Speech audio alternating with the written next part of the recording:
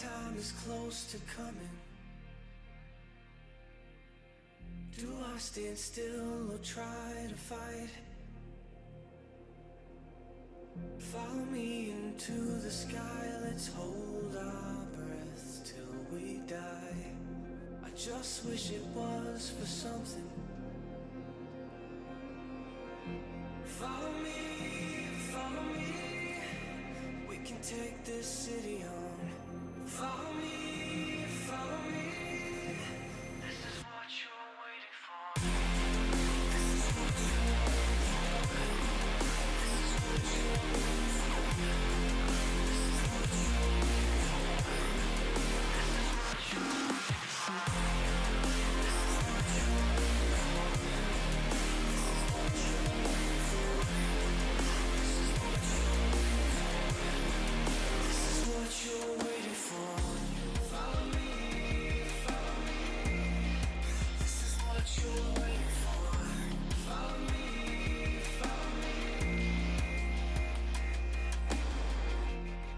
My eyes are close to shutting. This is the turning point tonight. Follow me into the sky. I'm glad these clouds are so high. I'm not jumping off of nothing. Follow me. I can change forevermore. Follow me. This is what you're waiting for. This is what you're waiting for. This is what you're waiting for. This is what you're waiting for. This is what you're waiting for. This is what you're waiting for.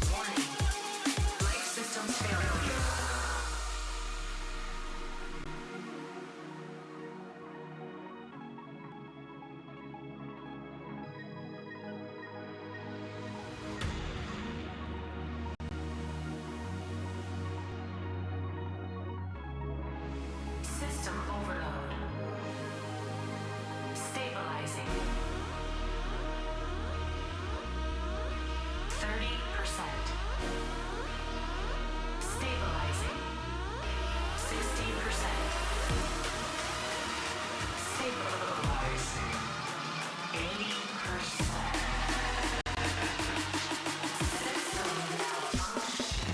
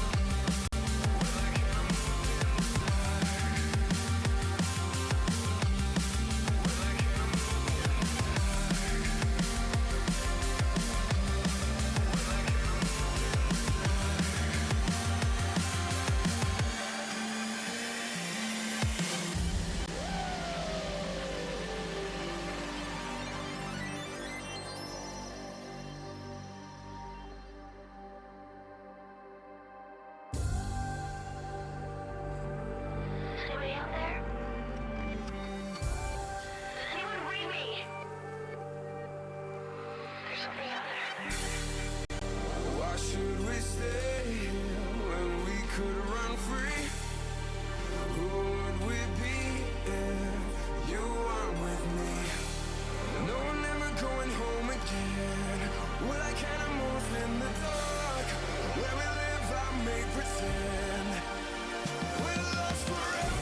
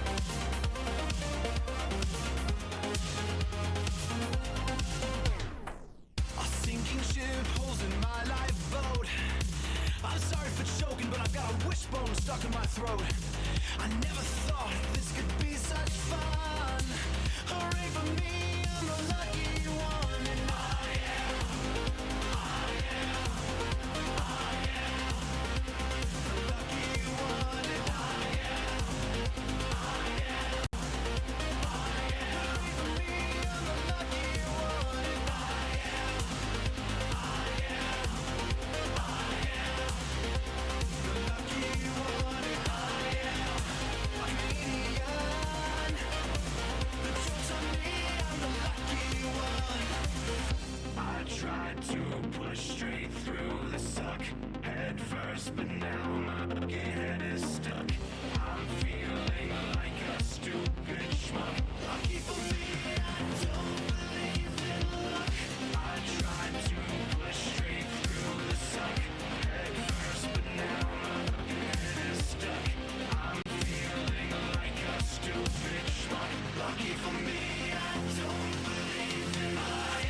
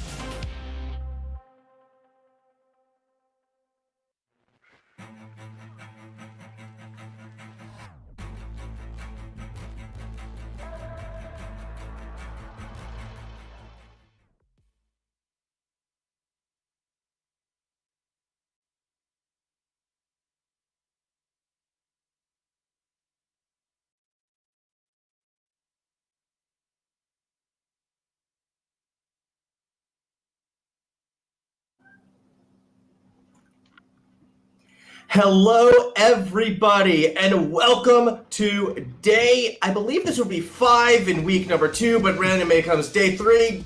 Regardless, it's Demacia Cup time. It's semifinals. We started with 20 teams, 4 remain, and we are here to bring you the action in all that unofficial English glory. That's right, the language no longer official. That's what we refer to clearly.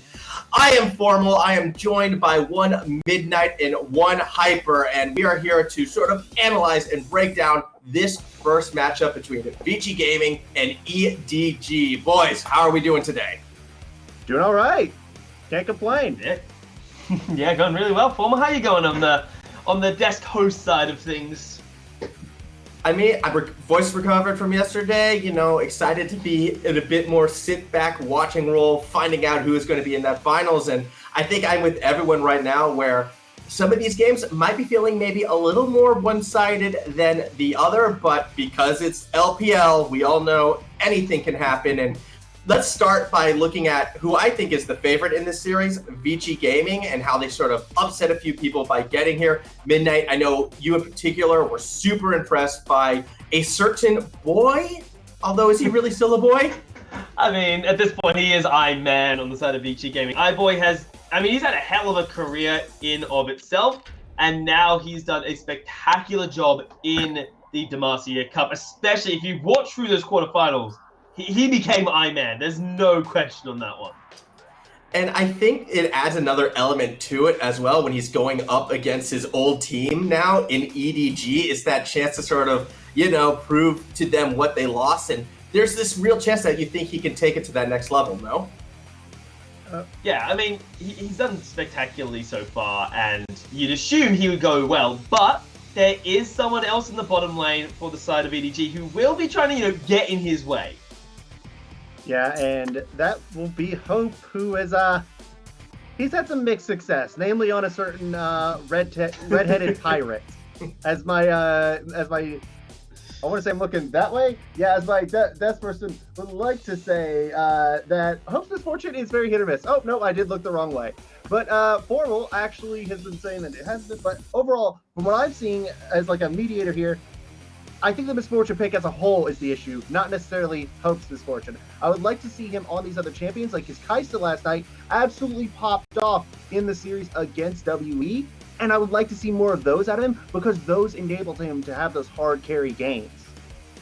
I'm completely with you on the misfortune being the larger issue. Just almost throughout this entire tournament, I haven't really seen any AD carry have immense success on this champion, particularly the uses of the bullet times. A lot of the time, the teams don't seem to line up, don't seem to have that synergy. And now I'm looking at EDG, I'm looking at Hope, who sometimes has come through huge, usually not on the Misfortune, but he hasn't really been the only carry on this EDG squad. Yeah, and that really comes down to Scout in the mid lane. Of course, we all know that he's one of the best mid laners in the world, one of the best in China. People said that that other than Knight, he was the best mid laner from the LPL, not at Worlds this previous go round. And we're seeing why even more in the Demacia Cup, why he is just one of those gods in the mid lane. He's always a consistent anchor there, and he's going to be going up against Forge, who won MVP of the last series for Vici, so it'll be an interesting matchup. Yep, that said, it is time to jump into the match. Picks and bans are underway, so we're going to throw it off to our casters and hope for a great series.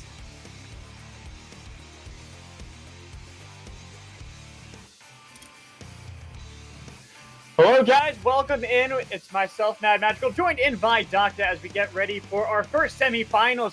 Edward Gaming taking on Vici Gaming. Should be a very exciting one. We've seen how both the quarterfinals for both of these teams went, where they went all 5 for both teams. As we get into Champion Select, see Cassiopeia, Renekton banned away by Vici. EDG taking away that Olaf, one of the quintessential junglers here in the LPL, as well as Rise, who's incredibly powerful with Conqueror. Pantheon, a little bit surprising. Finally, there it is, the Kali. I was waiting for that ban. Nah, JJ's playing, so it's all good. Yeah, EDG JJ have already won. They needed to make sure they played JJ. He looked amazing when they subbed him in those quarterfinals. That allowed them to be able to get that reverse sweep and make sure that they could get into the semifinals. But Misfortune, one of those AD carries that has been a priority. Everyone has been locking that in immediately when it is left open, which is a little bit surprising because there are some ways that we've been seeing to counter it. The Senna Tom Kench bot lane is something that I'm expecting to see coming in from EDG. No. You don't want to see that. None of that. No. If they pick Senna Tom Kench, you're solo casting. I'm not trying to analyze that fucking lane. Like, oh my god, it might happen. I'm just so passionate about Senna. I know you're passionate about it, but it's something that has been very safe. A lot of people have been going for that. But Lucian is something that we've been seeing a lot in Kespa Cup, where it has been 100% banned out in Kespa. They do not want to see that. The Grog is in for JJ, something that is really good in the early game. Yeah, talk a little bit about that one, Doctor. I have not seen him play this champion when Elise is available, because JJ loves himself a good Elise. All right. Elise, very much his favorite champion, and we saw when the first game he was picked, they even gave up having, it was either the Leona or the Nautilus, one of the two of those spectacular supports. And they go ahead, lock in the Elise instead, and then of course that support gets banned out. I think, wow, that's a really rogue move. This is, this is 923, Demacia Cup, every single time it's Leona Nautilus bot lane, and you've gone for Elise. Is that worth giving such a comfort pick over to your sub jungler? And it absolutely 100% was. So I'm interested to see what he's going to pull out on this Gragas when he had the opportunity to go for that Elise versus a Misfortune. Yeah, versus the Misfortune, make sure that you can really punish something that's pretty immobile in the early parts of the game, as Kiana, the last thing locked in by EDG. Before we get into the second part of bans, Lissandra being the first thing that they opt for. But I kind of want to go back to how we've seen this EDG roster, the draft that they're going for right now. There's a lot of rotation capabilities that they have in this draft. Lucian, he could go either mid, or he can even go for Hope into the bot lane. This is something that me and you were talking a little bit before the game started that could be a possibility, despite the fact that he's been very powerful in the top and mid lane. Yeah, and like you said, mobility, we've got this collapse potential because this is what's looking for fights. We saw Renekton and Rise banned away, and it's because it's so impactful in these games just to have that ability to come on in and just collapse on a fight, no matter where it may be. And Kiana, it really steps up towards that and really helps to make that happen. Is when she gets her mobility, she's right out on the map, she's everywhere. However, we did just get through this pick phase without getting a first rotation support for EDG, and this does now mean that we've seen the Morgana ban. Very likely that we're going to see the Nautilus taken away as well, and that does end up with a very pinched pool for Mako. However, you could always flex down the Gragas, but Instead, Good actually, try. Nautilus still open. Yeah, I think they want to force that Nautilus, something that has been heavily prioritized when it comes to the supports, but doesn't actually have that great of a win rate. While being one of the most picked champions in the Demacia Cup, I think he is sitting at a 13-23 record currently for how many times he's been played. So definitely not something that has been winning many of his games. Not compared to that Leona, who's sitting, I think, at 20-10 with her record. So a little bit more powerful in that bot lane, and something that I think just adds a lot with the Misfortune, trying to go for that domination in the bot lane. Oh, but a very spicy pick already brought out here. iBoy locking in that Silas. Could be going in either the mid or top lane, so we'll have to see what the matchup's going to be for that. But Silas, very widely regarded as not strong in the current season. He got a lot of nerfs. Many people aren't really feeling the champion right now, but having that ability to steal away a Gragas ult and a Nautilus ult that are going to scale really well with the AP that Silas will build could end up being very influential in these fights. Or even a Kiana, just grab the supreme display of talent, toss them all into the wall. And Forge has actually been loving this Silas, despite the fact, like you said, it's not really powerful, not really dominating in the meta. Forge doesn't care. He has been playing that pretty consistently. I think one of his most played champions despite that. And having him have that, as well as having Cube now onto this Gangplank, something that can scale. It's assurance for the late game that they can try to win out, while the Fiora on the other side, both of them trying to see if they can split push, set up a 1-3-1. It is interesting to see the mobility that we were talking about, wanting to go for these team fights now really escalated here in the draft, and seeing how you not only have that capability on both sides to go for a 1-3-1, but you can easily go for good rotations with your junglers Lee Sin and Gragas. Well, I wouldn't actually be surprised if we swapped the Silas at the Gangplank and ended in the Silas top Gangplank mid, because I feel like the Gangplank definitely has a much stronger matchup versus the Kiana. But like you said, Forge loves the champion, wants to stick it out. So we've got 20 seconds. Yep, they were both locked on in to the respective roles that we saw coming. So it all lines up. And like you said, we've got some good split push potential here. And this does mean that the teleports are going to be so vital in these games. If you can get the early TP blown, force someone to teleport back to lane, that's really going to help out when it comes to the dragon fights, because you can have that early collapse. And like I mentioned earlier, it's so important to have that collapse potential. And then, of course, once you get later on into game and you actually have split pushes matching up against each other, being able to force a teleport becomes so huge. We saw it was majorly impactful in the EDG WE series. It was really how EDG started trying to take control of the game, WE relying so much on their teleports to collapse. And we saw JJ start punching the lanes that didn't have it up, very much focusing the people that were trying to move instead of the people that were being moved towards. And now we can see if EDG will try that again in this game. Well, this is where I want to ask you, Doctor, where we think JJ is really going to try to prioritize early on. Playing on Gragas, not really the Elise, but still very excellent at these early games. What do you want to see him be able to accomplish here in the early game? Ganks. That's simple. It's simple. All right, it's next easy. question. Next question. All right. What is 2 + 2? Ganks. Ganks, as far as perfect. JJ is -1? concerned, that's the answer.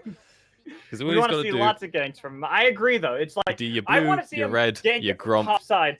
Honestly, that's what I want to see him go for, is try to go for, like you said, blue, red. But I want to see him try to go for this top lane, try to see if he can really punish in this early game, put Vici down, make sure that Cube's not going to be able to scale up on this Gangplank as we get into game 1 of the semifinals. Vici Gaming versus Edward Gaming. Let us know in the chat who you think is going to win. We have that poll that everyone saw on the screen earlier. Curious to see who is going to be able to take this one out in the end. Right now, Vici are the ones getting the fan vote. Yeah, they have the slight edge. A lot of people, I think, a huge amount of credit, which is very well deserved from their win in the quarterfinals. You could say through the transitive property, VG definitely looking like one of the strongest teams as they took out top, who were looking like one of the strongest teams. And we'll see if they live up to that expectation. But right now, very important to see how the junglers start out, because you're talking about top lane ganks, and JJ is starting on the bot side of the map. Meanwhile, AIX starting up top. So AIX will look to either get some sort of vertical jungling going and try and split the map like that to get huge top control, or he can go for an early gank onto the bottom lane. And if he does that, then he's really going to start missing out on that potential pressure in that Fiora lane. You get the Fiora snowballing, suddenly every Drake on the map is yours, because you will never have to be on that side of the map if you're JJ. Plus, what we got to see while we had the cool animations earlier was actually having Mako go topside. They were able to blow the flash of Cube, which is going to allow Xiaosheng to really control this lane where normally Fiora is not necessarily considered that highly of a early game champion. But a Gangplank without flash early on is going to be something easy to gank. And this could really set up JJ, like we were talking about, wanting to see him on the top half of the map. Yeah, and we can see from the rune setup there, it was just shown on screen that Xiaozhang is really looking for this 1v1 lane control setup because he's gone for Grasp, Second Wind, and Biscuits. This is a man who's just harass. And you can see that these parlays coming out from Cube are not doing a lot of damage. It's all getting sustained through very quickly. Even with the Doran shield there, Xiaozhang knows just has to keep these trades going, burn the mana, but now AIX is coming through. A Cube's really low. Xiaosheng wanting That's to go the wrong for the 1v1, flashing over for it. First blood in a 1v2. Xiaosheng was able to take it right under the nose of AIX, trying to escape with the flash coming in from Lee Sin, chasing him down. Going to be able to get the auto attack. Just needs one more. There it is. So he gets the even 1-for-1 trade, but still, Xiaosheng is the hero.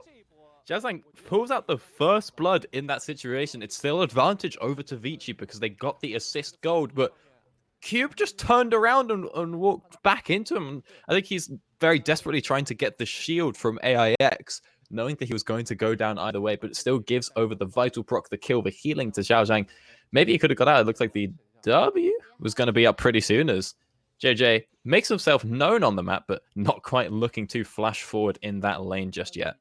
No, not the one getting the first gank like we were hoping to see from JJ, but honestly, doesn't matter. The fact that a 1v2 kill, first blood for Xiaosheng happened in the first place for Fiora is impressive to say the least.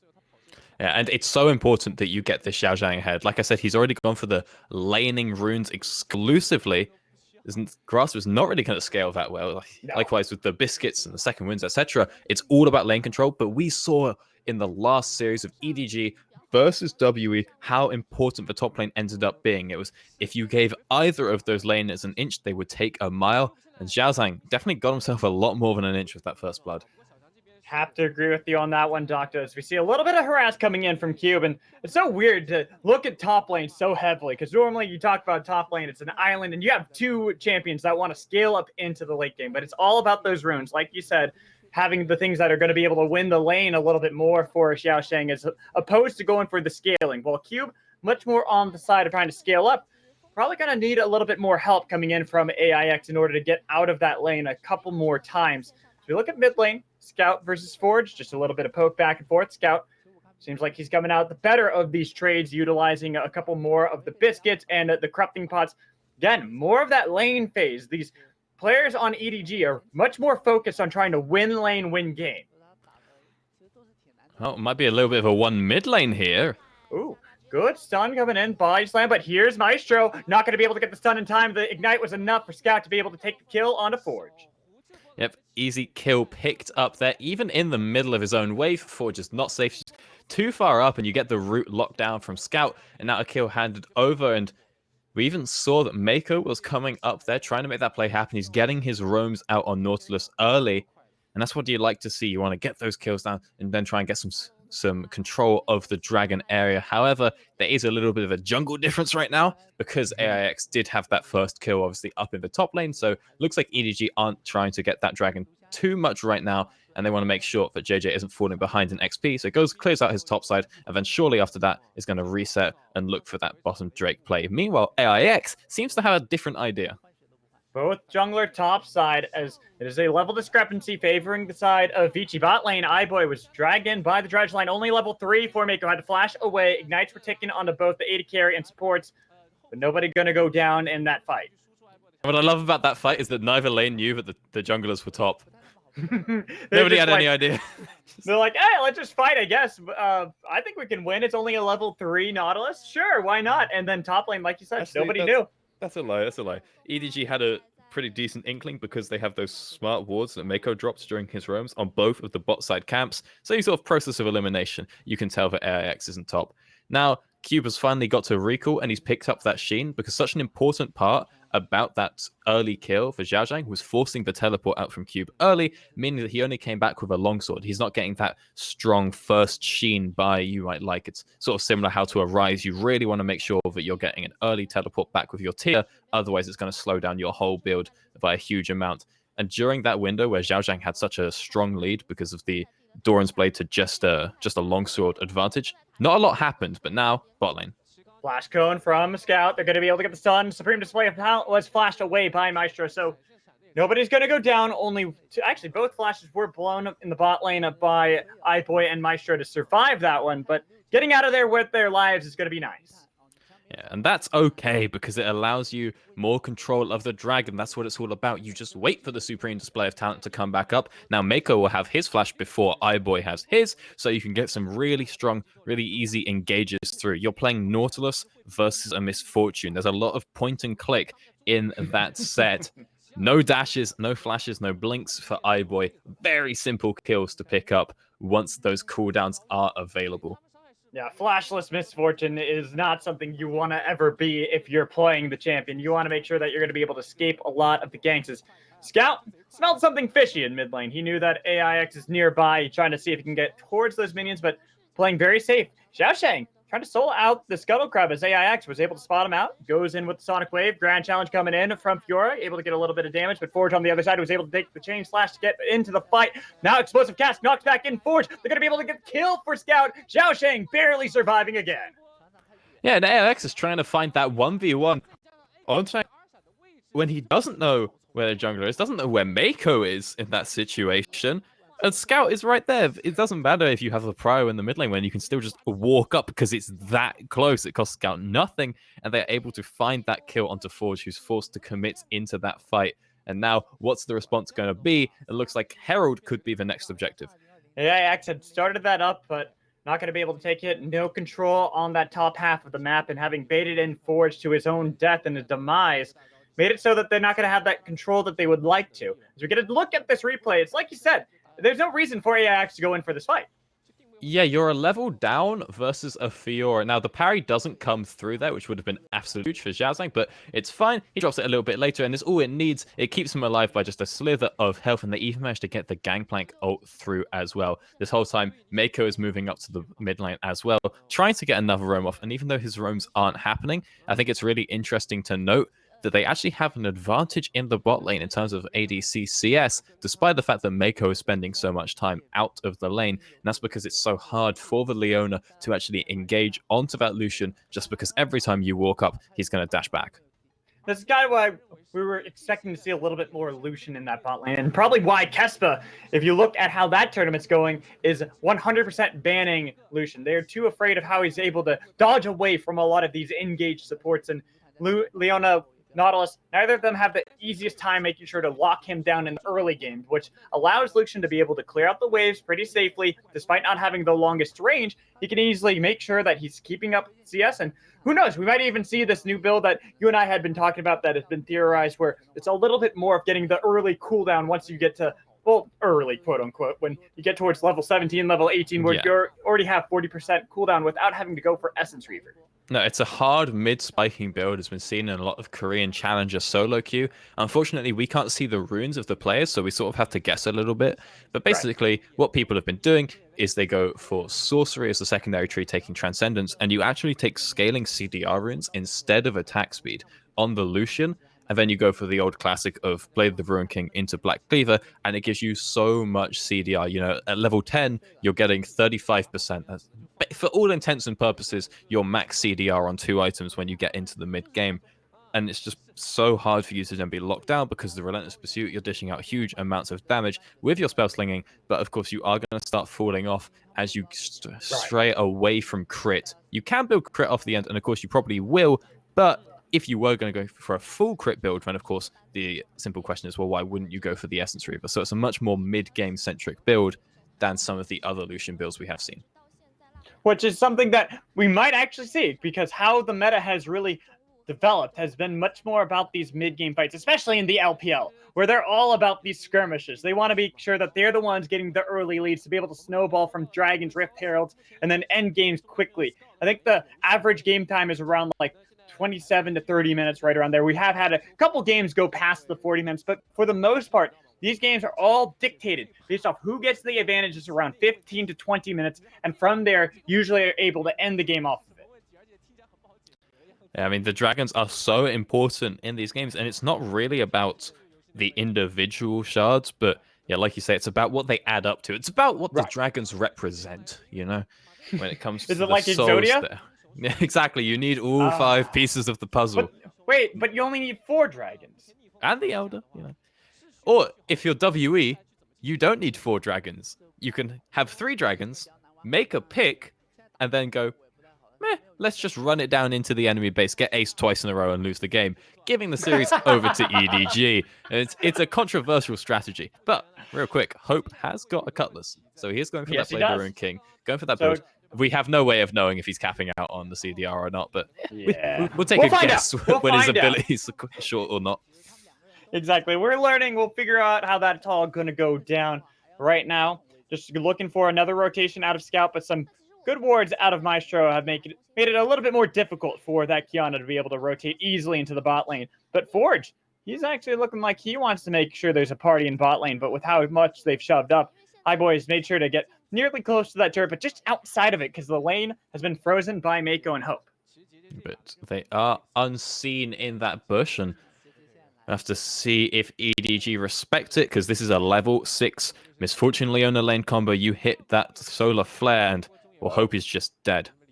Yeah, Hope, got to be careful right here. You have Relentless Pursuit. We're able to take the control ward out. Maestro did not pull the trigger, slowing down, getting the stun on to Mako. They even bop the stopwatch, trying to see if they can get a little bit more damage. Here comes Predator JJ. Pop by JJ. Dredgeline connects onto Maestro, and they blow him up. He is deleted off the map. Explosive cast box back in Boy, but they're scared away by AIX, so they don't want to go for the fight. A Scout in the mid lane fighting against Forge 1v1 underneath the turret, getting a lot of damage onto that Silas. Pushed back in, a lot of healing coming in from Forge to be able to survive. Both of them taken pretty low. Neither of them going to be able to execute the kills. That's an insane amount of healing coming through from Forge with that Conqueror, with that Kingslayer, and a smart play to take away the ult from Scout. Just use it solely to push Scout away from his own tower, just to make that fight somewhere a little bit safer. But of course, off the back of that play, bot, even though they know AIX is in the area, EDG feels safe. They're going to go ahead and secure the first dragon of the game at the 11-minute mark. Yeah, it took a little bit of time, but now we do have one dragon taken, and it's something that will benefit a bit towards that mid and late game, especially for Mako ganking him a little bit tankier when it comes to those fights, so he's not going to be taken down quite as quickly as we saw Maestro, who is blown up by JJ. This is what happens when you already have Runic Echoes completed by Agragas, and you're a Leona without any actual resistances at this point. You've got yourself some Ninja Tabbies. That's not really going to save you from the AP build.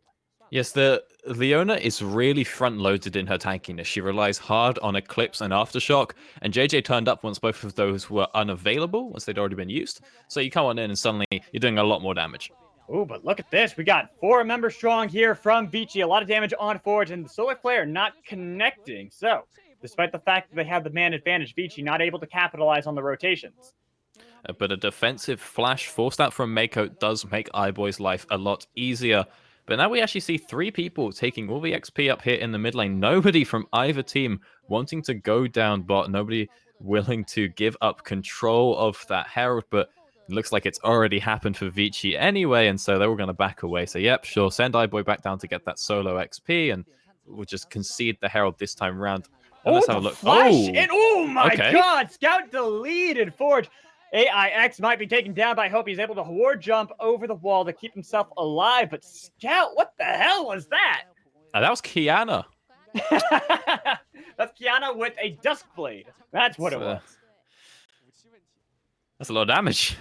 Phil Swift would be proud, but now the Herald has been taken and immediately deployed up in the top lane, and not a minute too soon. Actually, bang on 1 minute early enough is the 13-minute mark. The place 320 gold going on over to Zhao Zhang, even managing to secure the first tower. There's 610 gold. That's an obscene amount, because Zhao Zhang was not actually winning the lane sort of as hard as he should. You know, you get that first blood, you have the huge advantage of getting double Dorans compared to effectively just a longsword in that matchup.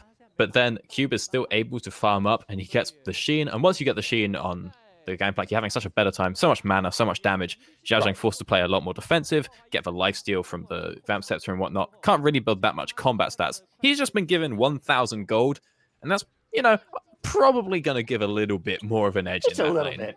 Just a wee little bit on He's that just got one. effectively 3 kills. Yes, he did. And Jungle look at that, difference, boys. Jungle difference. He's got Look at himself- that. Look at that. There it is. 14. 1,400 gold over of Cube. Was able to get that Ravenous Hydra completed as well. Purely going into the split push build, so that way he can keep Cube pinned down in a lane and not let this gangplank get online and start taking over the game later. As you see Hope going for the fight against iBoy, getting a lot of damage onto that Misfortune. Maestro trying to see if he can protect them as Mako on the other side. Flash from Maestro will keep him alive. They look like they could go for the dive. Scouts nearby, but instead they decide to back off, not knowing where Forge or AIX are. And I'm really loving from EDG right now that they have the self-control when it comes to engages onto Maestro. They're waiting out like, okay, Eclipse is up, Aftershock is up.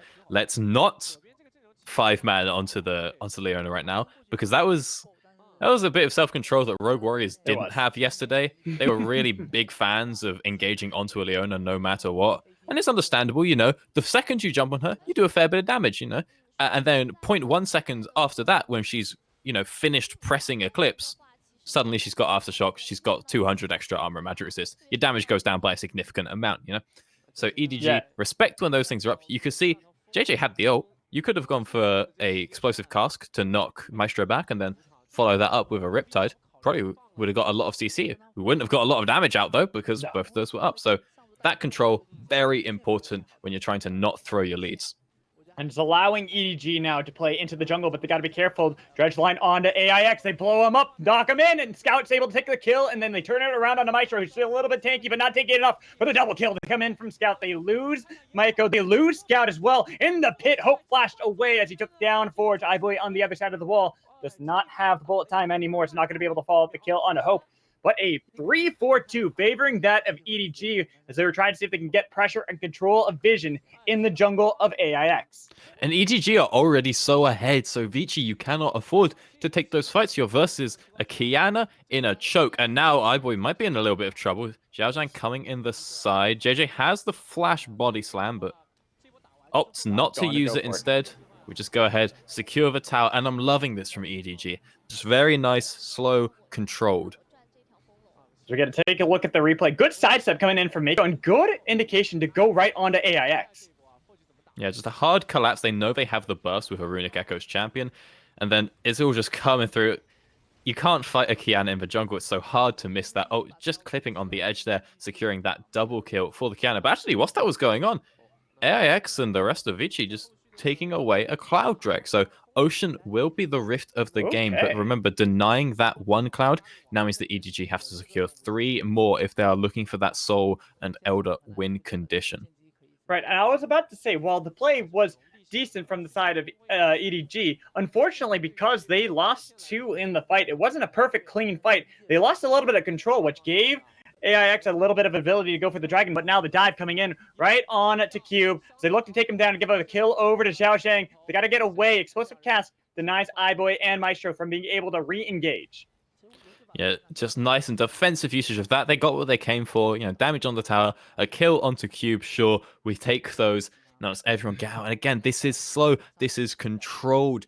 Smart play from EDG. It's not exactly the LPL style. Maybe that's why we might be a little confused here. Vici are definitely not feeling that. Like, hang on. They're not running into us. What do we do? What do we do? They're not just slamming their face into us over and over again. This isn't how the simulation said would happen, but I want to say Hope on this Lucian is actually doing a lot better this game because we saw him a few days ago, in the quarters, fought off of the misfortune he'd been playing all tournament, but a Hex Flash is channeled. Maestro looking to see if they can pick up Maiko, but not going to go for it. Instead, they turned onto Hope, and Hope was already by the turret, so that's what happens with the Lucian. He's got good tools to be able to escape, and this is what we mentioned about him in the early and mid game. He's so slippery and so easy as an AD carry to be able to get out of dodge consistently. Yeah, and with the cleanse as well on that Lucian, such a slippery customer. Very hard for anyone to go ahead and find. And now Zhao Zhang has moved down to the bot lane, but of course, the Herald is spawning up top. So let's get that split going on here. And I mean, if Forge oversteps by a millimeter here, he is just dead. Oh, and Scout does a lot of damage over to Cube, gets the flash away to try to see if they can collapse. Calling takes the kill for Hope. Cube gone. Rift Herald about to spawn. It should be another one for EDG. Yeah, they're going to grab that, and AIX is going to try and find the shutdown in the bot lane, but Zhao Zhang knows, believes, yep, spotted out on that pink ward. He's going to go ahead and back miles away from his tower, even though he will lose it over to Forge. But that's okay. Again, this is safe, controlled play from EDG. They know exactly what they can and should be giving up in exchange for potential, or in this case, actual advantages later on into the game.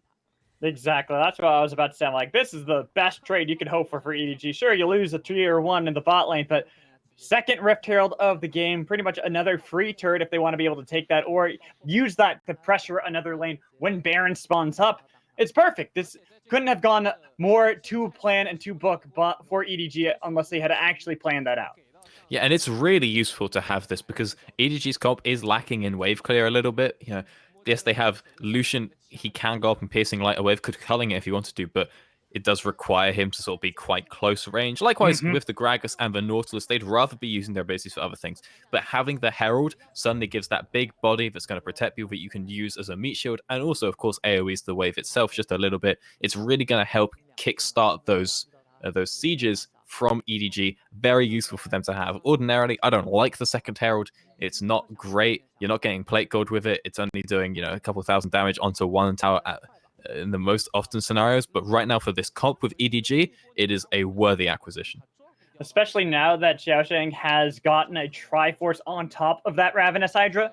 Nearly a full item over Cube, who's playing this gangplank, trying to see if he can get to that late game. And that's not going to happen anytime soon, especially not against a Fiora, who's going to be able to have some assistance coming in from JJ. The Rift Herald in tow, they could pop that and then turn it onto the tier 2.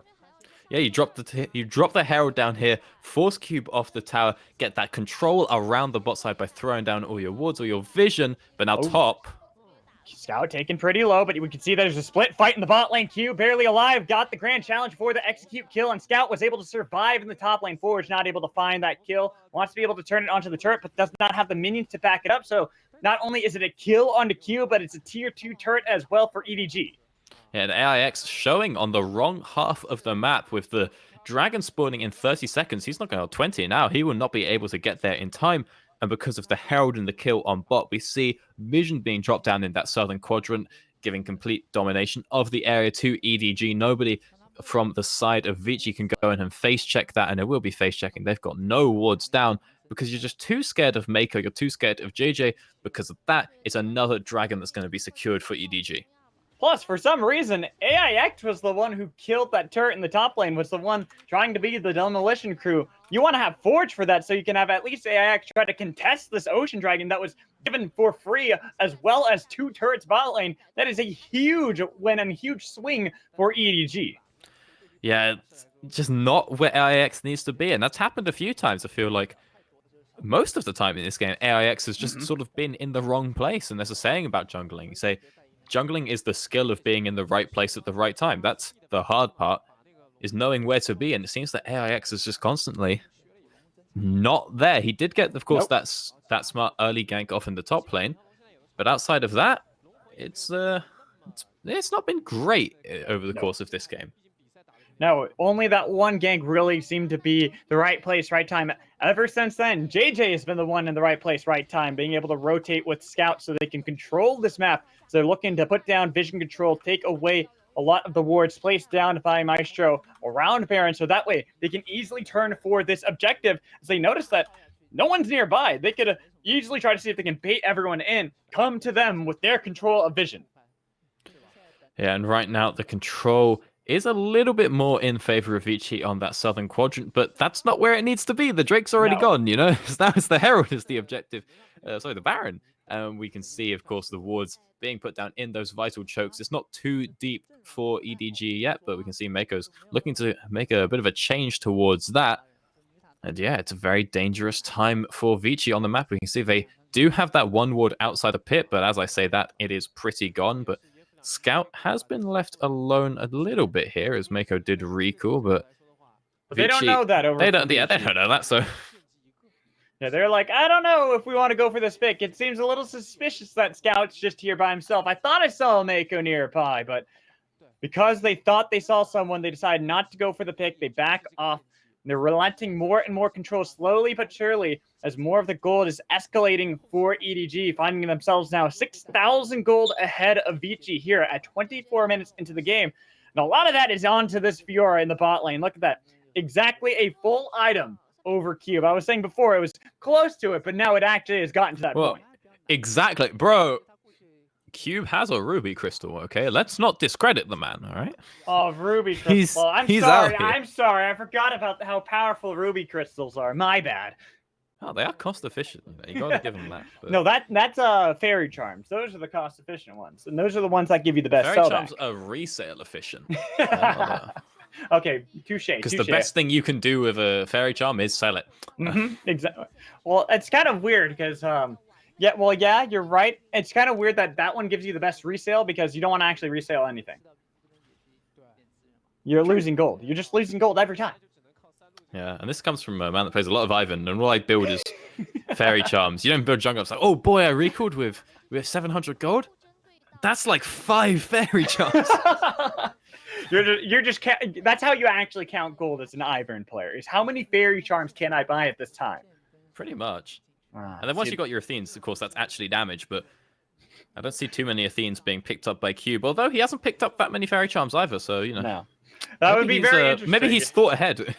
It'd be like the old Athenes back in the day where it was all about that mana regen, not about the shielding that you can get and healing and see how that would be able to benefit you. It's all about just, you get way too much mana back pretty much off of one item. That's why they had to rework it.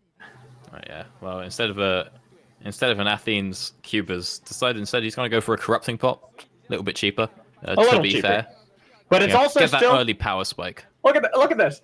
It's pretty much you're matching items for Cube and Xiaosheng, but Cube's also delayed by an entire Ravenous Hydra. So, yes, you got yourself the corrupting pot. That's superb there. But unfortunately, they're so far behind this Fiora who's going to be able to take over the split push. And now it allows EDG to set up this 1-3-1. They're starting to put Scout into the top lane so that way he can clear it out. They need to get a little bit more of that vision control because they lost that to Maestro around Baron, but doesn't seem to be bothering EDG. They seem more patient about trying to get that Ocean Dragon. Yeah, and Vici seem to... Well, I say EDG aren't really bothered, and VG aren't bothering the scorers in this one because they're chilling. They haven't really... They're chilling and slowly falling more and more behind in gold as the game continues to progress. They just haven't done anything for 26 minutes. Well, they do have Koma as their head coach now for Vici, so maybe they're taking that Korean. Oh, it's not yet. So they're trying to impress Koma. That's what it is. Trying to get the SKT style, but now EDG pulled the trigger. They found out Forge got a lot of damage onto that Silas, but not enough to actually be able to finish him off. So they have to back out. But with that mid laner now taken so low, he's forced to try to play around the rest of his team. Yeah, I mean, health is somewhat deceptive when it comes to Silas. Of course, you do have the Kingslayer going to slap you right back up. But again, there's just no contest here from Vici. That looks like, oh, maybe we can get a bit of vision up and around that Baron, but it's just going to be immediately cleared out by EDG. There's no attempt at a rush here. Of course, there is vision in the pit. Actually, that zombie ward might not see the Baron itself. I'm not 100% sure, but in either case, Vici aren't starting it. So again, another dragon is just handed over by Vici Gaming. And while they were trying to clear out those wards around the Baron, they give up some control in mid lane. So it's only a little bit of extra damage that EDG are able to put on that tier 2. But it's still enough to control Vici. It's all about making them feel forced. They're pinned in. They're locked into a corner and can't really fight back that well against EDG, who are very comfortable at playing this delay game. They got a Fiora, who's level 17 compared to that of 15 on Cube. So they're going to be confident putting him into a side lane. Yeah, I mean, why wouldn't they? He said he's got the full item advantage almost. You know, sans one ruby crystal. Ahead too. Whew. Whew. That's a lot of money. That's a lot of money. I'd like that much gold. Well, I mean, it's more like 3,500 ahead, but still, that's an insane amount for one laner to be ahead, especially since the gold lead is about that of 7,000 gold. So that means half the gold disparity between the two teams is purely onto this Fiora, who is split pushing and keeping Cube pinned in the side lane. Well, it is important to note, yeah, that so much of it is on the Fiora because whilst it does look like a huge amount, 7,000 gold difference between the two teams, it does mean if you get that 4v4, it's only a 3,500 gold difference for Vici. And then you have Cube bringing in, not exactly worth enough money to make up that gap, but you do think, okay, if you're getting the right kills in the fight, if you take out Scout early on in that fight, and even if it's a 1-for-1, suddenly that fight becomes a lot closer than the gold chart might suggest. I think this is why Scout decided to buy a stopwatch, just to give a little bit additional safety and clear to make sure to get away from those fights in case the pick is there, in case Maestro is able to somehow lock down Scout. Boom. Stopwatch delays enough for Mako to now jump into the fight, even JJ to get a little bit of disruption with that explosive cask. Yeah, well, Forge won't be getting any disruption with that. Cask is Hope.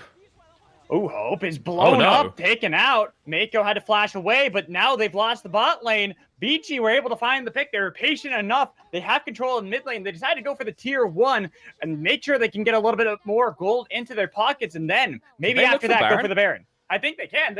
There's no Mako. There's no Hope. Their damage isn't that high. And you have Zhao Zhang splitting in the bot lane. He has Demolish. He can just ignore the gangplank right now and take that tower. JJ has the ultimate available as well. There's a good chance of a contest here, but no vision 50%. In the pit. They're trying to see if they can get in. Watch the Supreme They got display. A lot of damage coming in from Scout and blowing up AIX. The jungler is gone. JJ, he could look for the steal if they're patient enough. 2v3, they're pretty healthy. You can see how low Forge has been. Why are they still hitting it? Kingslayer, they have to back out. JJ wants to be able to get in, TP behind. Zhao Sheng might be able to join into the fight. There's a lot of damage gets on to Forge. He's taking low ignite, taking. He had to go golden to be able to survive. JJ's gone as well, but Zhao Sheng with the grand challenge takes down 1, take down 2. There they go. Somehow EDG turned the fight around. They get the flash out of Cube, and he can't fight against Zhao Sheng. This Fiora is huge, and they take down 1 more for the ace. And that's how you split on Fiora. You go down to the Nexus. You force them to make a snap decision to go, the Fiora's taking our base. We have to go for the Baron. They attempt the Baron versus a Kiana who can just throw out the Supreme display and completely ruin them. As we saw, JJ brings in the disruption with the cask. Once everyone's low from the Baron, that is time for Zhao Zhang. He can teleport in, clean up that fight. Scout even managed to get out alive. He just drove straight through AIX in one clean motion with the Audacity and then with the W out over the wall as well. So he comes on back around and you get that lovely 2 versus 4. Baron secured, it's an inhib secured, and suddenly this game looks a lot better for EDG. Let's take a look at how this fight started out. I was just about to say, it all started with the pick onto Hope and onto Mako, but this turnaround coming in from Scout and JJ is huge. Honestly, that snap cut on the replay made me think that we were out of replays and into a fight. I was very confused. But so I just don't know. VG stayed on the Baron a little bit. I was half expecting JJ to look for a cask or just a body slam just to keep them tanking it to stop it resetting whilst he was there, and then you can make it because it was so close to going down. You could keep it ticking down to like 2k or something, then try and burst it a little bit. He says, no, it's fine. We can totally let it reset to full because Zhao Zhang is coming on in now with a 4th item.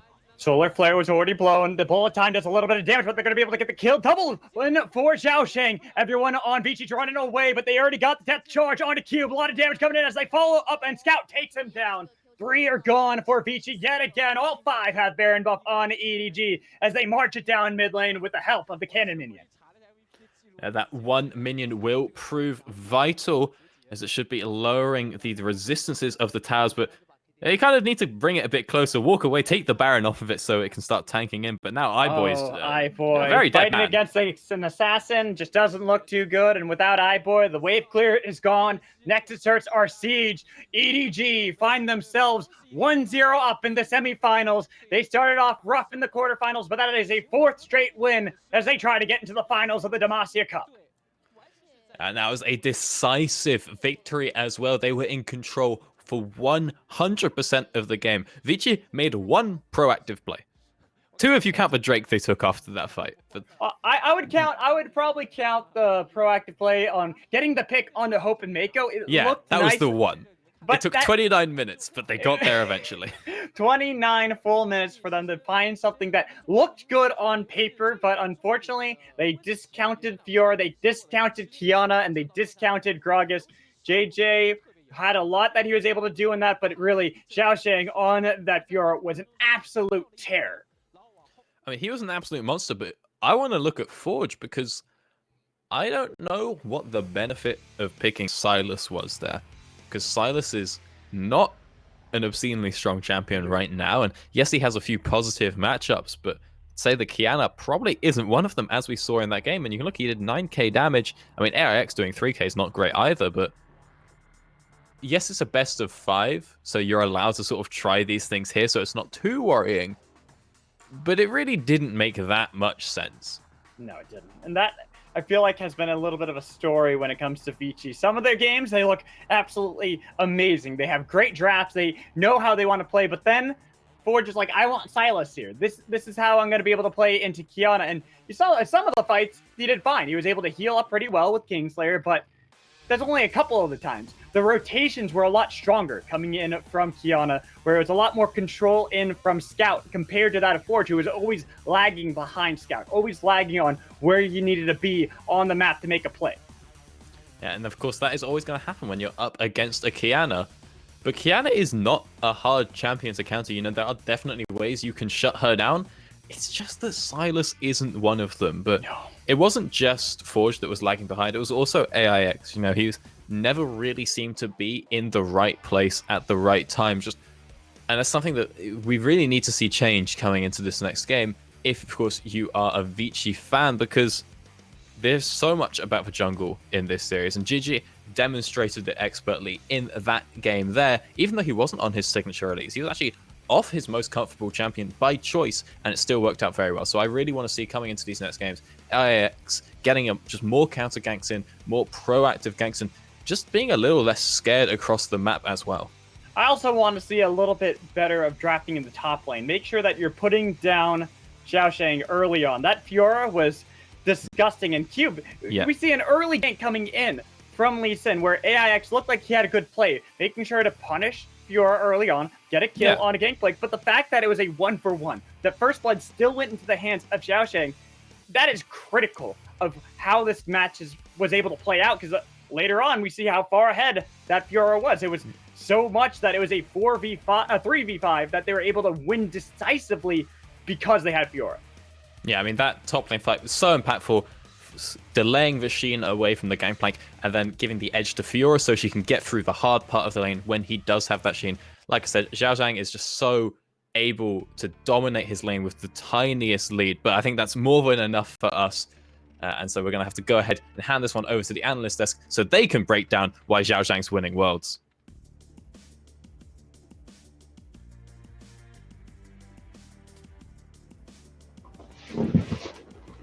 And thank you, Mad Magical and Doctor, for taking us through that first game. But now we are back here at our Demacia Cup analyst webcam desk-a-palooza.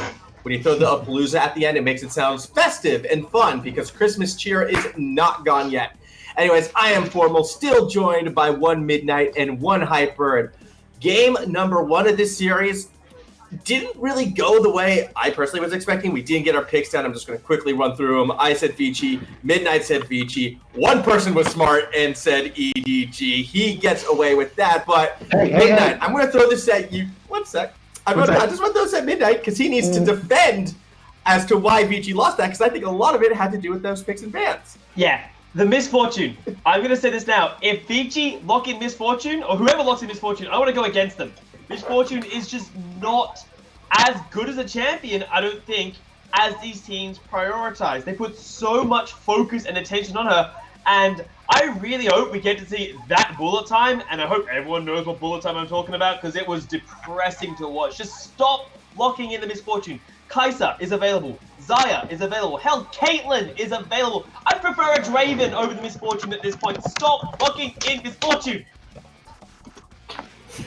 Strong words, but I mean, it was more than just Misfortune on the side of Vici. I mean, really, both these team comps were unique. One of them just felt a lot stronger, and that one was EDG's. Hyper, if you wanted to sort of explain that a bit more, why you were so impressed, especially by this mid lane. I was especially impressed by the mid lane because of the synergy that this composition just has as a unit. Not only do you have the early to mid-game strength overall between Gragas, Kiana, Fiora, and the Lucian, but throw in also the CC of the Nautilus and the overall damage output from the Lucian, Fiora, Kiana. You have actually a very synergistic, very straightforward composition that looks to do one thing. They look to set up a wombo and then have the Lucian and Fiora clean up following it. And they did that extremely well. They saw that Scout could get ahead. Again, mid lane difference there. Scout is one of the best mid laners in the LPL and in the world. I would definitely say he's one of the top 10 in the world. And Forge, he's just not there yet. He is not on the level to take on Scout. And we saw that by how hard that smash was. And it was able to allow them to transition into the mid game, snowballed into the top lane, into the bottom lane, and EDG just took over. Yeah, it definitely felt by the time we got past that 20-minute mark, it became EDG's game to lose, especially when we got later into the matchup and play started to revolve around that Baron pit. As you mentioned, Scout, that's really where it seemed like he just stood up and shined a lot larger than anyone else. Yeah, there was some beauty. Like, Scout did a number on Forge in this game. I mean, if we didn't have an inkling, hey, maybe Scout's a little bit better than Forge, and this game was the game to prove it. I mean, his Kiana did work. There are so many clips. Again, I wish we can go over the Baron clip where he just decided, you know what? You guys aren't allowed to play anymore, Vici. Just slam against the wall. Goodbye, good night, Baron is ours. That was a beautiful showing. And it says, like, you can't throw enough bans at this guy to deal with him, so you're gonna have to either play like a super safe mid lane for Forge, which sounds like a horrible idea, or you're just gonna have to try and go like damage control, which sounds like a horrible idea as well. I'm not sure I agree with you though on the safe mid lane being a bad idea. As we were talking about before, one of the picks that we weren't too excited about was that Sylas, especially when paired with the Misfortune, and something that came to my mind as well as I believe Hyper's was the idea of this Orianna. Is that something that maybe Vici can do moving forward to turn their fortune back around? When I brought up the Orianna, I was talking conceptually in the fact that if you're going to have that bottom lane with the Misfortune, you need some more setup than just the Leona. The Lee Sin doesn't have the proper setup. The Gangplank doesn't have the proper setup. And I was mostly talking about the Sylas because he in particular has so much single target lockdown and single target damage, but he has no sort of AoE ability to set people up. Even if he does steal the Kiana ultimate, most of EDG were going to stay far enough away because of Scout communicating effectively, hey, he has Kiana ultimate, stay the hell away from walls. But you needed something more. If it was something like a Cassiopeia, even something like a LeBlanc, I felt would have done better into it because it would be better setup damage for the Misfortune ultimate. Okay, so knowing that if Orianna might not necessarily be the correct answer, Hyper, continuing with you, what would be the answer for Vici to come through in game number 2? How do they turn it around and start to get back into the series? I feel like at the draft level, you have to start by having a much more synergistic, much more easy to execute composition. Yours on this game, it relied on them snowballing the early game with two disadvantageous matchups. Both of their solo lanes were losing lanes, and in the bottom lane, it was going to go even. You were never really going to stomp that one unless you had a lot of jungle pressure down there. In the future, draft compositions that can translate better. All right, and then back to you, Midnight. You take the other side, EDG. How do they keep this momentum going? Like, my mind is just, let's keep playing around Scout, although, is there something else you'd like to see? I mean, you play around Scout, but also, I'd say maybe look at the top lane, honestly. I think that you got yourselves a really favorable matchup, the Fiora into the Gangplank, and if you just keep working around that, I actually think you can do fantastically well. You don't need to challenge this bottom lane. Continue, if they want to keep locking in the Misfortune, then we know Lucian does well into it. Grab the Lucian, get yourself superior solo laners, and while I don't think you should always play around Scout, it works in game 1. If it ain't broke, don't fix it. So what I'm getting is Vici, they need to redesign everything, go back to that drawing board and come up with something new, whereas EDG, let's see more of the same. Play strong solo lanes, win in pick and bans, and then take game 2 and possibly game 3. On that note, it's time for us to take a quick break, but when we get back, more semifinal action here at the Demacia Cup.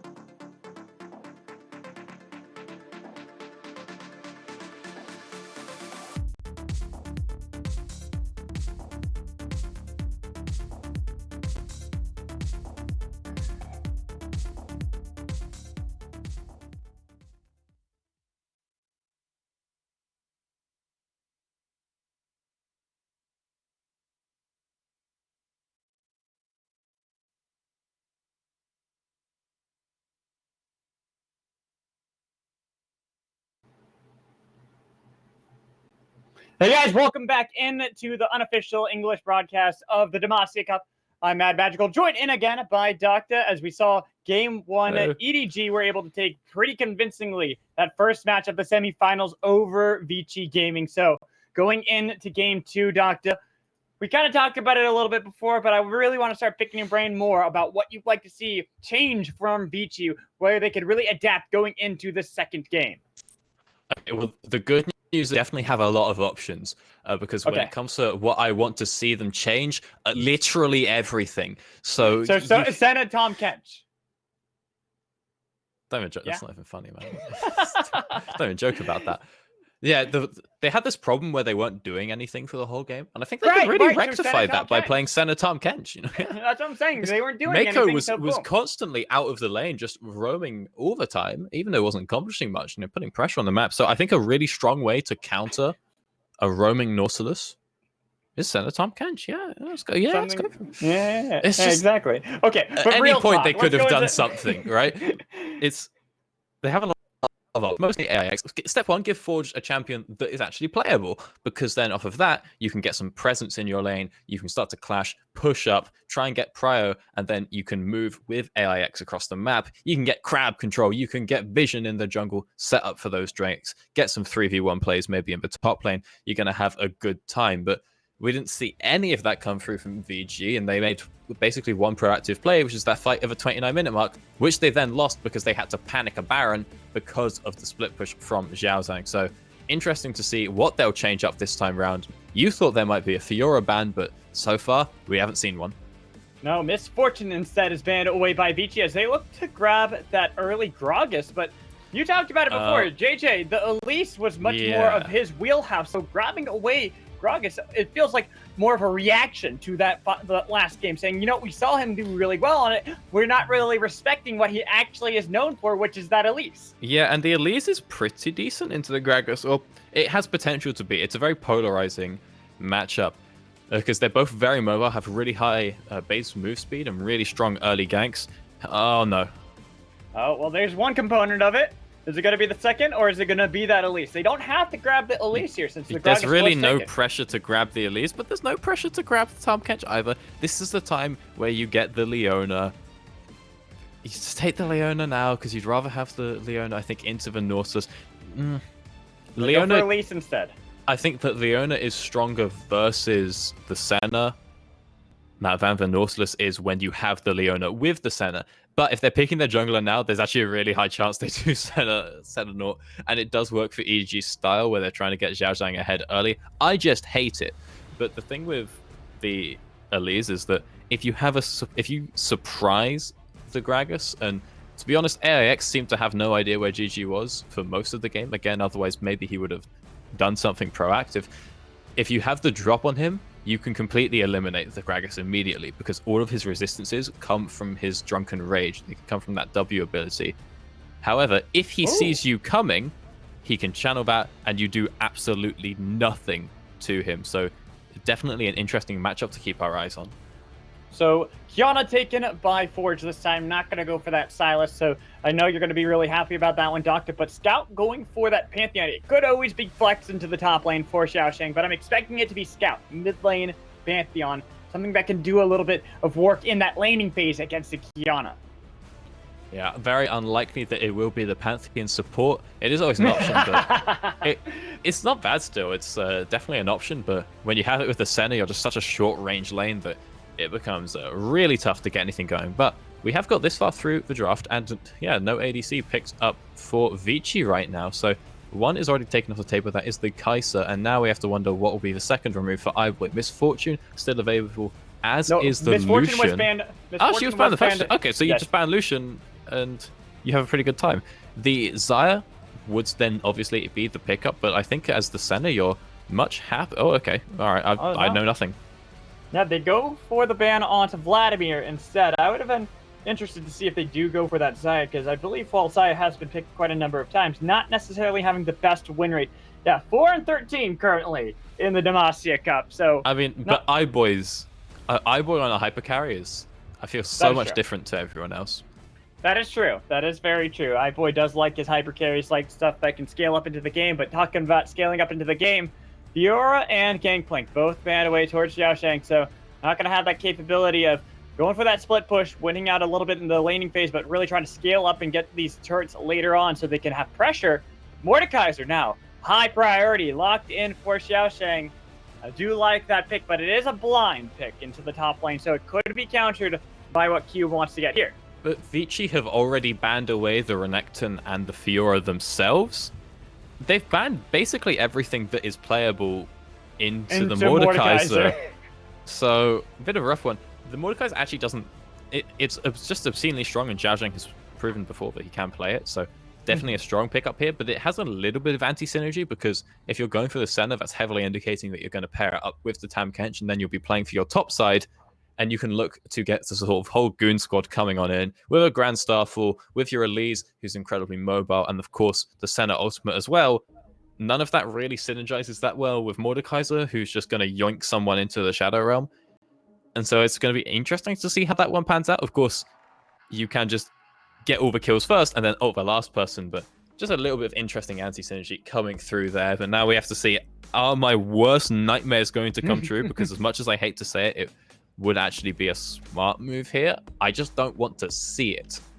Well, let's see if Mako wants to go for that skill matchup, the Thresh into Leona, something that is also a good counter towards Leona being able to peel pretty easily whenever she goes in for Zenith Blade. It is going to be Mako on to Thresh, so you don't have to worry about that. You're saved for a game, Doctor. But I do want to talk about Cube going towards Ornn. He played that a little bit in the play-in stage, but two mixed results. And going up against Mordekaiser, something that is really strong in the laning phase, well, Ornn, he has good base damages, does struggle into a Mordekaiser lane.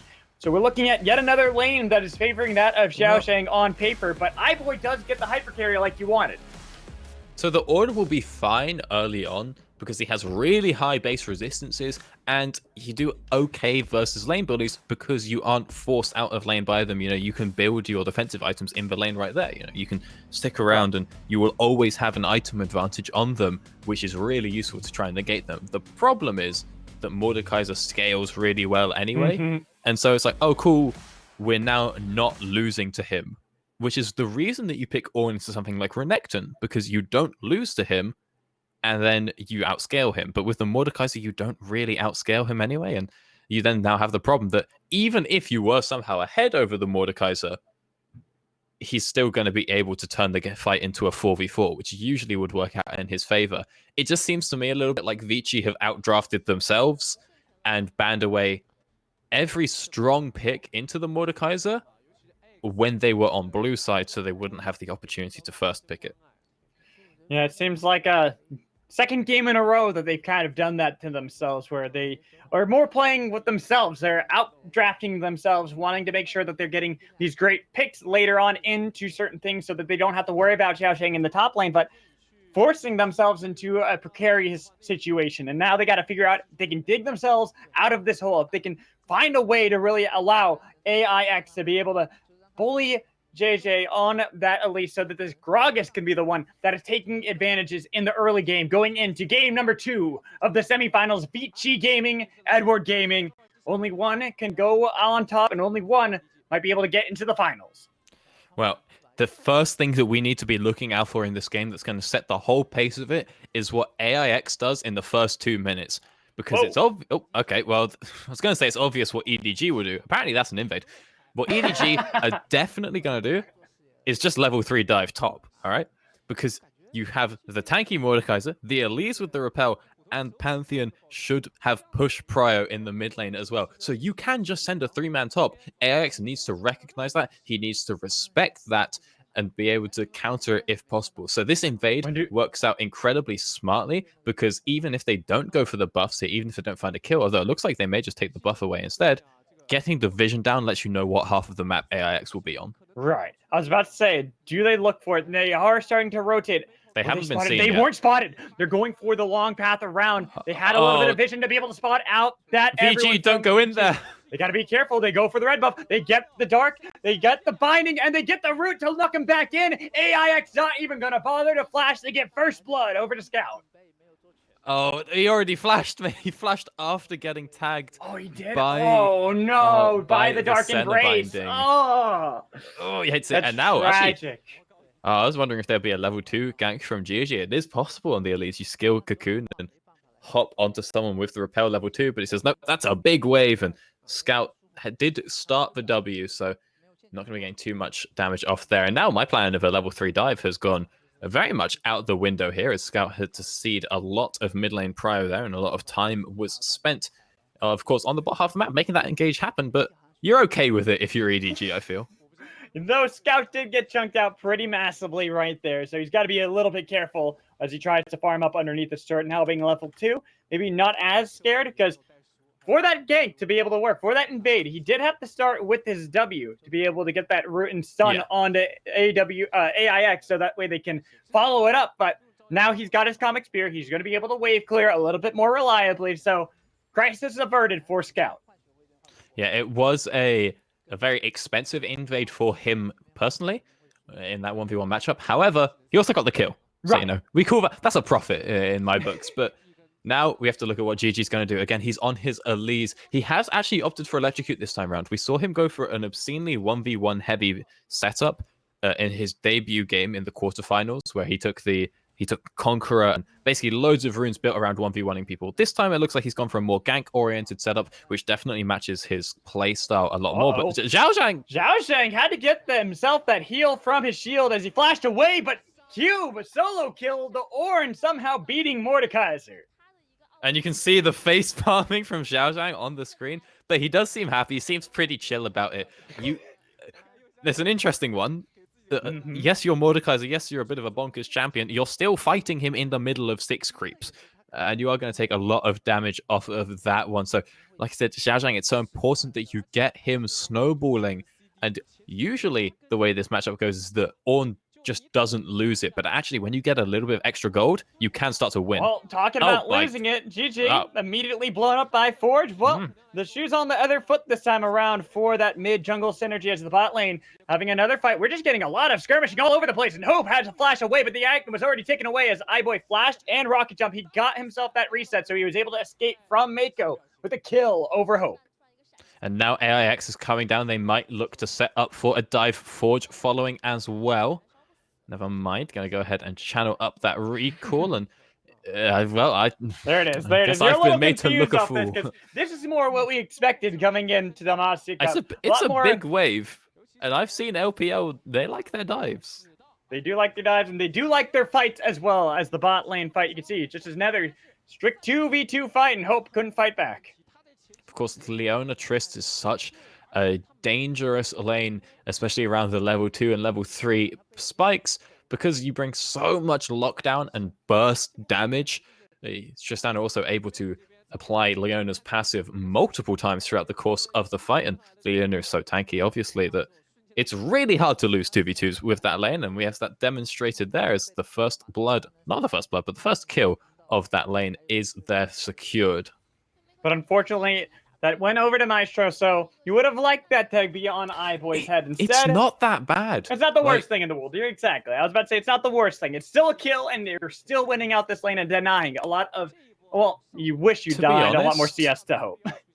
To be honest, though, if Maestro is able to roam, and he hasn't been roaming a lot in this series, but if he now can start to put that lead elsewhere onto the map, it will end up being worth more for the team than the kill onto the Trist. Like, yes, you obviously want to get as much money onto the ADC as possible, but Leona is so strong early that getting an advantage onto her is huge. But now the advantage is top. It's a little bit late, but here's the 3-man dive. Here comes the dive. They got the Grand Star full as well. Call of the Forge God going to be able to bounce around and take the kill on Xiaoshang. They're trying to see if they can get a 1-for-1 with the Comic Spear. Scout will execute Q, but again, a 1-for-1 in a 3v1. This time it's the other way around.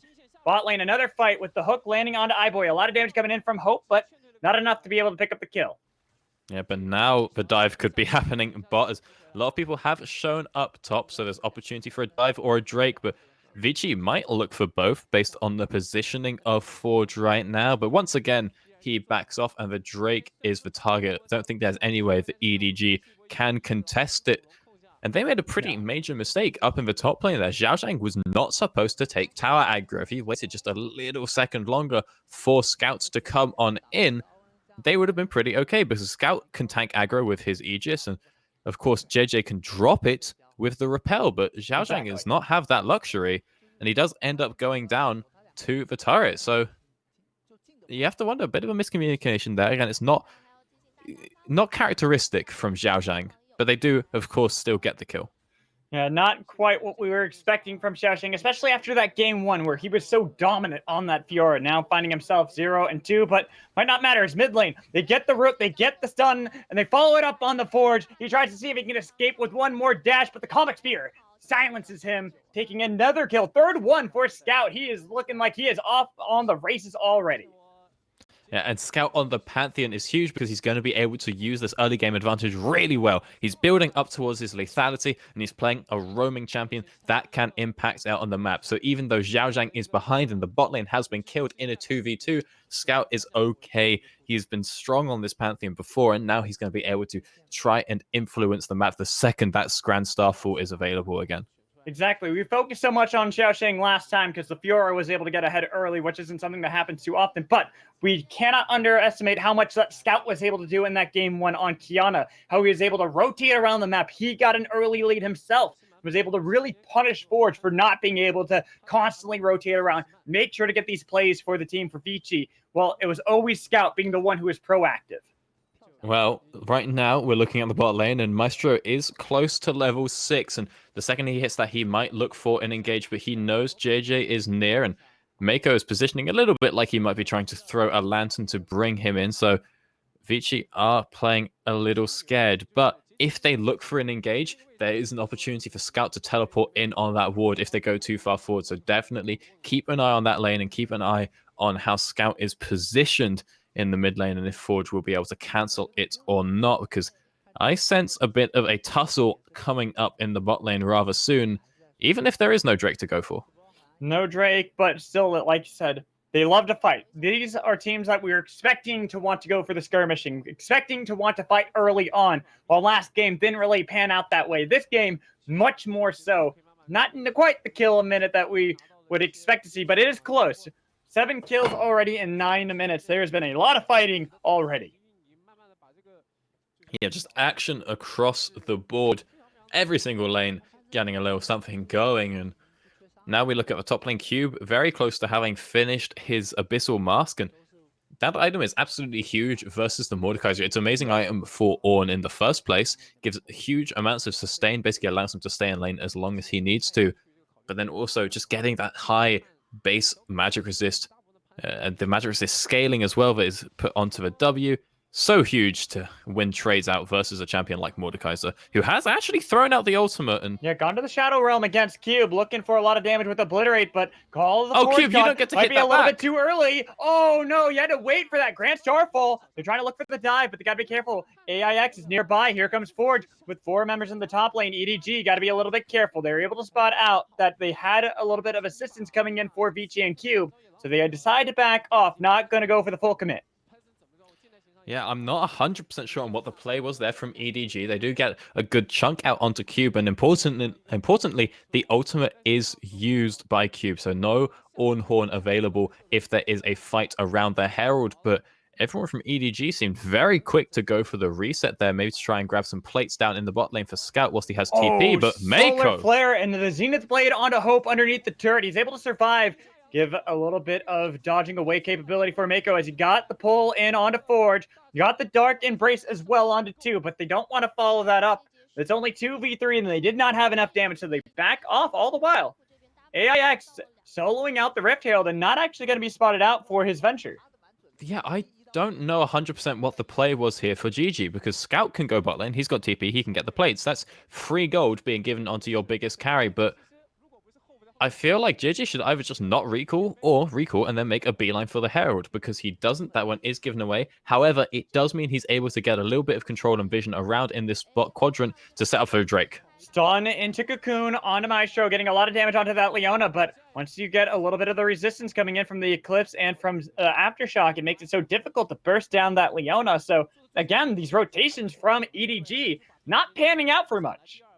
Well, that is a testimony to how strong the Leona is, because ordinarily you wouldn't dive someone when their CC is up. In this situation, they back off when the CC is used from Maestro because that's when the aftershock comes through. But they still manage to chunk Maestro out enough to force a recall, and that does give them a control of this dragon area. They're going to look to try and take this one away because it will be a 4 versus 3. He's going to go for it. He could body slam flash over the wall. They're trying to see if they can bait it up, but he can't see it. You're right. Didn't go for the pulling of the trigger and gave over the Infernal Dragon over towards EDG as it's another Ocean Rift that we're going to be spotting. All right, well, an Infernal, very nice to secure for Scout and Hope. Both of them going to be building up a lot of ADs. Hope, of course, with that infinite scaling on the passive, so very happy to have that one. Of course, no one is ever saying no to an Ocean Drake. No. And that will be the focus over the course of the rest of the game, trying to get up towards those souls, especially when you have those on a Pantheon. It's absolutely huge because you go in, you can take a lot of damage, drop the Aegis, and just be constantly healing whilst you're blocking all the incoming damage. So he's pretty much got a second life at all times. As Shelly popped into the bot lane by AIX, they're looking to see if they can take a couple of these plates. It's only Hope and Mako to try to defend this.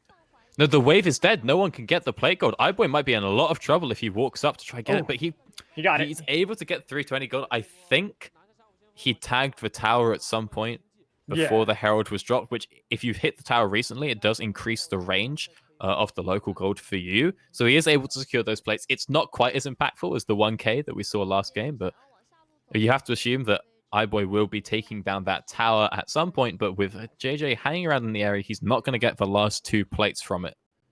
No, not going to be able to get the full turret gold that he would really like to off of all of those plates, but getting some is still nice for Tristana. 320, going to be able to help out, pick up that Storm Razor on that recall right now for iBoy, so he can scale up a little bit, as Hope had already gotten the Manamune, already starting to scale that up as well, working towards that Muramana to be able to do a lot more damage as well as be able to spit out a lot of those spells later on into the game.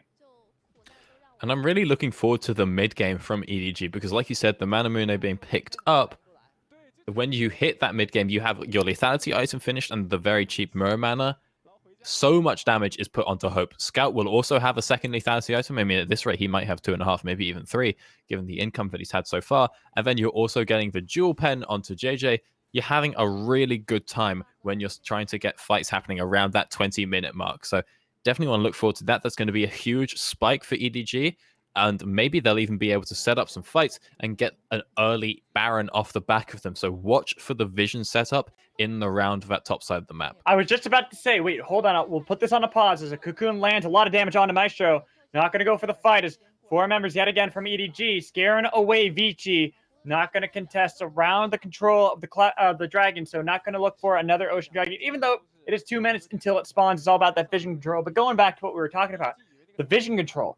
Forge has gone for the Umbral Glaive on to this Kiana. Not going to go for that early Duskblade like we normally see. Instead, wanting to get control around vision, trying to make sure to help out the team when it comes to really controlling this map.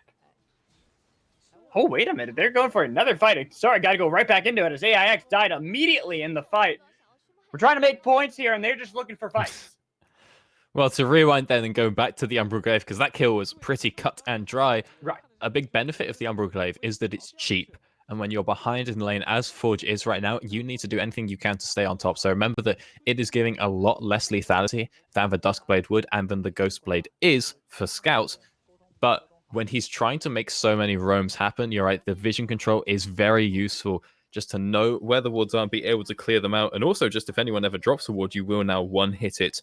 Always useful, especially when you're playing a champion with low attack speed like that Kiana. So definitely going to be of great use, but now there's potential for a dive down in this bottom lane. Mako comes with GG, but Pantheon also looking to perhaps ult in. Not a lot I think Maestro can do to save iBoy. Getting a lot of damage. Here's the Grand Starfall. They fall up. It was not enough from iBoy to try to knock away Scout, as it's an easy kill yet again for EDG. And with 4 members strong in the bot lane, looks like they might be able to get that first turret goal.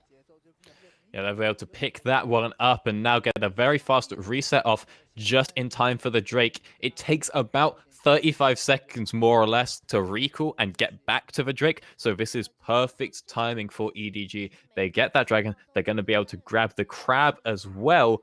And now after that tower, they can look to set up for the Drake, try and get towards that win condition of the Ocean Soul, maybe even an Elder. And right now, they just have their foot on the gas. And again, they seem to be ahead of Vici at every turn, who haven't really done too much in this game. Once again, even though they have the advantage up in the top lane, the extra kills being picked up for Cube, you'd expect to maybe see some teleport coming through from him. Mordekai's not the biggest split pusher. I don't think he's running Demolish either. So this could be an opportunity for Vici to, whilst they still have a chance, try and make something happen around this Drake. So keep your eyes on Cube. And of course, on Xiaozhang as well, looking to try and cancel that teleport if it comes through. So Cube, I feel like you really need to back up here because this Drake is going to be important.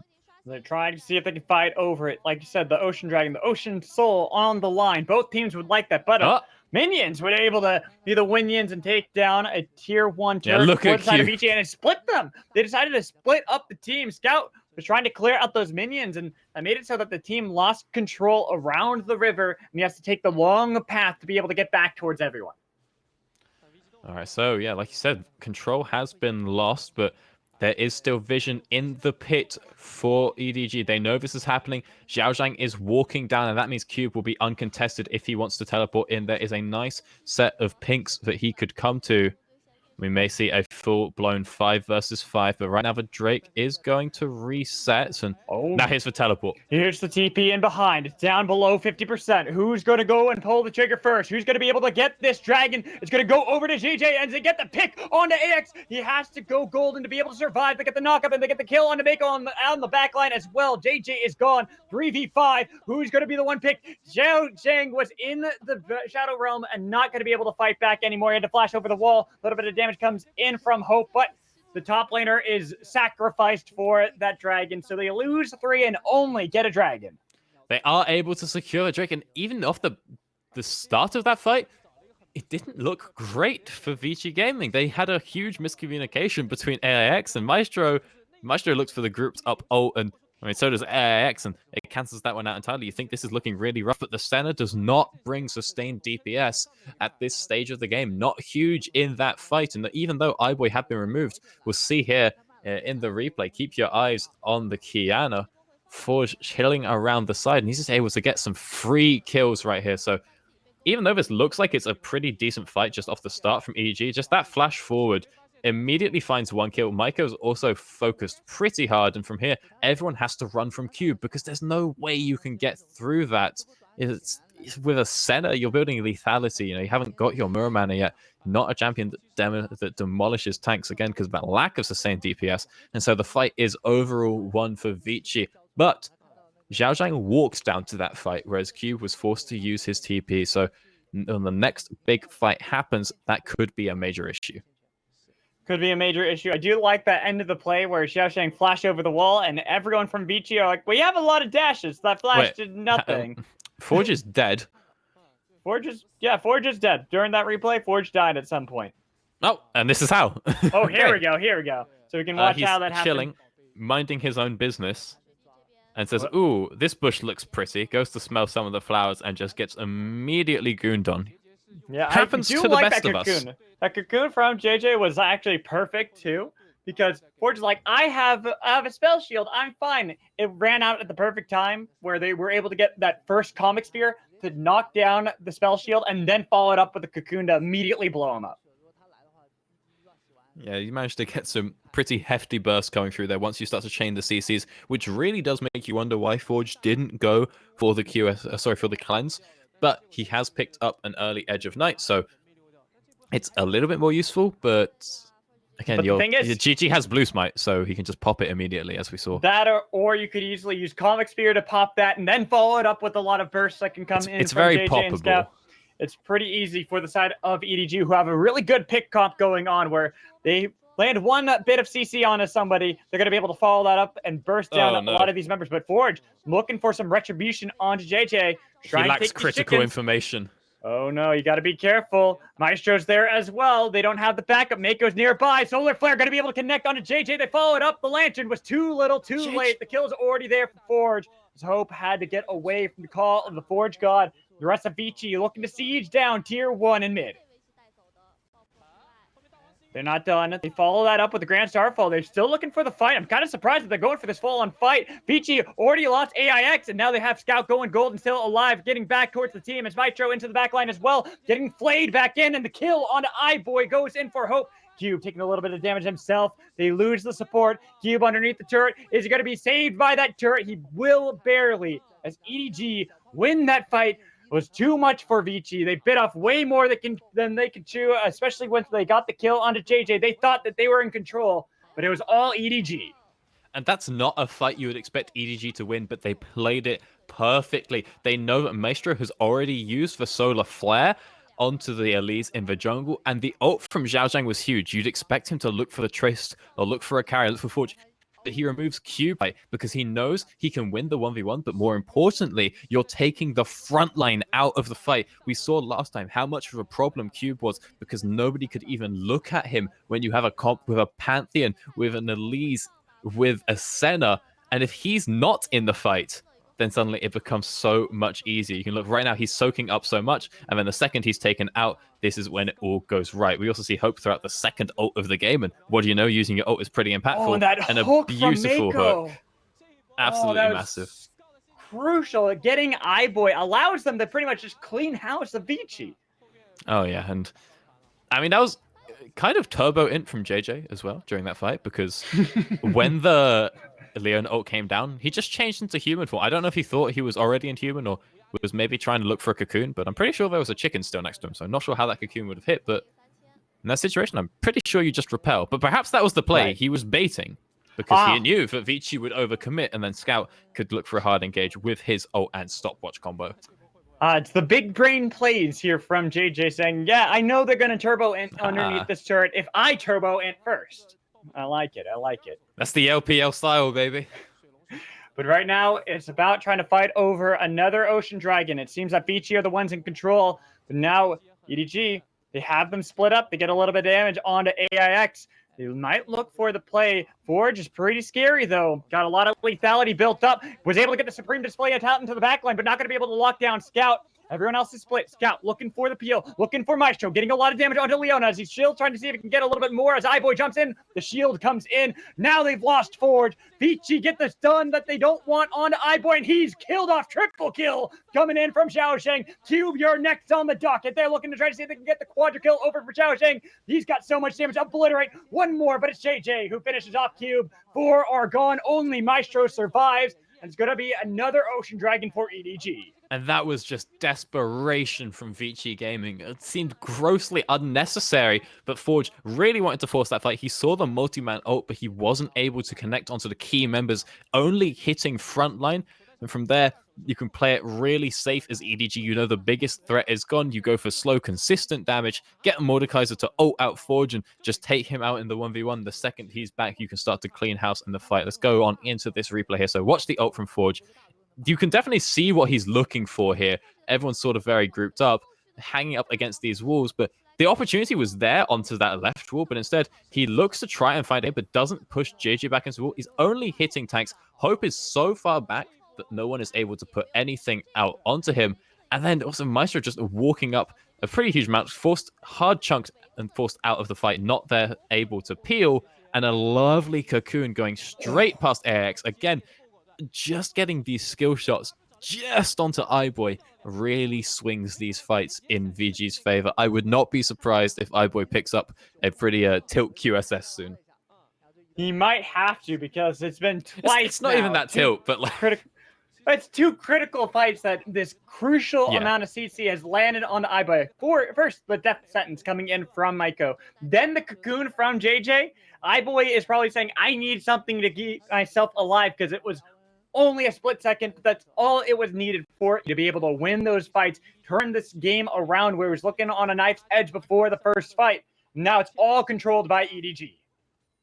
They just have complete domination of the map right now and are only 1 dragon away from that ever-important Ocean Soul. Just so much healing, so much regen coming through from the team right now. And you top that on top of a Senna, and it's just absolutely disgusting. Now the 5-man stack is on for this top lane tower, and it's not even... There's no airs about this, you know, we're not looking for these collapses for the 1-3-1 anymore. You're bringing in a Pantheon ult, and then everyone's resetting. You just want to guarantee you get that tower, because now that that's knocked down, you can reset and look for control up and around that west quadrant, get the vision down, force the wards away from Vici so that they have to face check in, and then you're going to know that's a really easy dragon for you to secure. Or I'm just Baron. confused why Forge was in the bot lane while that turret went down topside. That got me a little confused there. It's a little too early to be playing on the bot lane, and plus, look at how little vision is there for Vici. They have no control. You need to stop that dragon. You cannot let an Ocean Soul go into the hands of EDG here 27 minutes into the game. It's not going to spawn for a couple more minutes, but you need to make sure you're fighting tooth and nail for control of that quadrant of the map. And it's not that difficult for this comp from Vici. You have huge AoE CCs. The team comp is basically built to fight in the Dragon Pit, but they may not get the opportunity. They're looking for the pick onto iBoy. Rocket jumps away, but the Zenith Blade dragged in Maestro right into 5 members. They're not taking enough to be able to survive all 5. He's dead now without the support, without the engage. Vici, they look like they've had some control, and they've lost all of it. All semblance of fighting back, and any resistance has been shattered by that one pick. That is rough for Maestro. You know that's not what he wanted to happen, but connecting the Zenith Blade just too late means that you are actually able to take the Lantern there and then bring Maestro with you. So rough times, and it does cost the inhibitor. And now again, the support is dead, so this is time to set up for vision control. But they are not spotted by that blue ward on the left. But fishing. Mako was looking for the death sentence. Was hoping to get iBoy yet again, but it might be Scout who finds out Forge. He's got a lot of damage, trying to see if he can throw it back onto Forge. As Xiaosheng on the other side, Forge taking way too much damage. Supreme Display of Talent was able to lock down 4 members, but not nearly enough. Into the Shadow Realm against Xiaosheng. Not looking too good. We saw what happened last time. It's all Mordekaiser. As they look for the Baron, and they should be able to take that objective yet again. And now the teleport even coming through from Scout. They're just so ready to make the defensive, the safe play. 0 chance at a throw. The Baron is 100% secured. And now we have to see if EDG can get to the Dragon on time. They don't do the Baron exceptionally fast, but with 30 seconds to go on the Dragon, they should be all right to be in position to contest this Ocean Soul. They definitely want to be able to get that Ocean Soul as well, because that will be the game. Vici, they've been fighting as best as they can, but these picks consistently out of EDG have allowed them to now have nearly 9,000 gold over Vici here in Game 2 of the semifinals. EDG, if they win this game, that is a 5-game win streak they have going into the final. But it looks like the pick on Scout, a lot has been burned, but he's still surviving for now. Lantern over the wall to be able to keep him alive, and now they might be able to turn it back around. iBoy taking a little bit of damage coming in from JJ as he had to get over the wall, but they've lost Maestro yet again. Grand Starfall back into the fight. Scout, who survived at the beginning, was able to make it so they can take down iBoy. Then the pick onto IAX as he has to see if he can belly flop away Cocoon onto Cube. JJ taking a lot of damage. They've lost the jungler, but everyone else of Vici trying desperately to fight back. Forge, you're a little bit too squishy to go right into the middle of everyone, and only the tank survives out of Vici. TPing away just to keep himself alive, with the TP followed in by Xiaosheng as well to try to take more of the base away from Vici. So the inhibitor is secured and the dragon as well. And of all the people to face check that bush, Scout is not the one that Vici wanted. He had the Aegis to keep himself alive and the Guardian Angel as well. Anyone else walks into that bush and EDG have a fighting chance, but you can buy so much time as that Pantheon and all the tenacity that he's built as well. You cannot lock him down. Scout get on alive because of the Lantern from Mako, and then so much has been burnt onto Scout trying to find that kill that you can now roll forth the fight. So watch this. It's a 3v1. You think it's a done deal. You have the burst from the Tristan or the lockdown from a Leona Gragas, but the Aegis and the tenacity are enough to buy time for the Lantern. Now everyone's overcommitted and the fight is a hard clean. It's a nice ult from AIX to try and buy some time, but again, another CC comes through onto iBoy that does spell his demise. And here it's a little bit of an overchase. You know, we do see GG goes down here to Forge. He's really trying his hardest to try and reset this fight and see what he can do. But at the end of the day, you're an assassin. You're 1v4. Hope kind of oversteps here because he was not needed in that section at all. I think everyone else would have been fine to take out Forge, and he does lose his stopwatch because of it. But now he has a GA, so no harm, no foul. Exactly, and that's something I wanted to mention. Going back to GA's Scout, who was the one who looked like he had gotten picked out, didn't even have to use the Guardian's Angel. It is still up and available going into the next fight. And now that they have the Ocean Dragon, being able to use that the Aegis Shield to give him that incredible amount of damage reduction that he needs going into anybody who's catching him out, and then going to be able to heal it all up. Yeah, once you drop that Aegis with the Soul, it's not a fun combination for Vici, but what else isn't fun is having 2 inhibitors down, and now there's no pretense of a split coming through. I mean, we do see Scout in the base, but he's got Grand Starfall, so it's not really that much of a split. He'll be there in a lickety split, as the inhib bot lane is going to be the new focus. You know, the mid lane inhib is spawning in 45 seconds, as we can see, but it will go down almost immediately to Scouts the second it's back up to, again, just constantly keep the pressure on. We can actually see that the mid lane does contain normal minions as the hook's onto Cube, but he's pretty tanky right now. Iboy's into the Shadow Realm. Iboy taking a lot of damage. Xiao Shan got to be careful. He wants to be able to fight against Iboy as the minions are in the base. They're going to be able to get the snipe onto Iboy. Without Maestro 2, there's only 3 surviving from Vici. Forge picked off by the death sentence. He's dead. No turrets surviving. They're looking for the pick inside the fountain. They've got a lot of damage on it. Keep pulling him back in with that grass. Taking down the tank. Only AIX is going to survive in game 2, but it doesn't matter because EDG going to end this one 5 in a row, 1 more away from going to the Demacia Cup Finals. Looking to make this a clean sweep. EDG looking for the 3-0, looking to get a 6 games in a row win streak, and it's looking pretty possible for them. They've absolutely dominated the last 2 games. They've dominated the last 5. They've had Vici's number at every single turn, and I don't think next game's going to be any different. Not at all. And this is a completely different EDG. Ever since putting JJ in, they have looked incredibly dominant. This has been the sub that they've needed. This is the player that has really fit in so well towards how the team wants to play. And look at that damage coming in from everyone contributing on the side of EDG, doing massive amounts of damage. But what I want to look at here, the damage is from Iboy. Because in this comp, the Tristana is 100% of your damage in a team fight. Yep. You have an assassin who's going to probably take out Hope or JJ, or not too much you can do versus the rest of the team, but fine. The Kiana was ahead. The Kiana strong, brings a lot to a team fight in terms of, of course, you then have 3 tanks. All the threat is onto the Tristana. And Iboy recognized that and didn't build a QSS because he goes, no, I need DPS. I have to be the carry.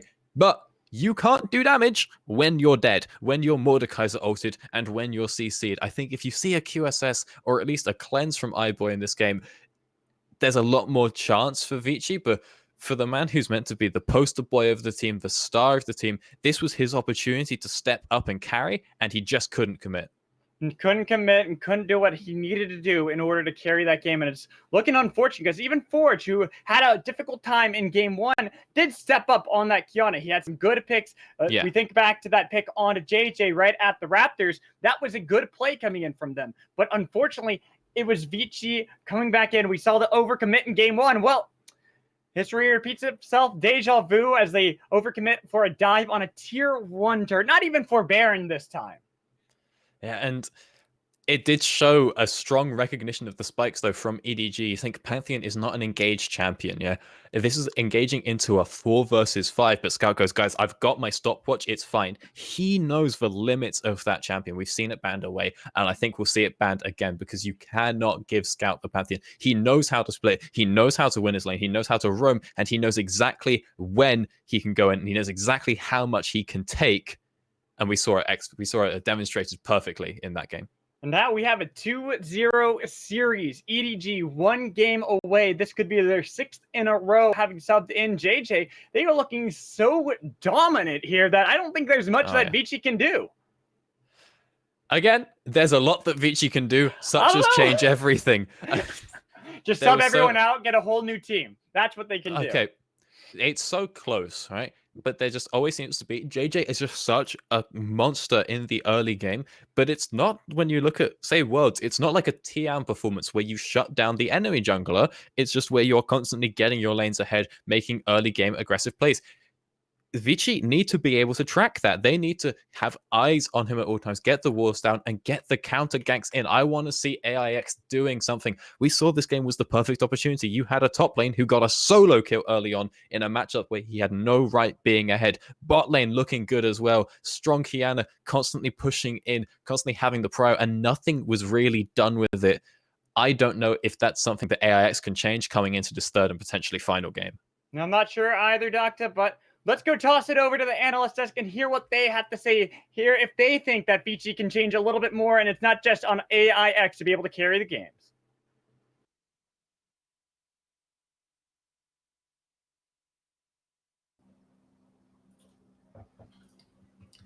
And hello, welcome back, everybody, to the this is the Demacia Cup. It was going to be OCal, but then a certain Quirky couldn't make it on the desk, and we got stuck with a Hyper instead. Now, Oh, it was more so that I actually got here, so Quirky didn't need to. look, I just had to throw out a little reference to a friend of ours, but in all seriousness, there is a lot to go over after that second game right there. EDG, of course, coming out on top. I am still formal, joined by one Hyper and one OCal veteran, Midnight. Now, before we, pull out our knives and forks and really dig deep into Vici, let's talk about the positives. Let's start with something sweet. EDG, they played a pretty good game. You could argue that meal was handed to them on a silver platter, but they did do some things correctly. Right, Hyper? Yeah, and I really do think a lot of that game can be drawn up to EDG having good execution. Overall, they had fantastic objective control in that series, in the series thus far as a whole, especially in that second game.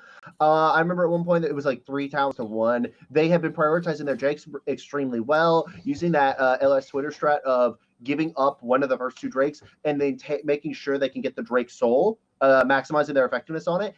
And their Barons have been extremely clean. They've been stealing when they needed to. Overall, the objective control from EDG has been some of the best I've seen thus far this tournament. Yeah, it's definitely been super strong, and definitely you saw that prioritized over at the very start of the game when they found that first blood and they transitioned that to the Dragons. Everything was super good, but let's go to the bigger issue right here, because we saw a relatively even game for about 22 minutes, and then everything just went wrong for one Vici Gaming. Yeah, it's a beautiful punishment start. Now, Vici made, I'm going to be nice and say a couple major mistakes is the nice way to word it. And the credit to EDG is that they did a brilliant job punishing the mistakes. That is a fantastic...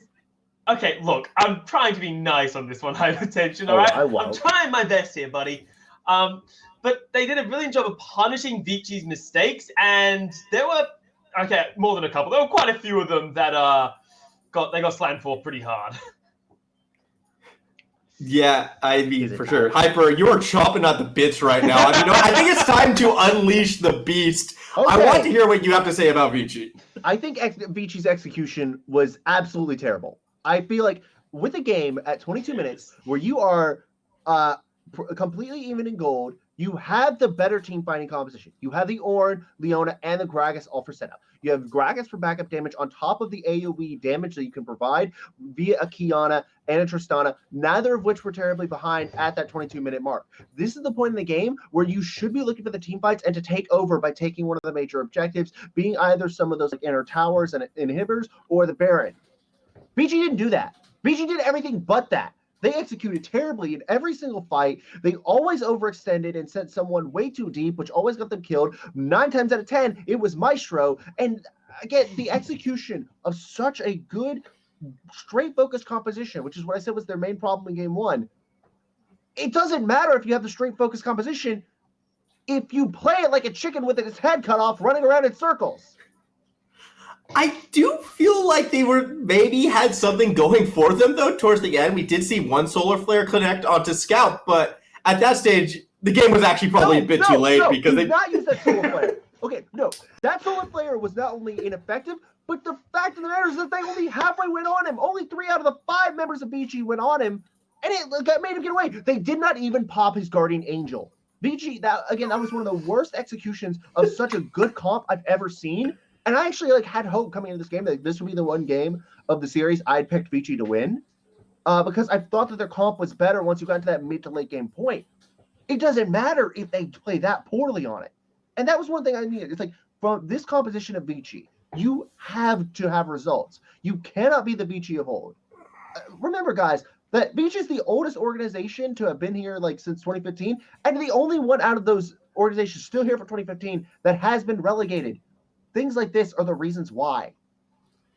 But, and this is the big caveat, but, and I need to hammer this home, EDG in the quarterfinals, they were in a similar position to Vici is now, where everything looked really, really good for World Elite. EDG looked completely disorganized, discombobulated.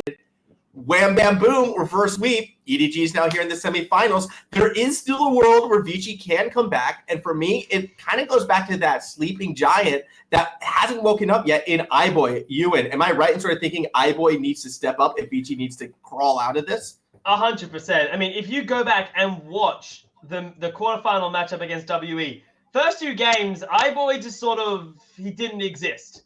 And then in games 3, 4, and 5, he actually started stepping up. He was doing the damage. And if you take nothing out of that, I want you to look at game 5, the two ending pushes from WE, and how they just colossally screwed it up because they tried to kill iBoy twice when he was on Kai'Sa. And both times, okay, I'm a flash away, then I'm a killer instinct away, and you can't kill me. And then they get the turnaround. So give iBoy his Kai'Sa for game 3, and that might maybe put you in a bit of a better spot because his team fighting on that champion is beautiful if the rest of your team hasn't fallen too far behind and he's actually able to do the damage he needs to get out. Yes, but for all this to happen, iBoy does need to wake up, and that is a nice slice of optimism. But I think we need some realism. Hyper, give me your pick. What is going to happen this upcoming game 3? It's going to be a 3-0 if Vici don't, just completely turn things at a 180. Again, when Cube, in my opinion, is our second best player on the team. When Cube has the 2-1 lead on an Ornn over a Mordekaiser, and then lets that slip away along with the rest of the game and the team, it's I feel like those kind of things are massive tilters, especially when in the course of 8 minutes, you got your ass handed to you on a silver platter that bad. That is just a mental destroyer. I would be surprised if Vici could come back. If they are much harder than I thought, especially for a brand new formed roster. And if they do come back and end up winning this next game, I think that's going to be a good sign for them moving forward into the year. Mostly my thing on this portion of this is to crap on them. But if they can, emphasis on that if, they can come back and hold their mental together, they should actually have something to look forward to. I still believe in my pick at the start of the day, which was Vici Gaming. Maybe not 3-0. I said 3-0 Vici. That's completely off. But for comebacks to happen, they've got to start somewhere, and that might happen when we come back. Never bet against the boys in black. Exactly. So we're going to take another break, and when we get back, game 3 of hopefully many more, but it could be that last one in this semifinal, so don't go anywhere.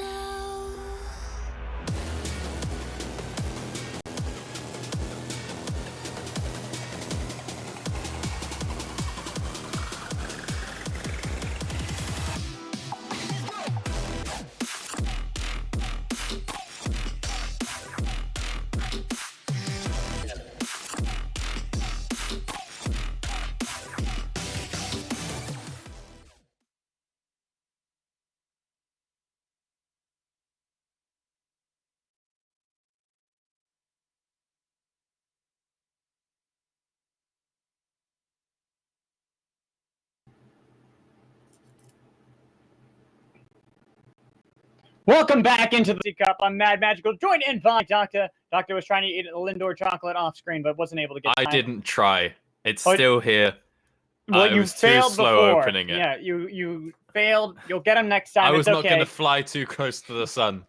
It's okay, because we're getting ready for Game 3 of the semifinals here between Edward Gaming and Vici Gaming, where Vici now falling behind 0-2. EDG have a 5-game win streak going on in the playoffs ever since subbing in JJ, and they're looking like they want to be able to continue that going into Game 3 of the semifinals. They want to go to the finals. They want to show everyone that they have finally come back, that this is the return of EDG, as we see the picking fans. Cassiopeia, Renekton, staple bands from Vici who have opted to stay on the blue side with Misfortune to follow suit. Alright, so again, the ADC bans have come on through. Senna is available as a solution. And the Gragas first pick, I don't like it, man. AIX was not looking that great on it in the last game. Sure, we've denied it away from EDG. You've just given them over Elise again. Elise, yeah, I was about to say, go run it back. It looks like from EDG, they're very confident. Exact same bans as Game 2 for both teams. In fact, even going into Game 1, the only difference of bans is Pantheon is still left open. So EDG saying, you know what? Let's just go Senna Elise again. They might even be able to get Pantheon, which Scout looked amazing on that, or the Kiana, both of which are left open. And I doubt that Vici are going to go for both. I mean, you can't give Scout Pantheon. No. He's really good.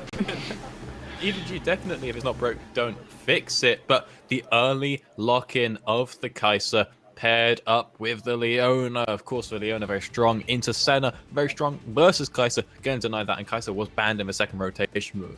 But Vici have said, no, this is iBoy. He's our carry. Give him Kai'Sa, his favorite champion. But after last game's showing on that Tristana, after not taking cleanse and not building a QSS, I don't know if I have the confidence in iBoy to carry this game, Agreed. but Vici clearly do. And look at that. Thresh is the option that EDG go for Mako again to answer that Leona. The skill matchup. Thresh, if he's able to get a good play, can deny all the engage of Maestro on that Leona. So it is a very difficult situation that Vici have put themselves in, because very low range on that Kai'Sa, and it's so reliant on Leona to be the engage tool going into a Senna who can easily outrange Kai'Sa. Of course, in the early stages of the game, Senna obscenely low range, except for, of course, her piercing darkness. Really easy for the Leona to get in on her, and without any dashes, with only a slight move speed boost that, of course, has a channel time on it as well, Leona can absolutely dominate a Senna in lane. But as we get later on into the game, we already have two champions with long range, hard CC, as the Leona and the Gragas, who can enable ults from the Kai'Sa as well. So watch out for AIX ulting just randomly into a fight, separating 5 people and giving 5 options for iBoy to reposition to make sure he's maximizing his DPS. Plus, you have a Thresh over on the side of EDG to be able to keep that Senna safe. So it's going to be really on iBoy to position, like you're saying. Make sure that you can have this Kai'Sa be able to get around the outskirts of the fight, get into the back line at the same time as Maestro. As you can see, the second part of bans, it's Lucian and Mordekaiser banned this time by EDG. Not wanting to put Xiaosheng on that again. It didn't look as great as we'd expect out of Xiaosheng, especially out of that Game 1 performance on Fiora, which is now banned. But Gangplank, Kiana, both of which are left open. Both could be grabbed immediately here by EDG, as they're offering a couple things I'm not expecting to be picked up. There it is, the Kiana, which is the one that I expect Scout to want to go for, especially because of that rotation, the ability to move around the map. We're seeing going towards that last moment. Vladimir. It's more than like, Vladimir, you okay? I'll hear you out. Why Vladimir? Okay, it doesn't matter. Of course, the Gangplank was banned last time around. I don't think I've actually seen Zhao Zhang play it yet, but he had had the Vladimir banned last game, and we've actually seen it do real well in this tournament when the Fiora, the Gangplank, the Renekton, and the Mordekaiser have taken away. He's fair. He's not exactly an S tier top laner, pretty good on the A tier, and yeah, with the Gangplank locked in, that could actually be the response from Vici. And I'm interested that they actually chose for the Thresh over the Pantheon. Of course, there are other options in the support role. You could go for the Nautilus, you could go for the Morgana, you could also go for the Shivers Tahm Kench. But Thresh does meet a happy medium between something like a Nautilus and like a Tahm Kench. You have the hard engage, and you can chain CC very effectively with the Senna. You have strong poke, because he lands a hook. It's a free auto and reset for the Senna as well, but also has the opportunity to bail her out with the Lantern. So I like the lane, and understandable that you would give up something as powerful as Scout's Pantheon for it. We'll just have to see what he wants to pull out and what counter we see in the mid lane for Scout. Well, I almost wonder if it maybe is that flexibility. Well, we've seen Xiaoshang play Gangplank only once throughout the Demacia Cup. Now is on day one, back in the play-in stage against Gamma Dream, where he was able to play that. But no, it's going to be the mid Nocturne, which is something that has been a crowd favorite. I know I've been enjoying watching the mid Nocturne myself, but it's something that I think only Vedius is truly the gifted genius on being able to predict that that would one day become a thing. I mean, a broken clock right twice a day. The mid Nocturne was actually very strong for quite a long time. He was very much right. It was really good. Even when Essence Reaver was still holding the Spear of Shojin passive, people were playing it in Challenger Korea. There was one guy. It was such a strong item with him. But I do like it as a pick into the Kiana. She has some very telegraphed abilities. They are easy to spell shield. And even if she's in her grass, you can still mess with her pretty effectively because of the Umbral Trespass and because of the fear as well. Any melee matchup is a good time for the Nocturne. And we also saw the Nocturne picked by WE twice in their semi-final versus EDG, and EDG played around it expertly. And frankly, one of the best ways you can learn to play against something is just by playing it a lot yourself. And because of that, I do feel like we haven't seen Scout play it yet, but I'm confident in his abilities to play it in this game. Well, Twitch chat, this could be your final time to vote for Vici in the Demacia Cup, so get your votes in. We want to see who is going to be able to win this one, because right now EDG are on fire. JJ has been doing a great job, and he's got his coveted Elise, able to have such a comfortable champion to be able to play going into possibly the final matchup in the semifinals. So get EDG into the finals. Try to see if they can reign supreme, be the new age of EDG here in the LPL, here in China, here in the Demacia Cup. I'm excited to see if they're going to be able to pull it out, or if Vici can rally it around. While EDG were able to get a reverse sweep themselves in the quarterfinals, it could be Vici's time. This could be their time to shine and get a reverse sweep themselves. And one more time, we have to keep our eyes on the junglers and the early Elise setup. The dives are possible. Nocturne will outpush the Kiana, so keep your eyes top lane. Of course, Vladimir will have access to the pool, but we don't even know if that's going to buy enough time. We don't know if the dives are going to be going on top lane. All we know is that with GG, there's definitely early action. An early action indeed. It's EDG looking for the invade yet again, but a little bit too early, and it was spotted out by Vici this time around, saying, fool me once, shame on me. Fool me twice, shame on you. They're backing out of that one, saying, no, we're not going to go for that. We don't want to have any no thank you. And a good ward was placed down by Cube onto the red buff, so they knew something fishy was about. Well, once again, GG has actually gone back for his Conqueror setup. He builds hugely for the 1v1 with these runes, even going last stand instead of coup de grace. Of course, on a champion like Elise with the executes, you want coup de grace, but actually a late invade has now come through. They have been spotted out, but I think Vici just lack the confidence right now. They are scared after the last few games. I wonder if they'll just give this one straight over. It might happen, but the wards have been placed by both sides to try to get control of the red buff. Instead, it's going to mean that AIX is going to go for the chickens. But again, Scout JJ can outpush mid. And JJ is still contesting these chickens, going for the Raptors. It's taking away a couple here and there, making sure to bully around AIX as much as possible. While bot lane, Mako fighting against iBoy and Maestro, allowing Hope to get a little bit of poke and a couple of stacks up early.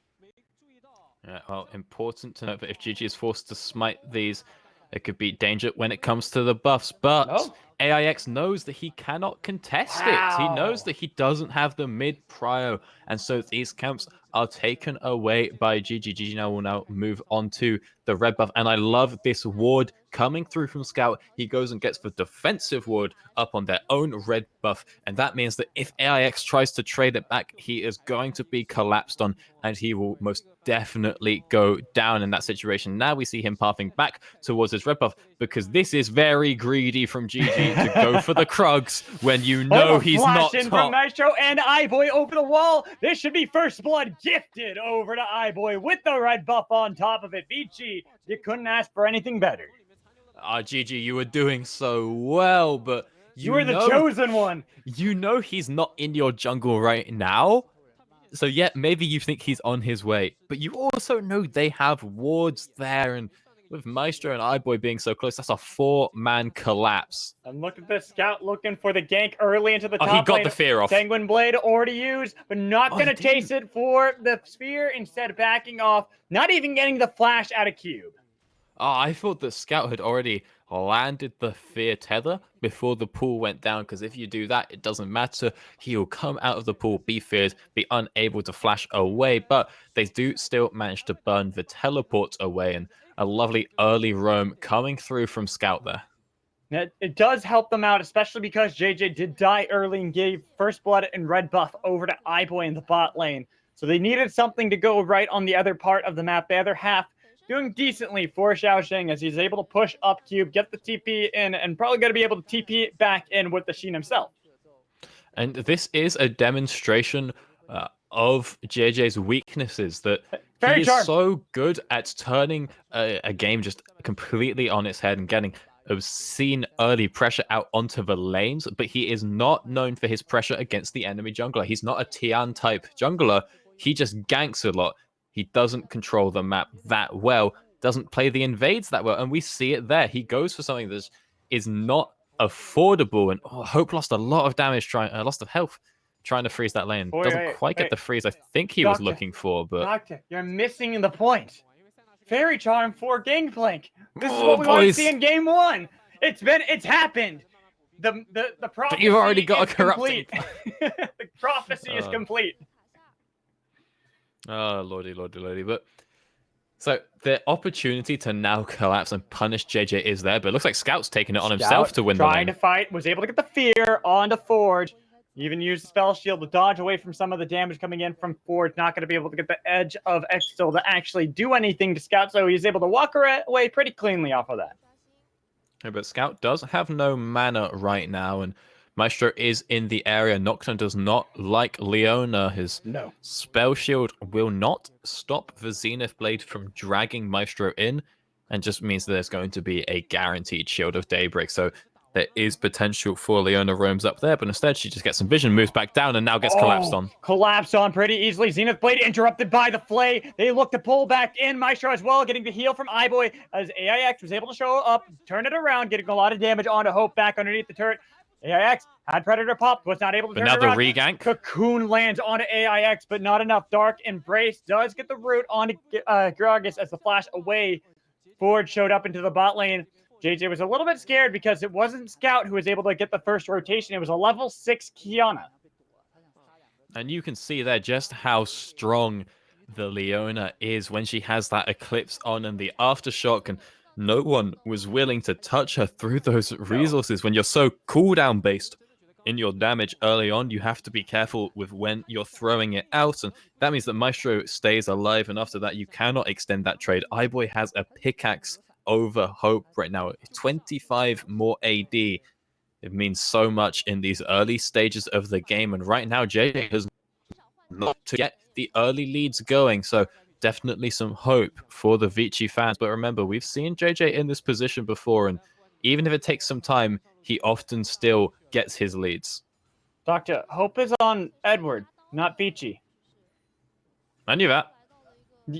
But you said they have some hope. They don't though. I thought you meant I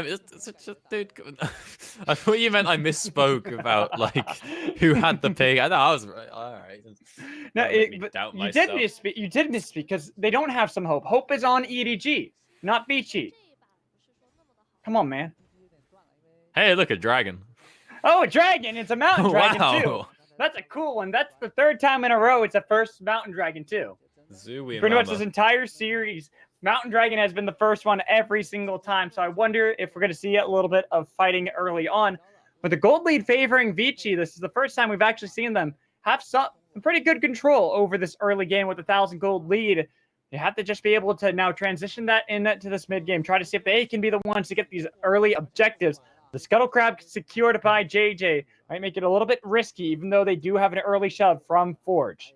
Well, an unseen huge disadvantage of that invade from EDG is that it really delayed the time that JJ took his first blue. And because of that, it's delaying the time that Scout's going to get it. And in this matchup, yes, the Nocturne can absolutely demolish the Kiana, can outshove, can win the trades, but the mana costs are so high on the Nocturne that you really need that blue to be able to make them happen. You think the Nocturne Q costs almost 100 mana and a Kiana one costs like 25. So once that blue is back up, we can see a lot more from Scout. We can see some hard shoving, get the trades going, try and roam, try and ult. But before that blue is available, it's going to be a rough time for Scout, and therefore a rough time for EDG.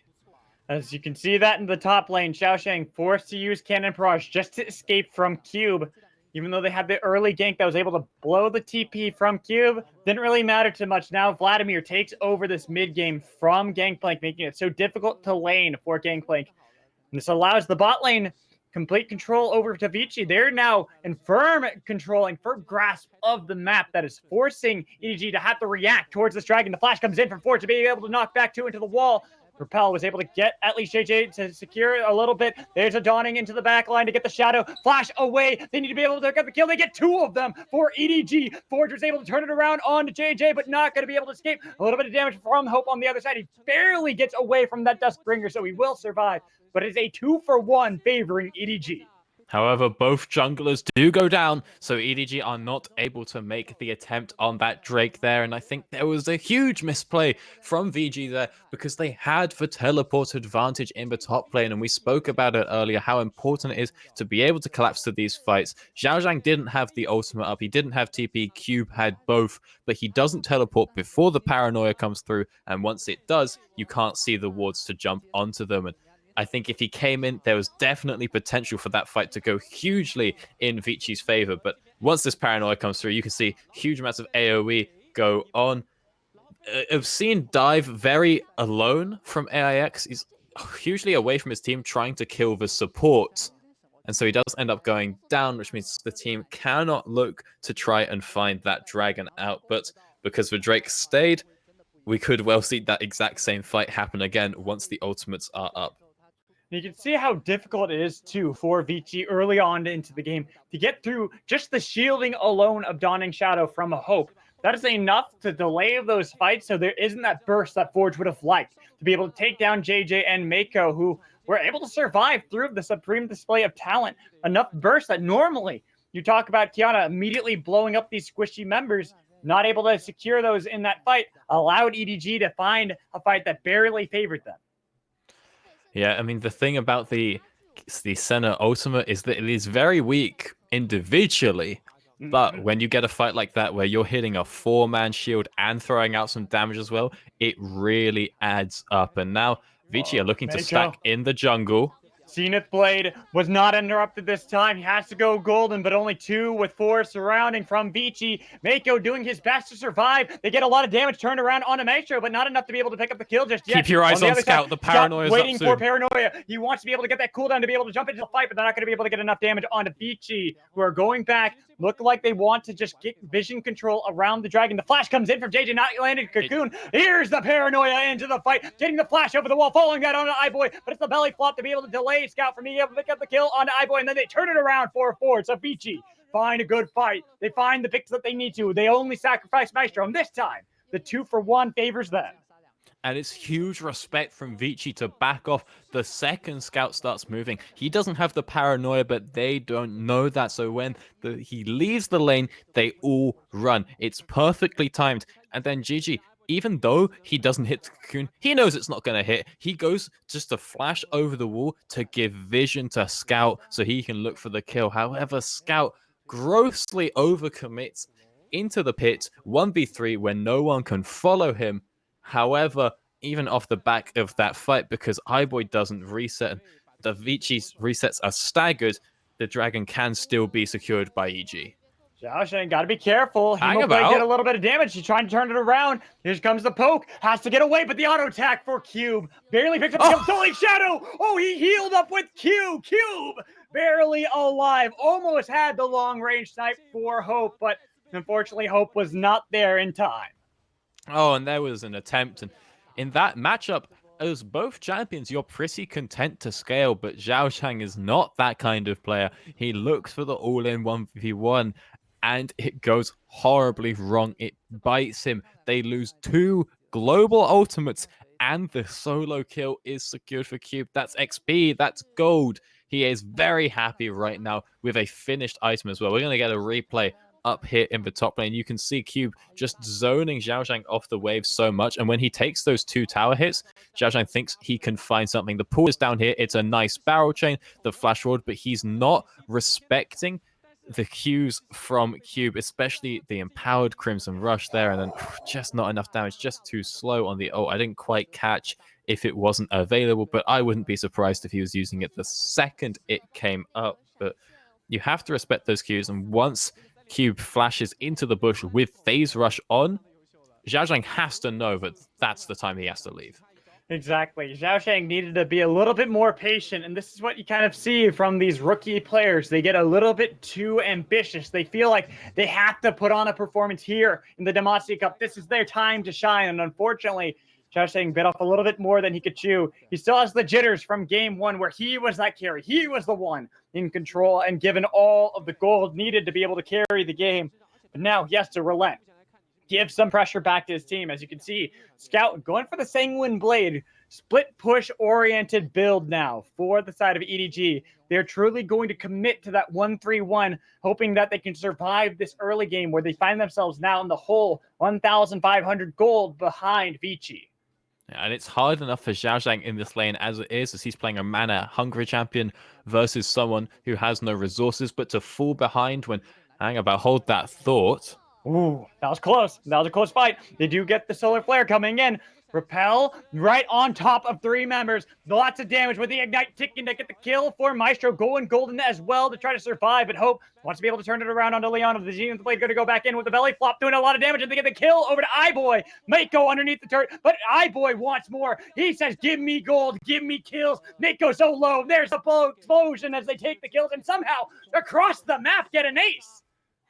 Double solo kills in the solo lanes as well. Scout was looking for the roam. He instead decided to collapse onto Forge. He had the Sanguine Blade advantage. You'd think that's a fight he can win, but he doesn't manage to. I really hope we get to see replays of those kills.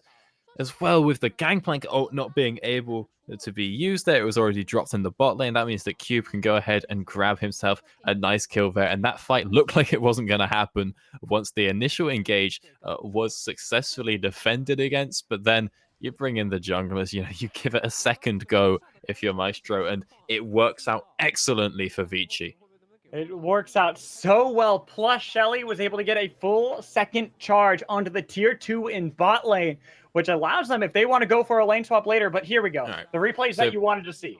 This is the solo kill of Forge, and you see that this starts out pretty well for Scout. I was trying to keep an eye on it in the corner, but he doesn't spell shield that knockback, and then Forge hops out over the wall. From this point, you think Scout, run down, go commit to the bot lane fight, but he thinks it's already over. So he looks to go back to his lane and now is trying to start up a fight where he doesn't have the ult and he doesn't have his spell shield. If you're already at half health, it's so easy for Qiyana to get the double execute on you. And that's what happens there. And then up here in the top lane, it is so easy for Cube to now run down Xiaoshang because his items are just cheaper. Proto Belt spikes earlier, faster than the Triforce, which has only just been completed by Xiaoshang. And because he was behind, he's not able to even get an Executioner's calling, so he can just be hard bullied out of this lane.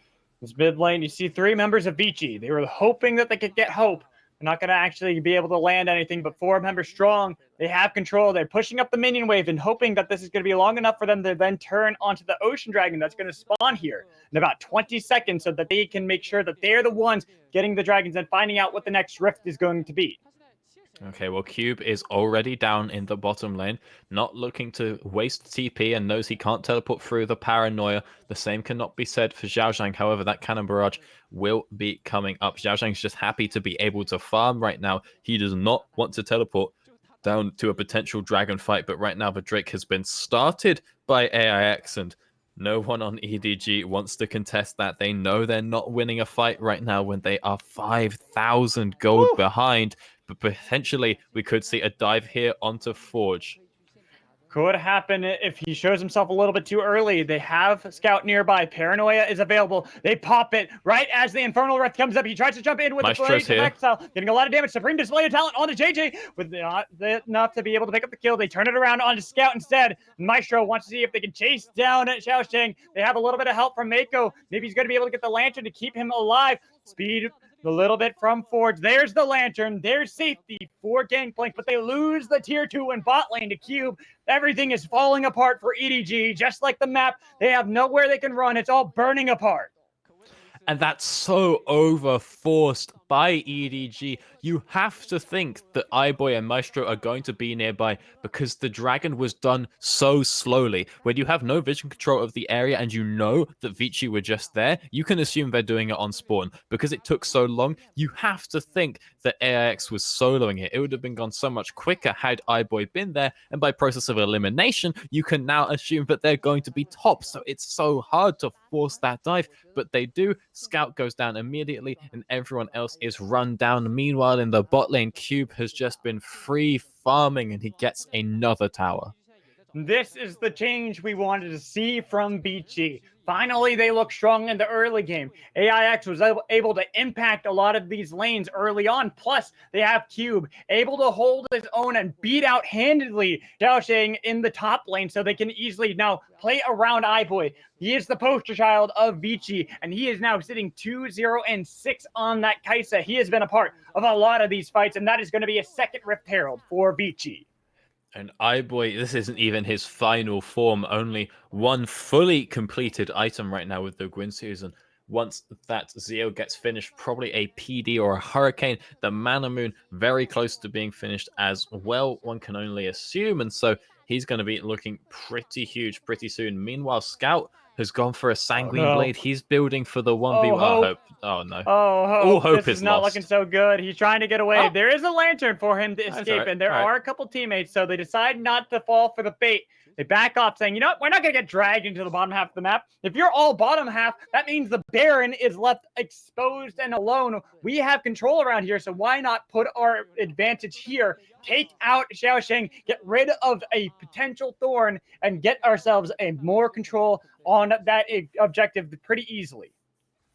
All right, of course, the Baron is the target here, and Scout recognizes that. He's looking to move up towards that, but he's only on 1.5 items right now, and he's not built for the team fight with that Sanguine Blade. But there's no one he can 1v1 either. It's such a problem with the Nocturne when you fall behind in these situations, and nobody has any healing reduction right now, so nobody can match the Vlad, not in lane and not in the fights. And because of that, it's going to be awfully dangerous for EDG to contest this Baron, but if they give it away, they will be rolled in the 1-3-1. They had to play the Vladimir tax, but they go for the fight anyways, getting a lot of damage. But look at how much damage Scout took immediately and then blown away before Dawning Shadow was able to connect with him. Without Scout, that is one member gone. The Baron was started up by Vici, but they're just trying to bait in EDG instead. They want to look for this fight. And like I said, Scout, you don't win those. Nobody can match up against Cube. And yet again, Hope's ultimate is just too short. Now, the Herald is deployed mid, and Cube is almost full health again, pushing in that bottom lane. The Baron is the focus, and the game is surely Vici's. They have been dominant across the map in every lane, getting an ace because of solo kills in both sides. And now the only opportunity for EDG here is a potential Baron steal. They have to hope for a miracle coming in from JJ. He's on the other side of the wall. The TP in from Scout. Wants to make sure they can stop anybody, but JJ's already gone. Mako gonna follow suit. The Baron not even gonna be contested. There's no way to fight against Vici. They have so much control. They secure themselves the Baron, and they look like they're gonna secure game 3 as well. This could be the end of EDG's 5-game win streak here. The teleport even coming through from Cube, and it seems like a little bit of a waste because the Baron's already gone, but it 100% guarantees that they're going to get the Baron. And realistically, right now, Cube doesn't need it because he's so far ahead. He can split. He's mincing the towers, and he will win 1v2. He'll probably win 1v3, so you don't need to bring him to the fights. because you'd rather have him in the side lane anyway. Now Drake is spawning in 5 seconds. That's the focus. Oh, so close. I saw the recall, and they're going to give a free kill over to Q. Fourth one of the game. This Vladimir, there's nothing you can do about him. The alley-oop from AIX, just gliding Zhao Zhang through the air. The Drake will fall, and as will the mid lane tower, and iBoy just bringing massive amounts of damage without even using an ability or proccing the passive. It's dangerous times for EDG, and Scout has not been looking good on this Nocturne. He's not been able to accomplish what he wanted to. Has some good early roams, but since then, it's just all gone downhill. We are 23 minutes into the game, and multiple members of EDG are still on their brown boots. It's a rough time, to be sure. Not looking good at all if you're an EDG fan, but if you're a Vici fan, this could be hope. This could be the start of a revolution as they look to see if they can burst down JJ. He's so low, and he has the Hemoplague popped on top of him. Is it going to pop before? He can't get back to the fountain. He's dead. They're sieging down the Nexus turrets. EDG got to do something now, and they got to hope that they're going to be able to fight back today because it's not looking too good. They get the hook on to Maestro. They pull him back in. They take down the support, but they lose a Nexus turret for it. Vici have to bail out of the base, but they're going to be happy with that fight. They took down one, they get a Nexus turret, and they are that much closer to making sure that they are knocked out of the turret yet. And once 2 inhibitors are down, it becomes so hard to come back in this game. Maybe if you have someone like Azir who can clear the supers, but there is so much AD damage on the side of EDG that they can't even use the opportunity that these waves crashing in present to farm up, because look how little damage Hope does to these supers. I mean, yeah, GG will absolutely annihilate one super, but when you have 4 crashing into your base at the same time, it becomes so hard to defend. Paranoia onto Forge. This looks a little bit familiar. That's why he brought some backup. This time it's JJ. Repel onto Forge. He's locked up by the cocoon. They're trying to see if they can get the kill. But what the? Forge turns it around. Takes down JJ. Looked like he almost was going to be able to survive. Now with AX here, the explosive cast knocks back Mako, and they get the body slam onto Scout. Here comes iBoy too. They got the revolution. They got the call of everyone showing up into the top lane. They don't have to worry about anybody else because they have them in the base. Locked down by Q. Vici now have firm control, and they are just padding the KDAs at this point.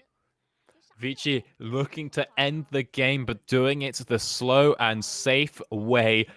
No waves pushing into the mid lane or the bot lane in the base quite just yet, so they're going to go up top, knock down a 3rd inhibitor. And you know what? We saw the Vladimir banned in the last game, the Kaiser banned in the last game, and it's starting to make a lot of sense. Lots of comfort. 5-0, 4-0 for the side of Vici. They look so strong right now. The last inhibitor turret surviving is Cube. Try to get a little bit of damage onto JJ. The repel barely going to allow JJ to survive, but the inhibitor turret not going to survive. Only one final inhibitor remains for EDG, as Vici want to make sure that they can secure this victory, get closer to having the reverse sweep that was done by EDG prior in the tournament. They got to be careful. They got to play this one smaller. They can't get picked out now. And EDG's only opportunity to come back in this game is to maybe steal away a Baron, but that's in a minute and a half, and I don't think VG are going to give them that much time. Not at all, especially with the super minions pouring in mid and bot. They were sieging the inhibitor, and they backed out, saying, you know what, we need to get a little bit more gold spent. We have so much in our pockets, but let's take a look at that replay in the top lane and watch JJ get obliterated. Okay, so this is a pretty simple team fight, really. Look how Scout has JJ has a full health bar, and now look how he doesn't. Kiana is the sort of short of that. But don't worry, the big shutdown onto Nox, so it's secured. But right here, look how far away the Kaiser is. This is what I was talking about earlier when I said you get the long-range Kaiser delivery with a Gragas. Coming from basically the honey fruit to there off the back of that barrel and demonstrating why that champion can be so strong. We were talking about how, you know, Nocturne and Elise are going to be the ones goon squatting on the map, but actually it's just the second-rank Kaiser that seems to be doing the better job of it with the ultimate there. Have to agree with you on that one for sure.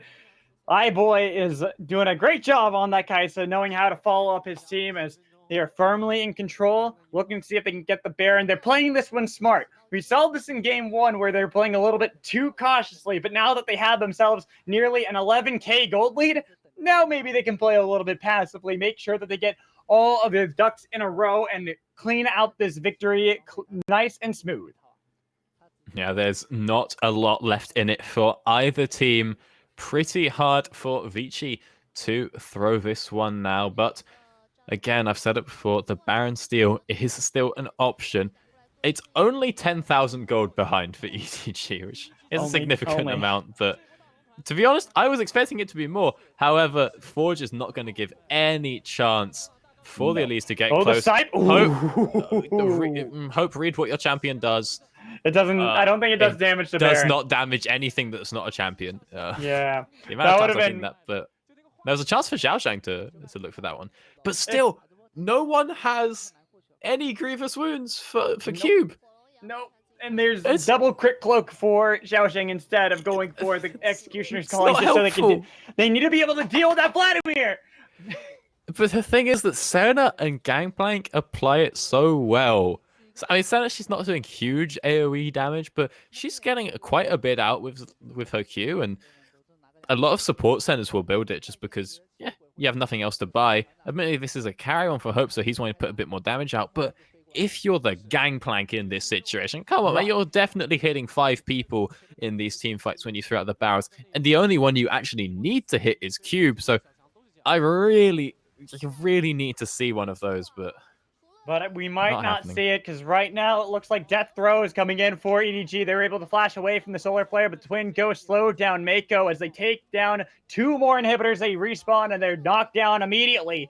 EDG, their base is in tatters. Nothing to fight over except crumbling ruins. They want to see if they can do anything, but unfortunately not looking too strong for them as the Nexus turret to siege the Hemoplague into the back line. They get a lot of damage. They blow up Mako. They blow up Hope. Everyone is gone. Doubt is golden. There he goes, joining the grave. They want that final kill before they end the game. There it is. They get the ace as they take game 3. Vici still are alive in the Demacia Cup.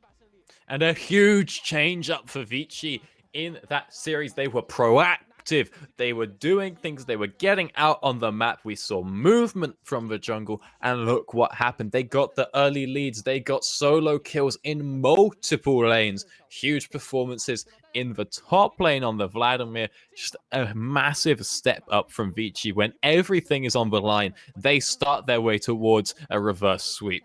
This is what you want to happen if you're a Vici fan. It's hope, but it might be small, but it's something. They're in this game, and Cube, this is what we wanted to see. That is a massive turnaround. Sure, he got a solo kill, and it looked like it was the start of something great for him in the top lane for game 2, but it amounted to nothing. This time around, that Vladimir was absolutely disgusting, and there was no answer from EDG. And I wonder if we're just going to see the Vlad banned away, but to be honest, I think it's almost just don't give Xiaoshang Gangplank. Just ban the Gangplank instead, because yes, he definitely has the potential to play it. I'm sure that just given the time to chill and scale up, Xiaoshang would be okay with that. He is an incredibly skilled top laner, but he's a man who plays for the 1v1. He plays to get the solo kill and roll his lane. And we saw that was his downfall in this matchup. He looked too hard for the solo kill. He went too aggressive in that matchup and ended up paying for it. The second he fell behind, everything crumbled for Vici. And I want to say one thing before we toss it over to the desk. You want to know a fun fact about iBoy's Kaisa this tournament? Is it 100% win rate? Well, that, but also in 3 games, this is being the 3rd one, he is deathless in all 3 of them with Kaisa. He has over a 30 KDA on that champion alone. He is a monster with it, and now it makes sense looking at game 2 why it was banned away, because iBoy loves hyper carries that fits right in his wheelhouse. Oh, yeah. Even though it's something that has low range in the laning phase, he was able to find victory all because he was gifted a red buff early. Yeah, well, I think that's enough from us talking about how great Cube is and how great Kaisa is. We should give some others a chance. So we're going to go ahead and throw that one over to the analyst desk.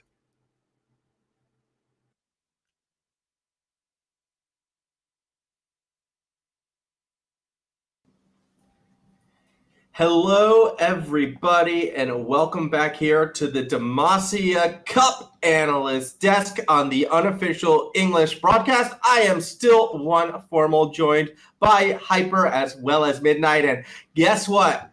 You can't start a reverse sweep unless you're behind by 2 games, and here we are. We have a proper series finally. Vici is alive. Their heart is beating, and maybe, just maybe, there is that chance we could see that reverse sweep. But, yes? I feel like it was more EDG reaching inside of Vici's chest and then pumping their heart for them. Yeah, hey, anything to get it going. I mean, if EDG wants to, side jobs as paramedics and resuscitating the dead, all the power to them. But, as with all, big sort of comebacks, it's got to start at the start of the game, and that would be in the picks and bans. All right. And I told you something before before we got into the game right after the draft. Would you mind reminding or telling the audience what I told you? I honestly don't remember. All right. Well, what I said to start off was that EDG's draft was one of the most sink or swim drafts I've ever seen, and that if it sunk, it was going to sink to the bottom of the ocean and just be left for dead.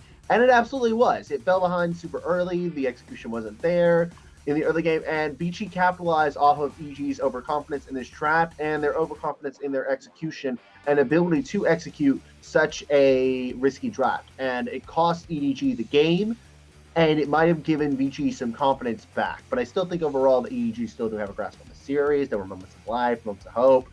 It's just they were so far behind that they couldn't get back in it. But again, I feel like it wasn't as much of the fault of the players as it was a bad draft. Yeah, I mean, we saw a return to that Nocturne in the mid lane, which I feel has been struggling throughout the entirety of the Demacia Cup. And when I think sink or swim, he's usually the first champion I'm starting to think of these days. Like a Nocturne mid can pop off, but this one most certainly did not. And it was unfortunate because Scout, he had been the big carry so far for EDG. However, it was time for the big carry on Vici's side, a certain iBoy, to awaken, and it feels like that's exactly what he did. I mean, I said it at the end of game number 2. Give iBoy his Kaiser.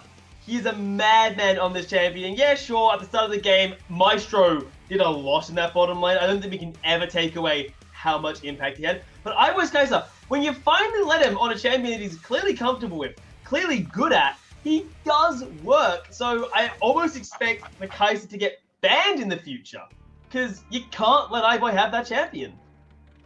Yeah, he definitely is at that next level, it feels like, when he is on a comfortable champion. But as you mentioned before, it's not iBoy alone. He does have help. Maestro as well just came up huge in this game. Yeah, Maestro was probably the person I was on the hardest on in after that last game. During that entire rant, I was harping especially on his engages and how deep he was going in without any sort of help, any sort of care, or any sort of rational decision making in any sense whatsoever. But this game, he was actually very on point with his team. His engages were very clean. They were very coordinated. They were very reasonable. He didn't really overstep his boundaries much. And it was a much, much better Maestro than we've seen. I would say not only all series, but I'd say in a little bit. I didn't get to watch all of last night's series, so I can't speak to that. But from what I cast of him before, he's doing much better than that. And I think going back to the point you made as well when we were last here on this desk with Vici saying, if they can bounce back after that tough defeat in game number 2, it will speak a lot from their mental fortitude looking forward. And you look at Maestro in particular, had a rough game, turned it around. So obviously that's going to mean more good things for this side. That's but kind of meaning when EDG didn't control draft. Well, that as well. But look, I think being able to bounce back mentally, yes, sometimes it is easier actually when you get stomped as opposed to in a close game to refresh that mental state. But being able to do so, definitely good. And the fact that he was on the same champion, that Leona, that he was in game number 2, the fact he was confident to go back into it, I do think speaks a lot. However, let's move away from the bot lane. I want to go up top. Ewan, what were your thoughts on Cube and his performance in this one? Cube, I mean, we didn't get too much time to talk about it coming into the series, but I had 2 notes coming in for the lineup. I say, watch out for iBoy, and Cube can do well. Now, game number 2 on the Ornn, he did decently. I remember the 1v3 tower dive where he still managed to eke out a kill. But in game 3, holy moly, here's Vlad just decided, hey, this is my lane now. If you walk into my lane, I kill you. Get out of my lane. Like, it was brutally efficient.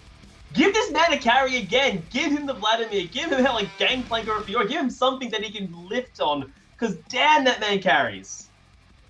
I as much as I do agree with you there, who on this Vici team actually didn't carry that game though? Because it definitely feels across the board everyone just 180'd their performance in the series. It was just the draft was so bad. I think that EDG didn't manage it. And again, it's like I feel like a bad draft just dooms it. And when I saw Nocturne mid with no sort of support setup, no sort of like supporting crowd control to establish it, like you already picked the Gangplank. That was risky enough without this. And then not. Vici, in my opinion, again, they were handed this one. If they didn't win, that would have been like, okay, this is the Vici that got relegated. Holy crap, we might be in as bad a shape as the last place team from last year. All I'm hearing right now is an NA analyst once again blaming the draft. I want to throw credit over to Vici for getting it done with their backs against the wall. And on that note, moving forward though, can Vici keep this momentum going? Okay, I'll give you that one. But seriously though, Vici, moving forward, if they don't have to rely on the draft, how are they going to win Game 4? Hyper, I'm looking at you. I feel like Vici, again, the one high point where I feel like it wasn't just the draft, it was the player. iBoy. Midnight covered it. iBoy not only has to play well, but he has to like make sure that he doesn't have any no iBoy don't moments. The Kaisa is probably going to be banned, so you have to figure out what is your next step there. For the love of God, please don't make it the Misfortune, because I'm tired of seeing it. I don't think it's nearly as good as the LPL has been putting priority on it. And I think overall, the more mobile 80 carries or the more safe 80 crries with some sort of self-crowd control, peel, or escape are much more effective in this meta. And Misfortune has none of those. So it's like, give him something to where not only can he survive, but in case Maestro dies, he doesn't have to rely on Maestro for survival. Okay, and then throwing it back onto EDG, Ewan, I'm going to give the first point to you. I do agree. Let's keep iBoy, off of Misfortune if you're Vici. But step one, I think, for EDG, is it or is it not banning away that Kaisa? I would say getting rid of the Kaisa fixes a bit of the problem. Kaisa is that 80 carry that is ridiculously safe because of the killer instinct. And of course, she can go invisible. She's got movement speed steroids. She's got a little bit of everything. So you get rid of the Kaisa. Then that pushes him onto, he either goes back, he either gets baited into the Misfortune, which you want, he gets baited into picking a Xayah, which is safe, but isn't nearly as mobile, or he falls back onto something like a Lucian, which we know the LPL does put a bit of priority on, but Lucian doesn't scale nearly as well, and iBoy seems to be that later game player. So I feel like Xayah is iBoy's only real backup carry that does well, but I low-key hope the Kaisa doesn't get banned, because iBoy, I think he really needs that champion to give his team that good hope. All right, well, on that note, it is time once again to take a quick break before we continue with this semifinal series now, because Vici has brought it back. They've made it interesting. Will EDG slam the door shut as it's creaked open, or has Vici got their kicking boots ready and are going to blast that thing down? We'll find out when we get back momentarily.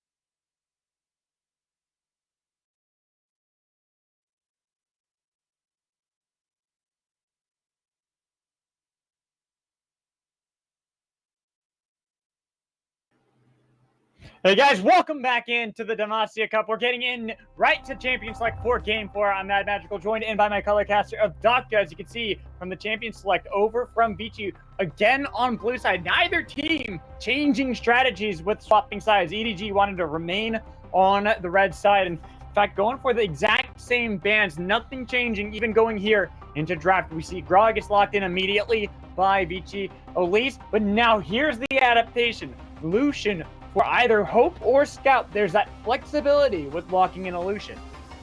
And this is do or die for Hope if it is his Lucian. He's played it one incredibly well and one not so much. So I'm really looking forward to seeing if he pulls this one out and how he does. But there is no adaptation from Vici right here. They've gone for the Kaiser Leona, and I love this from EDG. Same. Picking the Lucian means you're not picking the center, so you don't have to pick a support that can enable her early, so you're safe to give Scout his Pantheon. I wonder here if Vici ban away Thresh, if they try to force that Nautilus this time around, because we've seen Mako twice in a row play the Thresh. Game 3 didn't look as good. Game 2 looked immaculate. Constantly was able to pick out iBoy, who's now back onto Kaisa. Deathless champion 3 games without a single death for iBoy on Kaisa. We never know. This could be the makings of a reverse sweep for Vici. They want to make sure that they are getting into that finals. And they are on death's door if they do not pick up victory here. But EDG have the red side, and if you have a red side, you're getting the top lane matchup that you want. We see the Vladimir has been banned away, and now it's up to Vici. Which did they leave open? Is it the Gangplank or the Mordekaiser? And you have to think, based on past performances, a Mordekaiser ban is going to be soon coming. I completely agree with you here. You ban a Mordekaiser, almost forced that Gangplank match because did not look as good for Xiaoshang in Game 3. They banned Nautilus and said they want to force the Thresh pickup, but it could be something different. They might want to flex that around, see what else they can get for themselves as they kind of flipping through things. That's just kind of, I think, for show. It more than likely is that Thresh lock that in and allow you to have the counter pickup for Xiaoshang into the top lane. I mean, you could also go for the Morgana, which I don't hate that much, but sure, Maiko has proven that he is a more than competent Thresh most of the time, and so has gone ahead and locked that one in for the old classic wife steal lane.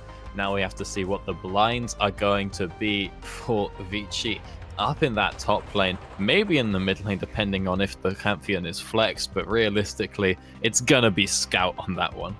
That is what I expect as well. Scout did great work on Pantheon before Jace locked in. That could be for Forge. Try to see if you can poke out that Pantheon in the laning phase. Try to make sure that you are bullying as much as possible, forcing out the Age of Shield whenever you can. Right now, it's the hover of Mordekaiser. That would be more than enough into the top lane for Cube, who was doing a great job on that Vladimir in Game 3, and Mordekaiser fills a similar role to him, being able to clear out the waves as well as be a bully in that laning phase all the way up to level 9. But if the Mordekaiser is taken, the Gangplank could be the response. We were talking about this in the break, and I don't think that Xiaoshang is going to make the same mistakes again. I think he's definitely learned his lesson. He knows he's on a scaling champ. He's not looking for the solo kills. He can bully out the Mordekaiser early on here, but he's happy to then sit back and farm it up whilst waiting for items. But the most important thing about this matchup is the ultimate interaction, because I am 90% certain that Gangplank Oranges will remove the Mordekaiser ult. And if that is the case, it is a rough time for Vici. However, with the Gangplank up in the top lane, these level 3 Elise dives that I've spoken about so much do become a lot harder, but not impossible.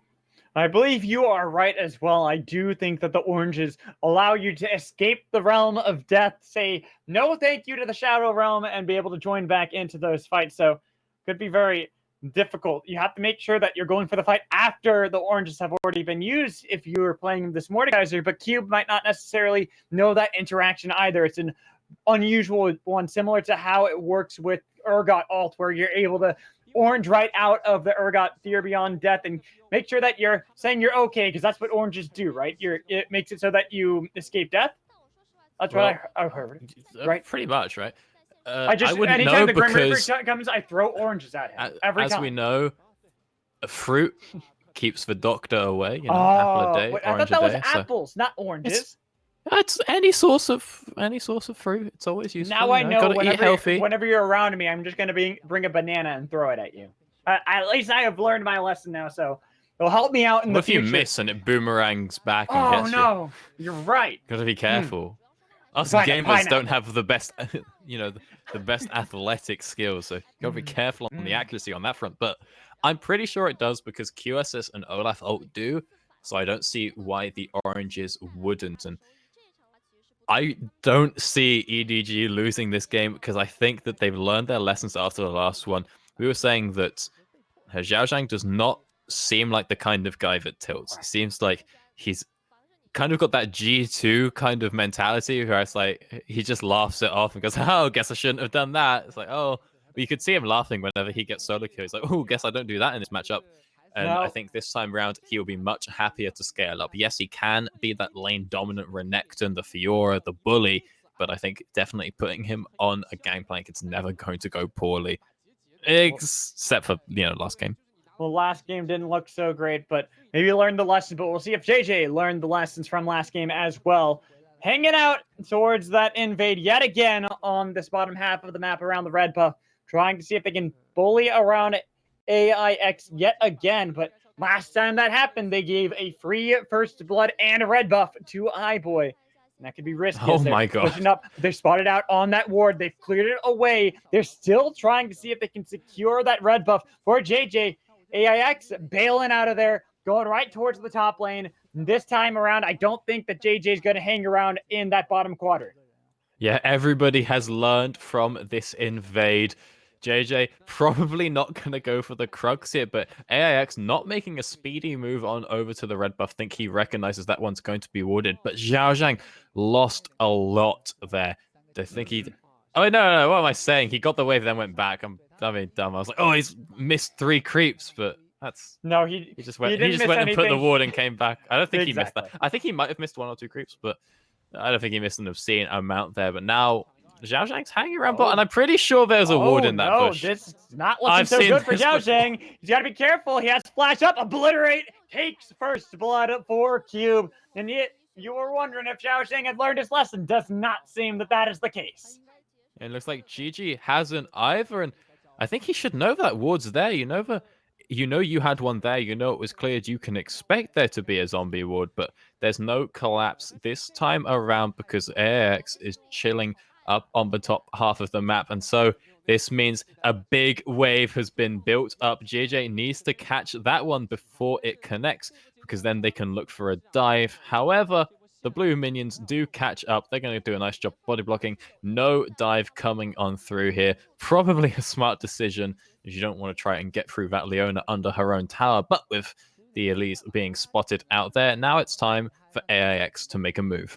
Going to be able to equate that, go for the horizontal jungle. Not going to lose out too much, but JJ still playing around the bottom half of the map. They want to look for that dive, and they got to be careful. Nobody TP expects in it. from Scout. They're just looking for the 4-man goon squad in the bot lane. They got the ignite onto iBoy. They look like they're going to be able to get the kill over to Scout and try to see if they can turn it around onto Maestro, but Scout taking a little bit too much. Good shield put up, barely surviving between the turret shots, and that is going to be EDG with the successful dive and not losing a single member.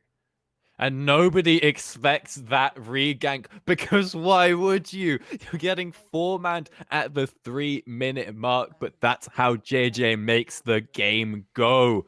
Comes on down, they get the expert dive off, and they do it properly this time. We saw in the first game, there was a bit of a mess up on the execution with who was tanking, but not today. Scout absolutely maximizing the amount that he can take when then using his Aegis to get out alive. But now it's a dangerous time for Zhao Zhang as the wave is pushing out and AIX is top. Just looking to see if he can get the dive with the control ward that was placed down by Zhao Zhang. Going to make sure that he's not that threatened by the presence of AIX. Instead, just trying to hang out in that brush, keep towards the alcove, so that way you don't have to worry about that potential gank. Potential having it that Grug is hang out on the top half of the map where you could easily get body slam flashed on. Yeah, well, Gragas could be top, but Elise is bot. Bot lane, here comes the TP in from Cube, trying to see if they can dissuade. Mako has been split off from the team. Good dash away from Hope as they try to see if they can chase on Mako, but he's too far away. TP blown all for nothing out of Ichi. And that is huge. There's now no TP advantage on the side of Vici with the dragon spawning soon. There's now pressure for Xiao Zhang up top. He can get the creeps. He's getting an XP lead. He can get plates. An advantage built up even after his solo kill. When Scout hits level 6, you have a huge numbers advantage on the map, which you can set up to... Sure about you, but I have a little bit of an issue. There we go. Is Piff's ISP ganking him again? Oh no, Oh boy. he's been ganked. At least it's not ganked by Mom. It could be. Don't worry, guys. Could be worse. Imagine that, but... It's We're okay. back. It's ISP. That's what got ganked. So we're back into the game. You saw that Xiao Zhang was able to just walk away from that one, but now has himself a sizable CS lead early into the game. Normally, I don't like to talk about CS leads this early on to the game, but Mordekaiser, who was able to get first blood solo kill over Xiao Zhang, being behind 10 CS to a Gangplank, who has gotten that chain completed, is going to spell trouble as we get towards that later stage of the game when the Gangplank really starts to get scary. Well, right now, a lot of action on the bot side. Many members hanging around, but Forge was forced back into the mid lane, and now he has no mana, so it could be a little bit dangerous if JJ wants to try and find out a kill, but he has been spotted by AIX, who has got the Predator. Might look for something, and the Cocoon connects. The Cocoon! Death Sentence flashed away, though. AIX going to be able to survive that one, but that was close, and getting the flash plus Predator popped out of AIX going to make it so that they're a little bit safer around that bottom half of the map.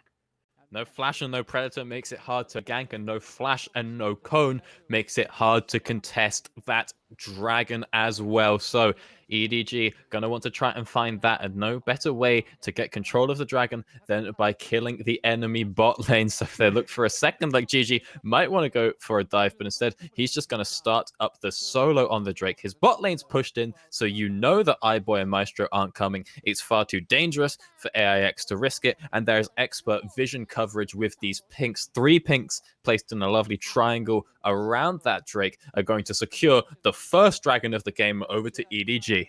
I love the fact they didn't go for that dive. They didn't know where Forge was. They didn't realize that he had recalled because he was able to recall out of vision, so he could have been anywhere. Going for the dive could have been risky, but going for the dragon was easy, secured, because they had all the trifectas of control wards, like you mentioned, Doctor. They made sure that they have control of the bottom half of the map, while maybe losing out on the top half. It doesn't matter. As long as you're able to get these objectives, get slow edges and slow leads, so that way when these full skirmishes and full fights happen here in a couple minutes, they're going to be the ones with the advantage. And that's the EDG that we saw in games 1 and 2. They make the smart play, the slow play, the calculated play. It's what got them their advantages, and it's how they got those wins. We didn't see it so much in the last game, but we are seeing it now. Right now, Xiao Zhang getting a little bit of poke back onto Cube. Obliterate comes in. Cannon Barrage trying to fight. Pulled back in by Deathgrass, has the barrels activated. Here's a Grand Starfall, trying to see if they can take down Cube. Banish to the Shadow Realm, or just take him right out. That's what you wanted to see. And they're looking for the fight back onto Cube. Had to flash away from Xiao Zhang, getting a lot of damage back onto him underneath the turret. He wanted to go for the dive, has to flash away. Comic Spear picked up the kill as JJ on the other side, barely surviving away from Forge, trying to see if they can escape. Cocoon, max range going to land as the Cleanse is going to be able to get Forge back into the battle. Trying to see if they can get the stun on Scout, but he's going to be able to get away as Mako on the other side. Xiao Zhang, a little bit of hope coming in. He was able to dodge. Where they get the lantern? Not able to click it. He dies to Forge. Body block by AIX to make sure that is a 1-for-1 top laner for top laner. I was so close for Xiao Zhang getting out of there. Mako trying to bail him out, but a nice ward being placed to deny the lantern take. Huge roams coming up here from Maestro, from Mako, from Scout, and from Forge. But the advantage is over to EDG, and Scout's teleport will be available if he wants to look for a reset, finish his items, and then start up for this Herald. But it looks like nobody on the side of EDG wants to do that. And instead, they're getting ready to just immediately fight. Have a control ward. Cocoon gonna land. Death Sentence gonna connect as well. That's the lantern over the wall as well with the Ignite ticking. Scout easily executes AIX, and that is control of Rift Herald if they want it, but they decide not to. They don't want to fight against Cube.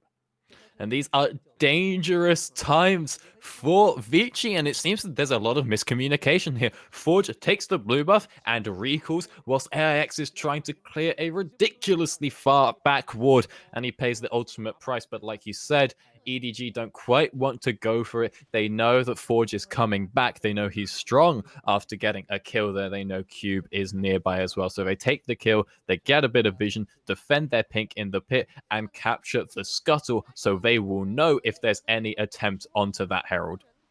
Good dodge coming in from Scout. Make sure to get away from those cannon blasts out of Forge. Don't want to die too easily, especially now that Yomus has been completed by both mid laners, both of them going for that lethality. That is a big burst of damage that can connect if you're going to be able to get one of the shock blasts out of Jace to land onto you. So it is all volatile, all on who is able to rotate first now between Forge and Scout. All right, well, which will it be? Scout has no teleport, but of course has the ultimate, and that one does make it a little bit easier when it comes to these rotations. However, he is still being pushed in by Forge. The blue buff timing out as we speak, and so Forge won't be able to keep him under tower for quite as long now, but the Herald still stands. The Infernals in a minute, and both will be vital for the outcome of this game and the series. I'm curious to see who goes for what. If it's going to be Vici going for yet another Rift Herald. They prioritized that in games 2 and 3. Game 3, it really paid dividends for them, as right now Scout fighting against Forge. Dodges away from the Solar Flare, but not Zenith Blade nor Body Slam. Great use of the shield to dodge away from all the damage that could have come in from Vici. So despite having 3 members, they don't even get Scout below 50%.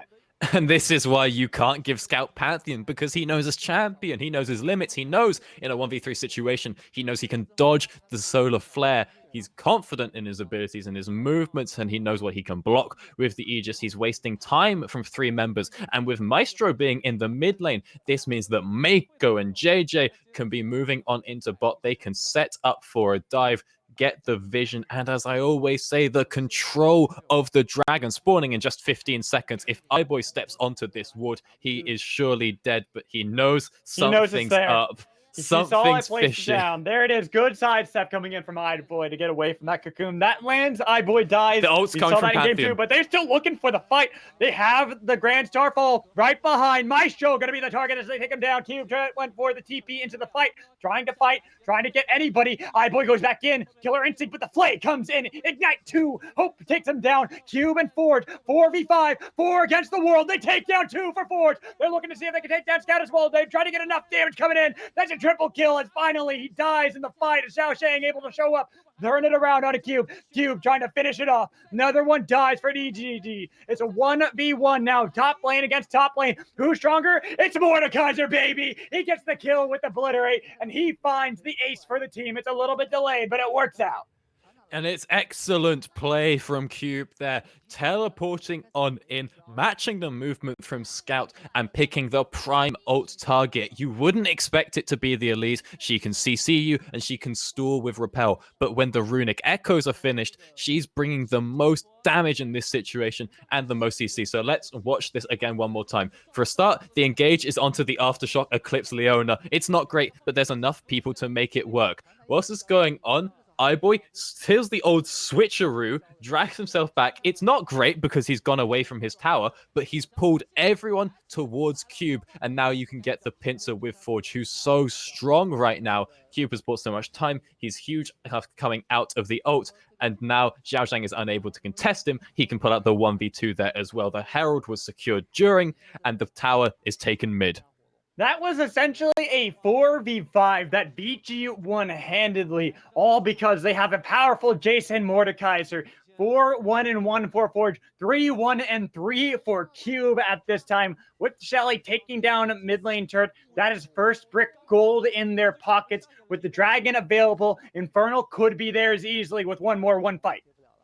All right, well, Scout does have his ultimate, but he doesn't have a stopwatch. He's not an engaged champion, and because of that, there's a huge loss of the sort of power budget that we see from these champions here.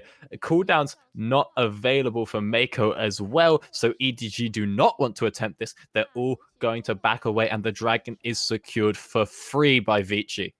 Now we get the Mountain Rift A lot more to work with terrain, trying to see if they can dodge away from Mordekaiser. Could benefit that of EDG, but it really is going to depend on how they fight in this mid game, especially with how big Cube and Forge have gotten themselves. Well, Forge is pretty big, and that means he has a big shutdown that Mako and JJ are looking for right now. So much going on in that west quadrant if you look at the pings on the map, but EDG are just looking to trade towers here, and you know that Vici can tell something's up because Scout is playing so far forward, but at the end of the day, nothing comes of it other than some tower damage.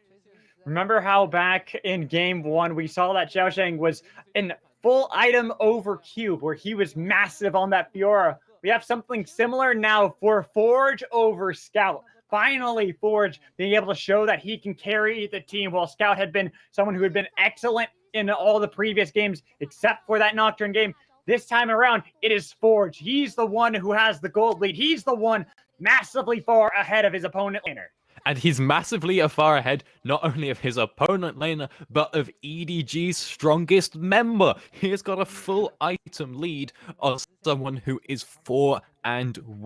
It's a huge advantage. It cannot be understated. He has 3 items giving him lethality when no major threat has built armor for EDG.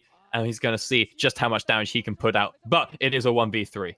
Yomu's was able to make it so he could escape. No stun in for Scout. That lands the pick potential between the stun from Pantheon, Cocoon from Elise, and then the follow-up of Mako. There's no surviving that for Forge that time around, but he was able to barely skirt danger, force away some of these members of EDG, trying to deal with them. All the while, Mordekaiser able to push in bot lane, get more secure control for the map for Vici.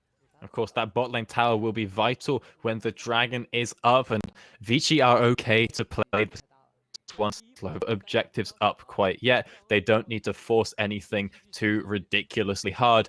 Cube just has to keep on pushing out that bot lane, but JJ is spotted on that ward, a very smart one to say the least. So Cube's gonna go ahead back off, and he doesn't have to look for this tower quite just yet. And with JJ showing bot, Forge knows it's safe to get this top tower. Free turret, free gold, back all into Forge. He is going to be a hyper carry if I've ever seen one on that Jace. Sure, you don't talk about lethality being hyper carry, but when you're far ahead like this, you're at 17 minutes into the game's not going to last long enough for it to matter. It's really looking rough for EDG right now, but it is only a 2.5k gold lead, so there is definitely some leeway to get themselves back into this game. They have Zhao Zhang scaling up in the top lane on that gangplank, even though he's behind, and there is opportunity to get some picks to funnel some of these bounties back into the EDG roster, so keep your eyes peeled for that. However, the bounties are on Cube and Forge. That's a Mordekaiser and a Cleanse Jace. So 2 champions that are very hard to lock down. Especially because, like you said, the Cleanse and is into a pick composition. They have to be able to layer that CC in. If you could dodge away from that first bit of it for Forge, well, there's not much you can do, and you can see where all that gold lead is. You talked about it being a 2,500 gold lead for Vici. Well, the majority of that is onto Forge, the guy who has a 300 gold shutdown. He's not looking like he's too worried, especially Cube, who's fighting against Xiaosheng underneath the turret 1v1. Looks like he should be able to take that turret in any time soon. But if Forge is the one that has 2.2k of the gold lead, if you can remove him from a fight, it becomes so much easier. And yes, he has the cleanse, but he's still a squishy Jace with only the tabbies to protect him. So if you can blow the cleanse, you can then try to make picks onto him. You take him out, you can go for the dragon, you can go for the towers, you can go for even the Baron. It's right now a trade of turrets, tier 1 for tier 1. But it could be the fight for Vici. They look like they want to go for the pick on to Hope and Mako. But Mako, Hope, playing that one safe. They had JJ nearby to be able to peel if they needed to. But soon, here in a couple seconds, going to be the Mountain Dragon that spawns. Oh, Forge! Man, that was some damage. That is a major chunk, and it is enough to completely dissuade EDG from the Drake. The second they are hit by that shock blast, both JJ and Hope are like, no, you know what? You can have the dragon. We don't want it that badly. Xiaoshang and Scout were both recessing. Hope, go time. away! Stay away from Forge! Don't even go in the Oh. same lane as him, please! Oh my word, that's a lot of damage. And maybe at this point, Hope's thinking, hey, I wonder if Tabbies would have been a good idea. Because there is so much lethality on the side of Vici and on the Jace. Namely, I mean, if a little bit of armor comes through for anyone on EDG, it's going to have a huge impact, but no one can really afford to fit it into their builds right now. Right, I was just about to say, too, look at their composition. It's Gangplank, Elise, Pantheon, Lucian. The only one who's really going to be able to fit some armor in anytime soon is Mako on Thresh, and that's not really the best thing to be able to deal with Forge. You're not going to have him sitting right in front of Hope at all given times to be able to body block for him. It's not really the optimal layout, but now... Well, that's the optimal layout. Getting the pick composition to finally work for EDG. It's Maestro yet again. We saw this in Game 2. Explosive cast used by AIX to try to clear up minions in mid. But it's Baron that is on the docket. Yeah, the teleport is available for Q, and we saw how impactful it was last time he used it, but it is still a 4 versus 3 here in the mid lane. Zhao Zhang has the TP and the cannon barrage as well, but Scout and JJ have been spotted by the pink. EDG are playing it slow. They're looking to just take out the tower, but Forge might have other ideas. You gotta be careful, EDG. Last time you fought 4v5 didn't work out so well for you. And this is allowing Cube to be able to pressure the tier 2 in the bot lane, getting a good amount of damage on it. It's forcing Xiao Shang to try to deal with this Mordekaiser, but it's a 2-level discrepancy with the Death Grasp doing a lot of damage with Obliterate. Does not go for the Shadow Realm to try to go for the 1v1 fight against that Gangplank. Instead, saying, run, you coward, run from the fight. I don't even want to deal with you. And again, Hope is chunked out by Forge, who might look for a dive, but Scout and Mako are nearby. Zhao Zhang has the cannon barrage still, and he's chilling in the bot lane, but Cube has the opportunity. I think it's just going to be a count of how many times Hope eats those shock blasts. Then power shock blasts are crucial for Forge. That is making it so that this siege composition is perfectly working for Vici. They can put Q in a side lane, and they never have to worry about any wave clear in mid because Hope can't step up. This is the optimal setup for Vici by far. Like I say, the shock blasts come through, and it is impossible for Hope to do anything. He's now built himself a stopwatch. But honestly, I think just the cloth armor, if he only had the 600 gold, would have been better. Stopwatch isn't going to stop you from being hit by a JCQ. It will block one, but you'll just be immediately hit by another when you come out of it. I was just about to say, it's all it's doing is making it easier for Forge to have a target lined up. It's saying, hey, he's sitting still right there. You can easily just throw out the Q once it's off cooldown. Maybe he thought that, if you, as the higher elo you get, the more of a mind game juking becomes. It's like, oh, he's not going to juke, but then he is, but then he's not, but then he is. Maybe it's like that. It's like, if I stand perfectly still, maybe he'll think I'm going to juke it. And what better item for that? Because realistically, that's the only hopes that Hope has right now, as he has just been chained by these shock blasts. We'll talk about getting chained. It's Maestro into the pit. Boy goes into the back line looking for the fight against Hope. He has to go golden. Forge has an easy target if he wants to be able to go for it, but he's not going to be able to get anything. It's going to be the fight coming in from Q in the middle of everyone as in the back line. Scout doing his best to delay Forge and Boy, keeping them pinned down. 4 members now trying to see if they can converge onto Scout. Good pull in, but it's onto Q. Obliterate onto Mako. Doing enough there to pull him back into the fight, making sure they can get the kills. Turn it around. Everyone's dying on EDG. Nobody's going to be able to survive that except for Xiao Shang. He's running for the hills, and without the top laner, they only lost Maestro for the fight. This time, it should be their Baron. This time, they are looking to see if they can win and force it to Game 5. And the solo lanes of Vici are so huge in these fights. We see they're going to go into a cheeky replay of this one. And watch, Scout goes up, but he's so far and he's so alone. He buys a lot of time, but nothing really happens because of it. He's just chilling in the 1v3. And then GG right here just walks up forward into 3 people.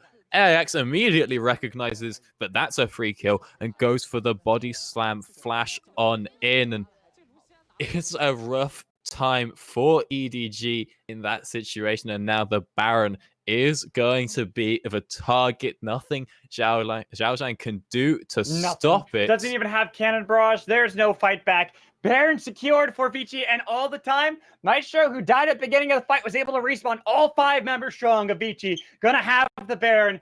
They have the lead. 5,000 gold favoring them as we go back into the replay. We saw that before, but let's talk about it one more time because this was great. It looked bad from Maestro. He gets picked out, but they capitalize beautifully off of this. Everyone trying to see if they can focus down the support, not realizing that Hope has been left alone for Forge to be able to do a lot of damage to.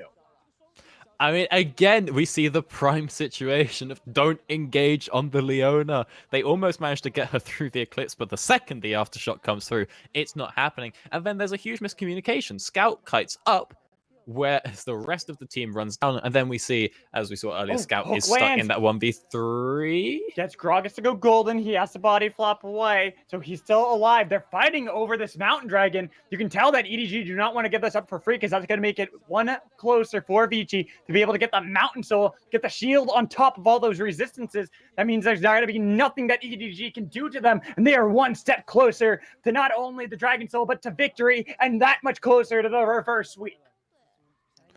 Well, now they're looking to try and find a shutdown onto Cube by piling up in these bushes, but it's a Mordekaiser. Oh, immediately into the Shadow Realm against Scout. Not going to be able to land some of the skill shots. Scout doing his best to try to see if he can survive. All 5 members have converged from EDG, but this is allowing EDG look mid lane. iBoy saying, you know what? I'm just going to go push mid and take an inhibitor turret. But EGG just looking for a base race? What? You don't look for the base race here. It's Baron buff on the side of Vici. That's going to make it so iBoy should be able to easily take down that inhibitor turret. Yeah, like I said, it's a Baron. They have a shorter wave, and they have the minions there already.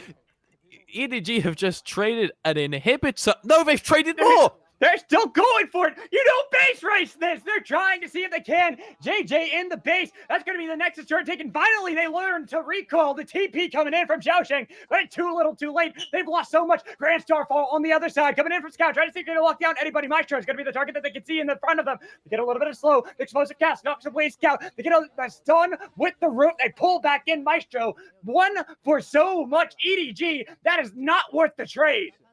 You lost a tower, you lost teleport, and you lost an inhibitor as well. And all you got was 1.5 turrets in the bot lane. They even got onto the inhib. That one's going to regen. That's not even like Baron is available. There's no dragon to capitalize on off of the kill onto Viliona. And this is awful for EDG. This is not the EDG that we saw in the first 2 games or at the start of this one, where they always make the safe play, the calculated play, the low risk, low reward play. They just completely throw that out the window and go for whatever that was. Not sure either, but Vici capitalize on it. They saw their opportunity. They open up the base. One Nexus turret gone as well. They are one step closer. We keep saying this. They're slowly inching their way in to a final 5 game. They want to go the full mile. They want the reverse sweep. They saw EDG do it, and they say, we can do it better. And now Vici are setting up on the bot half of the map. They're getting so much vision down, but there is no way Vici can leave their base, because the second they do, Forge will put them in their place with that Jace. It's going to be throwing out so many shockwaves, and we've seen all game what those have been doing to Hope, who isn't building towards a Gia. He actually sold his stopwatch after using it, and so now still has no armor to help with that lethality. And the tower has been taken in the bot lane. The Baron has timed out, but with supers in the mid lane, Vici aren't too worried. Honestly, if I was Hope, I'd hold on to the stopwatch. I'd get myself some armor and work towards that GA, because at least, like you're saying, it's something. Getting some armor to be able to survive the onslaught of Shock Blast coming in from Forge.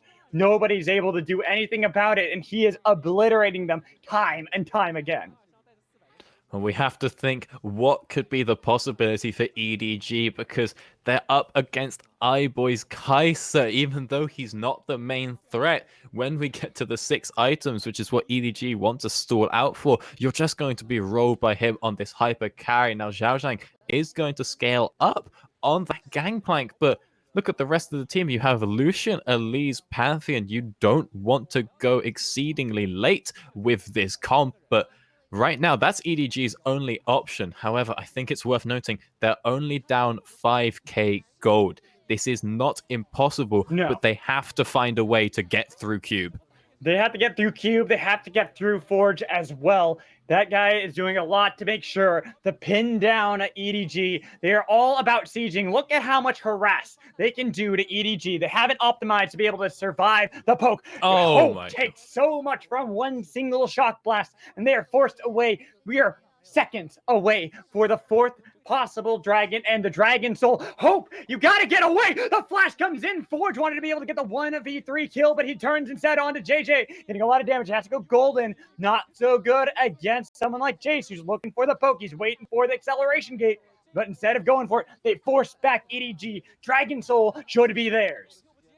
Yeah, 20 seconds on the spawn, but the Baron's up as well. Do EDG look to fight, or do they look for a trade? Because there's no flash on Forge, and you have to wonder if that one was worth. He is so important in this game, and when he's alive, Hope isn't. So maybe EDG won that, but that's just Every ridiculous time. amount of damage. Every time Hope steps in, but they're looking for the fight instead. Grand Starfall Cube immediately goes to the Shadow Realm against Scout, saying you're not going to be able to fight against anybody. Forge trying to see if he can get a couple more snipes into the backline. Explosive cast onto Xiaoxing. He goes, but the blast cone's there, but it's interrupted by the death sentence. They get the shutdown onto JJ, and now into the backline. iBoy goes, trying to see if he can take down anybody. They're going to be able to get the kill on Mako. Then onto Hope. Shout, he's gone too. Only 2 members survive of EDG, and they're running for the hills. They can't survive the TP in from Xiaoxing. This is looking like the game for BG. They want to make sure they get game 5. They are that much closer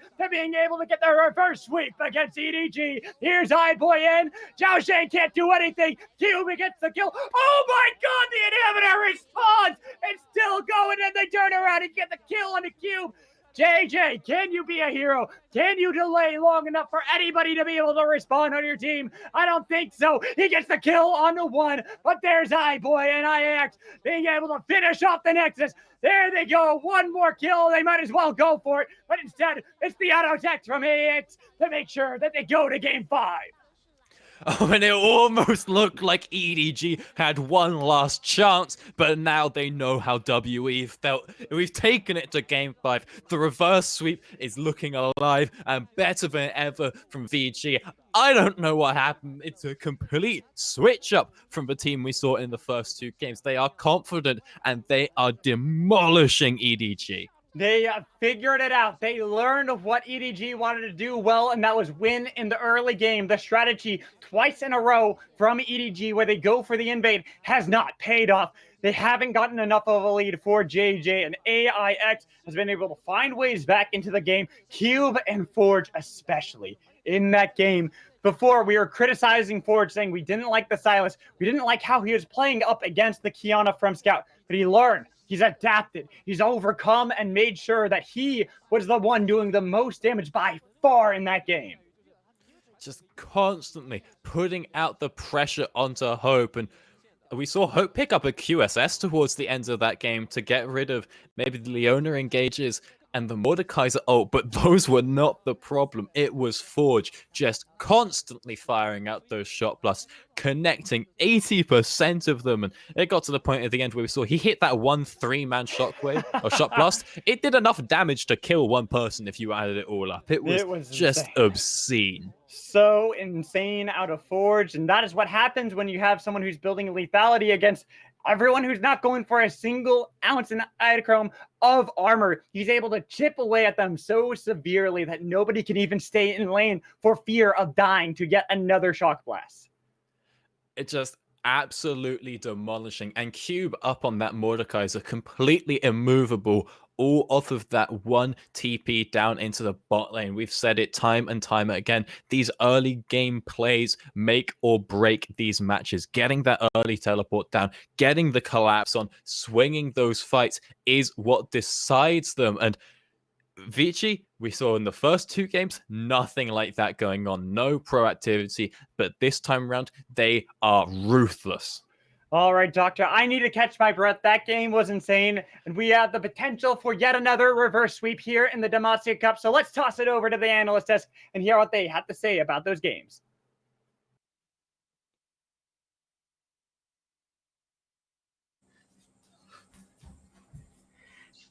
And hello, everybody. Welcome back here to the Demacia Cup Analyst webcam. We have now gone through 4 games of our 5 because that is right. When we are done talking, it will be the highlight of the entire stream, some silver scrapes. They're on the way. But first, we have to get through the chit-chat, the analysis, the stuff that, we care about here, and we're going to make you care about it too. I'm Formal, joined by one Hyper and one Midnight, and let's take this game 4 back to its start and back to that draft because finally, we don't need to blame the draft for what went wrong. Yeah, for once, the NA analyst can't talk about draft here because that's the OCE analyst talking about it, but draft here was super interesting out of both teams. Now, EDG made a few really weird drafting picks. Now, specifically, I want to look at the second round of pick ban, and the way that they banned a Kiana, and they banned themselves the Vladimir. And then they willingly did not pick Mordekaiser, this is EDG, sorry, picked Thresh as the 4 pick, leaving Mordekaiser available for Cube. I just don't see why you would do this in any world. Mordekaiser is arguably one of the strongest top laners right now in League of Legends, and you're putting such high priority on a Thresh? Just seems like a really weird champion to prioritize in this draft phase, and Cube says, okay, you want to give me a Mordekaiser, I'm happy to bring the mace down on you. Yeah, overall, Cube's Mordekaiser was, in my opinion, like the game-changing fact. I mean, overall, that second half of the pick phase was insane between like the counter pick and the Jace, but it was mainly the Mordekaiser in the hands of Cube was able to take over fights, pick out opponents, and just utterly decimate, no pun intended, and obliterate everyone in his path, just dividing the map on his own. Yeah, I feel like when we've been looking at, Misfortune and perhaps Tom Kench as sort of champions that have underwhelmed us so far during this Demacia Cup, Mordekaiser has been a giant silver medal star, highlighting everything that can go great through excellent top lane play. Silver medal? Heavy metal? Here we go. There you go. All right, yeah, okay. I'm glad I got that one right. And but the point is, Mordekaiser, good. Everyone else, bad. Only pick Mordekaiser. All for one for all. Let's go. However, I don't think Mordekaiser is the only thing worth remembering about that game because there were some exciting moments, including what I believe was our first base race, almost. It was base racy enough, of the knockout stages. I would love to hear the comms of from both teams there, because EDG were like, okay, we can commit to this, and then they realized, oh wait, VG have Baron, VG push harder than us, and neither team knew what they were doing. They were both like trying to play a game of chess. The issue is that one side was using checker pieces, the other side was actually playing solitaire and not realizing it. Like they didn't know what they were doing with the base race. Neither team, they didn't. VG managed to grab the inhib by the sheer force of having the Baron buff. Don't you give me that book. So they got it on the sheer base. They had Baron, and EDG didn't. And it just felt like EDG were like, oh, we can base races. Oh crap, they have Baron. Oh, what do we do? Recall, and somehow still managed to pick off a kill at the cost of the. It was just a mess. It was a base race mess. It was, and it was a true roller coaster of emotions. One that I really think encompassed the final 10 minutes of that game, because it wasn't just that. The ending was pure chaos as well. Yeah, they were actually laughing at me because I was like, no, yes, wait, no, yes! The whole entire fight. It all started with Cube getting into the death realm with Scout, the one person who couldn't outrage the Goomba Stomp in a 1v1. As you did see, Scout survive that fight for a long time, and then Forge seemed to dive in the backline, seemingly costing them the fight with the flashing of the wall into 4 members. But the follow-up from iBoy with the Killer Instinct, along with the follow-up damage from Cube, who had managed to come over to join the fight by then, was able to do a clean cleanup, only lost Forge in the mix, and was able to end the game off of that. Yeah, it was dramatic, that is for sure. Probably didn't have to be, but get me off of definitely... Mr. iBoy's wild ride. Yeah, well, unfortunately for you, we still got one ride on that, and yeah, exactly. Before we get into the silver scrapes, I want you guys to follow my instructions right here. Take your notebooks right here, throw them away, because we're going to Game 5. None of that matters anymore. We've only got one game to decide Who's going to the finals? I want to hear it. No notes. Listen to your heart. Who's going? Vici. It's been an ugly series. Let's not lie to ourselves. Game 5's a never clean series, but VG Gaming, I was gonna say a 3-1 coming into this. Cube has stepped up beyond what I thought he could possibly do. I was gonna be looking at iBoy. I was expecting iBoy's Kai'Sa to do massive things. It has in Game 3 and Game 4. But Cube, if Cube can do what he's been doing the last 2 games, Vici, you've got this, no question in my mind. Hyper, you don't like that one, do you? He's just face palming over there. I'm picking Edward Gaming. I'm going to stick to my guns. I picked him to win. I was the only member on the desk who did not pick a 3-0 for Vici. I'm going to stick to my guns and pick Edward Gaming. I'm sticking to my guns as well. I'm saying Vici, and guess what? It will be 3-0. We're just going to ignore the first 2 games of this series because as far as I'm looking at it, they're winning 3 in a row. Yeah, totally. What is it? What is that? Some crazy Australian math? Is your math backwards too down there? Yeah, everything is. And that's why Vici is going to win because of backwards math. Anyways, just play that Silver Scrapes. This is what we all want to hear when we're back Game 5 of this exciting semifinals. Wee woo woo.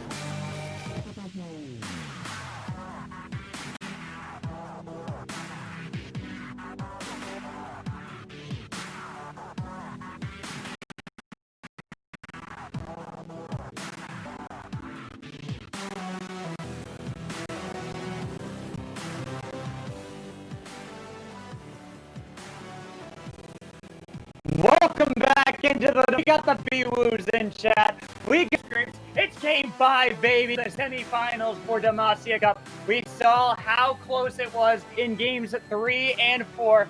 I say close to a degree because it's been Vici all the way. They're ready for the reverse sweep, Doctor. What do you think? You on the hype train? If Zhao Zhang has 1 million fans, I'm one of them. If he has one fan, it's me. If he has no fans, I'm no longer on the world. And if the world is against Zhao Zhang, I am against the world. That said, the world is pretty against Zhao Zhang after those last two performances. So, I may have to worry about going outside, but I think there's potential for EDG still in this series. I think they can pull it back, but get Zhao Zhang on a carry and keep the Mordekaiser away from Cube.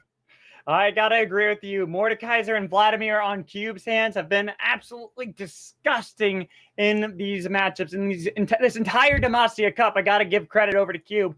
But looking at how this series has been, both losses for EDG have been Zhao Zhang on that gangplank. So I think we already know what the problem is. I don't expect to see a gangplank in Game 5. What about you?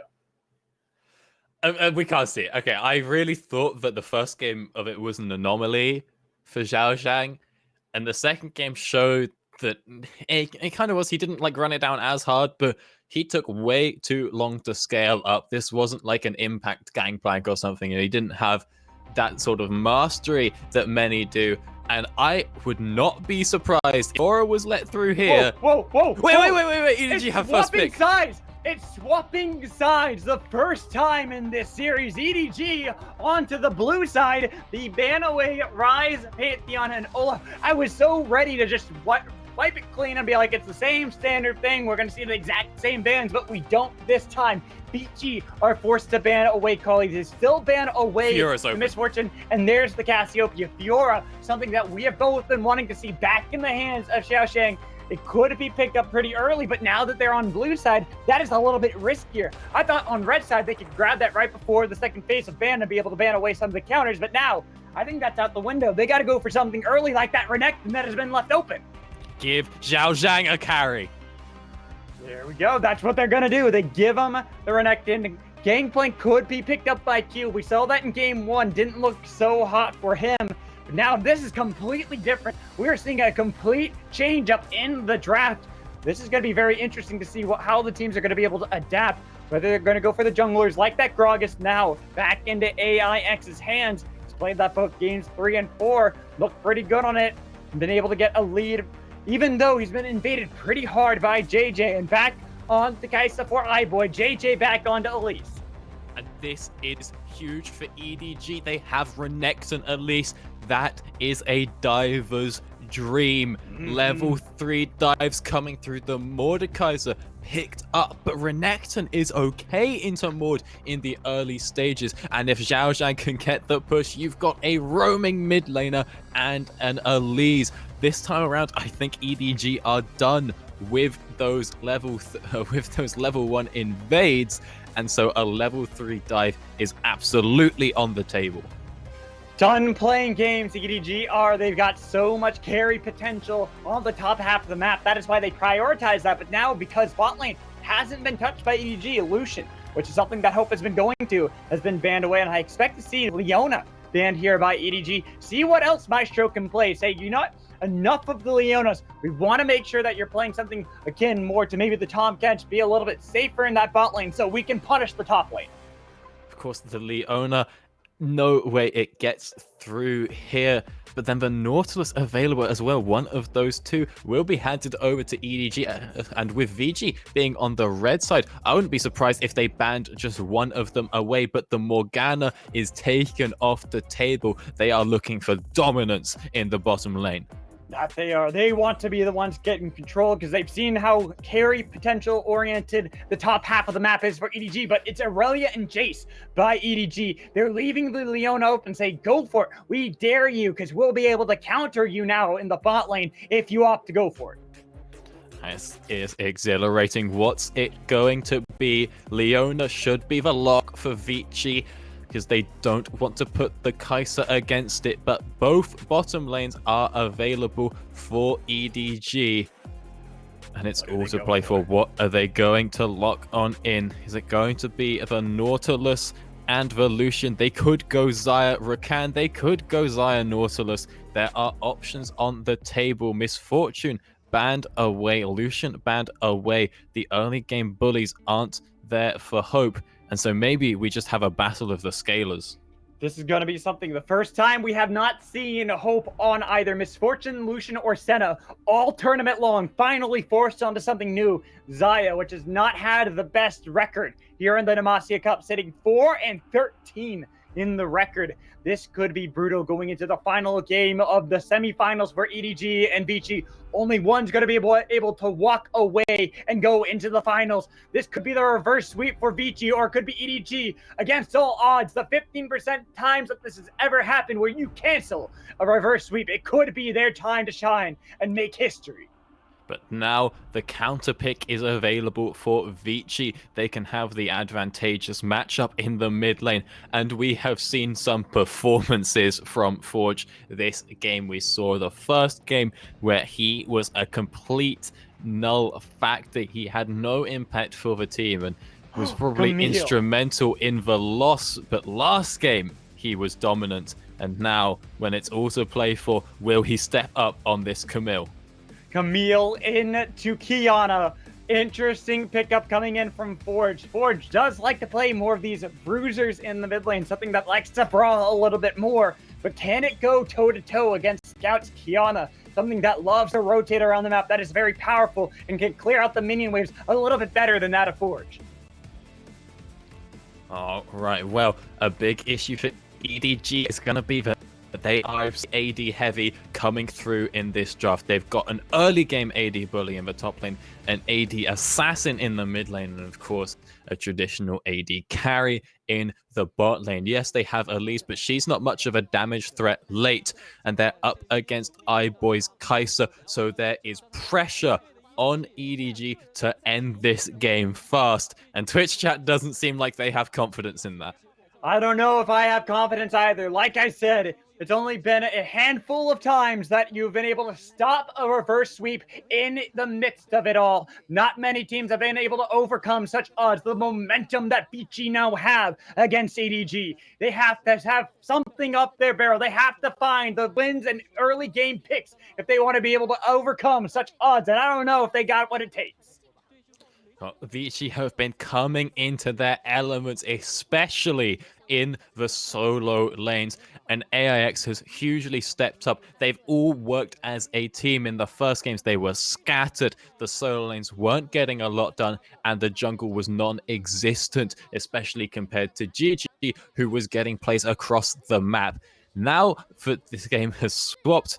We see that Cube and Forge are getting advantages solo, and AIX is working with them. So there is so much pressure on GG to get this going, as there always has been. He was the one that stepped up in the quarterfinals and was able to bring EDG back and reverse sweep WE. Now we'll have to see if he's going to be able to cancel the sweep of Vici. The level 1 invade has not worked in the last 2 games, and it's had some hugely negative side effects for EDG. We saw the 5-man stack there from VG expecting it, but they're not going for it. And when they haven't done the level 1 invade, when GG has just had a normal, simple, clear 3 camps and go for a gank, it has gone exceedingly well. On top of that, he's got electrocute this time round, so that is indicating that that's the plan.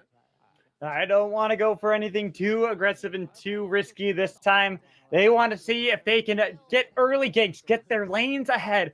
I gotta imagine that Xiaosheng on Renekton is going to get a lot of attention coming in from JJ, more indicated by that red buff start coming in from Elise. But mid lane, Forge already looking for the hook shot on to Scout, getting a couple of trades of blows for blows. Neither of them getting too much because the hook shot did not connect. And of course, the Kiana, not very strong level 1, essentially not having an ability, forced to skill that W for the passive and the passive alone. So even though the hookshot doesn't connect, there's no punish for Scout. But now look at the junglers, both of them moving up towards the top side of the map. But actually, the blue buff was skipped by AIX. He's just looking for AoE camps because he's Gragas. He wants to clear them ASAP so that he can get the 2v2 up in the top lane. And the way that pans will surely set a precedent for the entire game. Expecting to see JJ on that top half of the map, expecting to see help for Xiaosheng on this Renekton. Make sure that they can have something akin to what happened in game 1 happen here now for EDG. It could be Vici reading that like a book, saying, this is too easy for us. We know how you want to play, Cube. Play it safe, play it passive. Don't go for the fight against Renekton. But this is smart from EDG. JJ knows that there hasn't been attempts to take the blue from AIX. He knows what AIX wants to do to get the counter gank off, and bot lane. Maestro already has Ignite. They were able to get a good feather call with that root coming in from the dredge line. Auto attack. Now Zenith Blade back in. Flash away from Hope. Barely surviving. Look who's here. It's JJ. They got enough damage coming in on the Maestro. He has to flash away. Cocoon landing right between the minions. Flash repel. Given over to Hope. And then they look for Maestro. Auto attack in the human form. There it is. 2 kills going over to EDG. And they get the kills bot, but now it's mid. Good dodge away from Forge. He had to flash out of there to be able to survive. But Scout, 1v2, nearly was able to get the kill on a Forge. EDG slapping back immediately in game 5, saying, you know what? No reverse sweep for you. And 3.5 minutes into the game, every summoner below JJ's flash is unavailable. They've all been used, and now they're even trying some more in the middle lane. This is the JJ we wanted to see. This is the EDG we wanted to see, and they are taking control of this early game. I love it. I love to see this from EDG. The adaptation, learning from their mistakes in games 3 and 4, but how do Vici counter this? How do they answer? They got themselves to game 5, and they got to figure out if they can adapt and overcome what EDG have been throwing at them. Okay, well, the invade was successful for JJ. He was able to steal away the blue buff, and it doesn't look good for Vici. AIX has been set so far behind, and we have seen what happens to him when that is the case. Now, JJ moving back up onto the top side. Maybe he's going to try and get a gank up on top. You could look for a dive, but Cube very high on health. But if you can get that lane going, then you can get control of the dragon with the presence that you'll have up in the top lane. However, JJ now being spotted out on a ward does make it dangerous to be the bot lane of EDG. You know that there's going to be that at least top lane recalling as well. They got the pings on there saying, you know what, at least it's top lane. They're not going to actually be able to find anything. Instead, JJ recalls, immediately pathing into the bottom half of the map now that that mountain dragon has spawned up. Want to see if they can fight over control. Make sure it's not going to be AIX who's going to be able to get an early dragon for Vici so they can continue to dominate the early game and the map. And I have faith that they will. This is the JJ that we saw before, the JJ that looks for the early ganks and the early plays. And so, of course, the Drake will be in his repertoire. He's now doing his red buff and AIX's bot. We're about to see a 3v3. How it's going to go, though, is AIX going to be able to get the early pick, or is it going to be JJ looking for the wraparound? A little bit of damage onto iBoy, but not enough of the feathers put behind to be able to get that blade caller to actually root anyone. And now JJ's been spotted out. Put down the control ward. They know they've been spotted out. Go for the engage onto Maestro. Here's AIX getting the knockback onto Mako, and Mako's taken down immediately, but they're trying to see if they can get AIX in the background as well. Repel onto Maestro. They're going to have to go for the trade of support for support. JJ with the kill as well. It is not going to be enough for either team to have advantage to be able to then rotate for that dragon. Well, Scout was looking for the roam, and the terror that instills in Vici forces them to back away. However, he's now back in the mid lane, and so they can defend the tower and its place, but that's a level 6 Forge. Yeah, look at Forge. Look at the damage he's able to do with the help of that hook shot. Might look for the ultimatum. Wants to be able to fight against Scout, but got to be careful because a good supreme display of talent could knock him out of the ultimatum and make it all worth nothing. Well, now Mako has moved up towards the mid lane, and Scout can look for the delivery, as you said, with the supreme display of talent. But Maestro has now come to match this, and there is action across the board. The dragon still stands, and both teams looking to fight for it. This is how you fight a game 5. You fight tooth and nail. You look for every advantage in the early game. You do not relent. You do not give up. EDG, despite the fact that they had lost 2 in a row, they are looking like they still have hope. They are not giving up that easily. And this is, like you said, this is what Game 5s are made of. Both teams want their spot in the finals. Here's the TPs in for both. Forge taken out by JJ with Cube here as well. Was able to dodge away with a repel from JJ. They're trying to get around onto Cube. He had to flash away. Deathcraft did not connect onto anybody. They got a lot of damage onto Cube, but he's enough to be able to get back towards his turret, only casualty being that of Forge. And Cube didn't have his ultimate up when he teleported in. He used it on Zhao Zhang under his tower and got nothing for it. Now, Zhao Zhang able to teleport on in and didn't even buy before that fight. So definitely going to have a lot to spend when he does recall. But now they're looking to try and set a trap for the top lane for Cube. Wait for him to come back into lane, but he smells it, he recalls, he takes the safe way, and still the dragon is available. I was just about to say, I don't expect to see them going up for any plays there because the TP already burned by Cube to make the mid lane play happen. Unfortunately, did not spell well for Vici. It was Forge who died in the fight, giving a kill over to Scout. And we've seen what Scout does with a lead, especially on this Kiana. As you can see, now EDG sitting at a 2,000 gold lead here at 8 minutes. Not the biggest lead that we've seen, but this early into a game, with how these two teams have been playing, this could be what EDG have been looking for throughout the series. And it's like we've said, if you give them an inch, they will take a mile. JJ is 3-0-1, and then these clutch situations where everything's on the line, there is no man I'd rather have with the early advantage. He's got his runic echoes already. The Moby boots picked up by Scout both will be vital when it comes to making plays happen on the map. Both of them will be looking to set up some action in the bottom lane and around the dragon. Keep your eyes on Mako. He's looking to set up some vision, and now everyone's in the top lane from Vici. They're looking to see if they can lock down the Crocodile Flash with the Slice and Dice. Zenith played underneath the turret. They drag him back in with that scratch and then slam him down for Cube. But bot lane, you can see that Mako looking for the play on iBoy, saying, you don't have anybody to be able to protect you. They're going to be able to go for the dive, force him all the way back. All the while, JJ going to be able to take down that Mountain Dragon solo. Even though they do lose their top laner, it's all worthwhile.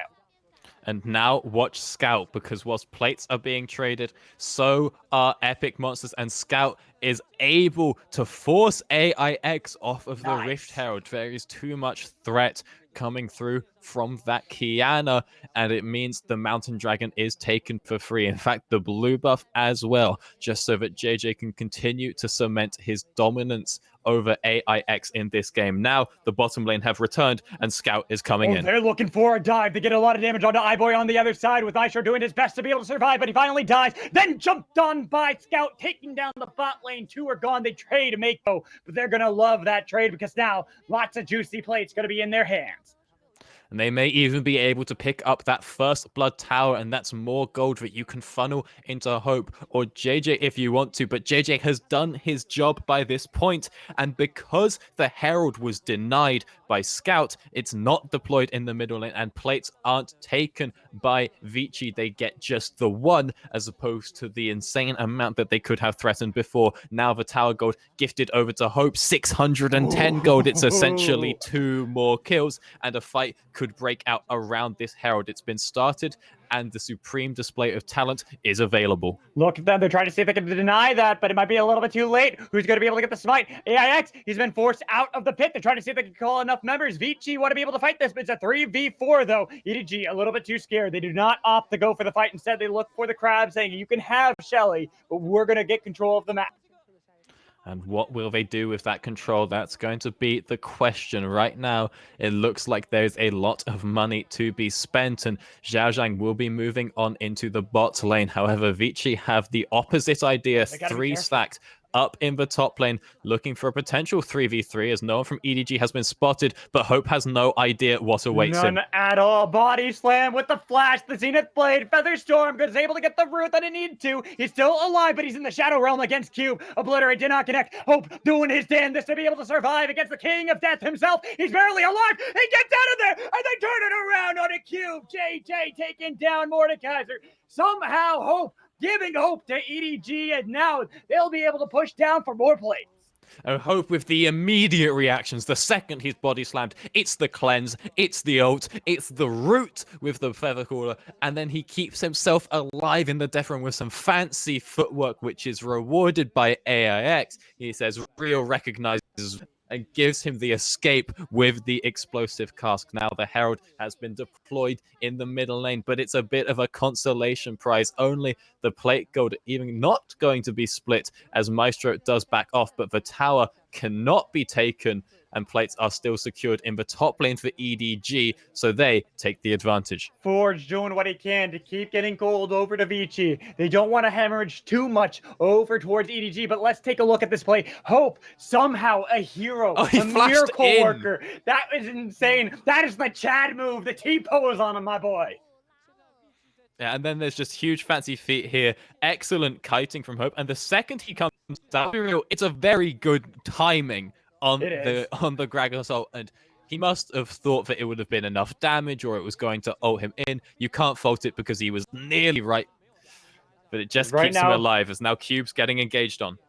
There's a lot of shield, a lot of heals coming in from Cube. Barely alive. They want to get the kill over to Scout. Give more kills to Scout on this Kiana. Always going to be crucial for EDG. This is the early game that we have been waiting for. We saw it in games 1, games 2. It's been a while since we got to see it again, but it's happening here in the final game. And this is the time to make it happen, but they got to be careful because the bot lane body slam going to be able to knock back in Renekton. He goes big. Dominance active. Getting a little bit of damage with the ultimatum. Unfortunately, not going to be able to survive, and Forge takes him out.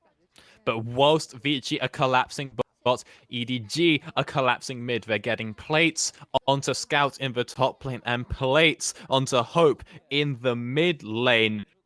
Bits of gold handed over to negate the amount that was picked up by the kill onto Zhao Zhang. Remember, that was split between 4 people. Everyone that got an assist off the back of that kill, it really was not worth their time. And this is an interesting change of pace for this game.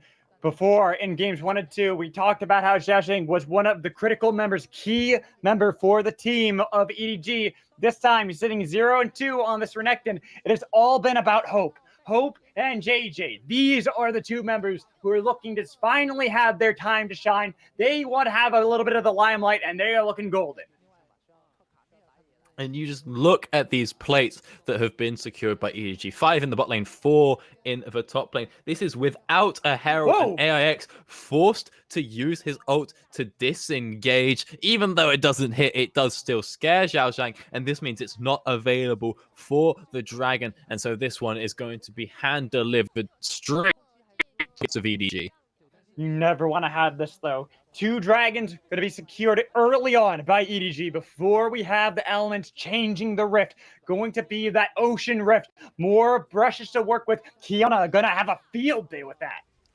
And the Cloud Drake itself, the shard, giving that ultimate cooldown reduction, so vital in this game. It's so clutch. The things like having that Xayah ult available just a few seconds earlier really will make the difference. As Scout now looks for the 1v2. He has the ult. Gotta be careful. Good use of the ult to be able to knock back in Forge. Solar Flare did not connect the TP in from Cube, but it's enough. Look at everyone. The Goon Squad is here from EDG. They've separated AIX from Cube. Forge, Maestro pull back in with the Death Grasp, but not going to be able to survive long enough. Everyone's locked into the alcove. This isn't where you wanted to fight, Vici. You're all dying. You're all falling apart. Cube not able to get the solo kill that he needed to onto Zhao Zhang on the back line. And it's going to be him dying. Was finally able to take down Renekton, but unfortunately, nobody else was able to fight back. And EDG win the fight decisively. And iBoy is not at the fight. He is miles away and not able to get a safe ultimate in. It's a 5v4 and expertly played by EDG. A lovely ult there from Scout just to lock people down for long enough for the extra second or 2 he needed for his team to turn up, and they are rewarded with the tower in the top lane. Get themselves more gold, more objective control. Looking at this fight, it looked dire for Scout, but he barely gets the ult off, so that way he can then dodge away from Solar Flare. And watch Mako here because the Riptide is huge. They stall enough time to allow the teleport to come through from Zhao Zhang, and it's smart. They know that they have the 4v3. And watch the Riptide. It goes through, and it gets onto the Camille. Double knock-up is huge. It buys more than enough time for everyone. And Cube flashing forward, not able to connect his Q. He does finally find the kill, and he draws people away. He is then the focus for EDG, but it's fine. They know that there's nothing for them if they run in the opposite direction. So sure, they'll take away the kill. And look at this. The 3 threats, the 3 carries for EDG are deathless in this game.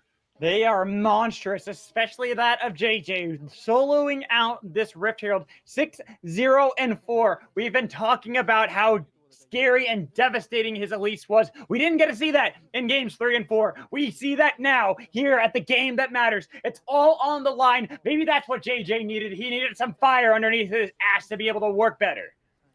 JJ is the clutch player. There's a reverse sweep involved. He's the man you want on your team. 6-0-4 in this game. We can see the 2.2 thousand gold lead. It is obscene. And it's only going to grow from here. A Herald has been secured. It's in the pocket of JJ. They don't need it for this mid lane tower. But if they do choose to deploy it, they will be able to smash straight through and onto 2. This is definitely a second charge Herald, maybe even 3. So much respect showed from VG. I like that. It was so close, pixels away from getting the dredge line to connect on iBoy. That could have been a repeat of what we saw in game 2, where iBoy was a magnet to the skill shots. He constantly was picked out. That time around, he was scared off. Did not need to even worry about landing the depth charge. The dredge line didn't matter because they still get themselves a turret. Yeah, the Herald just enough to scare VG away and give access to that middle tower, the outer tower in the mid lane, the most important one in the game. It opens up so much of the map by forcing the creeps to walk up even further, denying vision away from VG. And with that, you can move up. You can get your pinks down if you're EDG in that north quadrant. You can get vision control, deny vision from Vici, and set up for the Baron. I feel like we talk about this every single game. There's always one member on either team that has a massive lead. This time it's JJ. We mentioned the gold deficit, but look at this. Morellonomicon completed nearly that full item lead over that of AIX. That Gragas not going to look too pretty fighting against someone who could easily blow him up and make him look like he's not even close to a tank.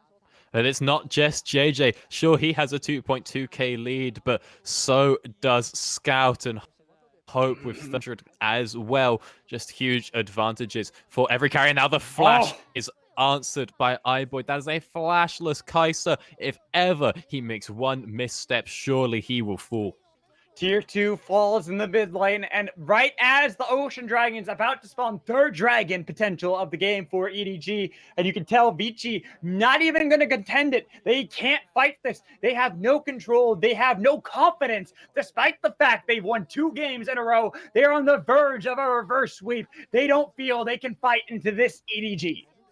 And this is a huge step up from EDG as well, because they never wanted to respect the Drakes before. They never felt like playing around them. JJ was going for kills and ganks only, but this game, they have taken every single one whenever they have the opportunity. And again, it's because JJ's going for the early ganks. He snowballed the early game. He was trying something new in games 2 and 3. It didn't work. Vici did a great job of capitalizing on that, and it gave them a lot of confidence. But you can see in this game, the second that they falter early, the second the advantage goes over to EDG, Vici have crumbled. They've crumbled apart, just like the turrets in front of them. They only have one turret that is not in their base that stands. That is one bastion of hope in the bot lane. That's on the wrong side of the rift, especially now that the Baron has spawned. We're 21 minutes into the game, and we have a 6,000 gold lead for EDG. Massive item spikes all across the map. So much lethality coming in from Scout. Already having the crit from Hope. Already having the Morellonomicon, as we mentioned, for JJ. I don't know what Vici can do at this point to be able to fight back unless they can get that pick. And Vici are terrified, hanging back on the only ward they have on this half of the map. And EDG aren't even going in with wards. They are face checking in here, but that's an early repel. That's way too early. Pulled back in with the Death Grasp. I asked, what can they do? Well, they can get the flash out of JJ, get a lot of damage, but Scout, not even a part of the fight. Scout was able to take so much. Maestro on the other side. Scout wants to be able to get there. So does Xiaosheng, getting a little bit of damage. Good use of Supreme Display of Talent to lock down members, but they're so low, nobody dead. Everyone's still alive on both sides of the map. Forge wants to be able to jump back in. Why did you jump back in? Hope is able to pick up the kill, and then they turn it around for the double kill on Hope. Now can they get more? Cube's gone, triple kill. Make that 4 dead for Vici. Only iBoy is alive. He's trying to run for the hills. He wants to be able to escape, but he cannot. Clean ace out of EDG. Baron is up. Baron is theirs. EDG say, to hell with your reverse sweep. We want to go to the finals. This is our time, not yours.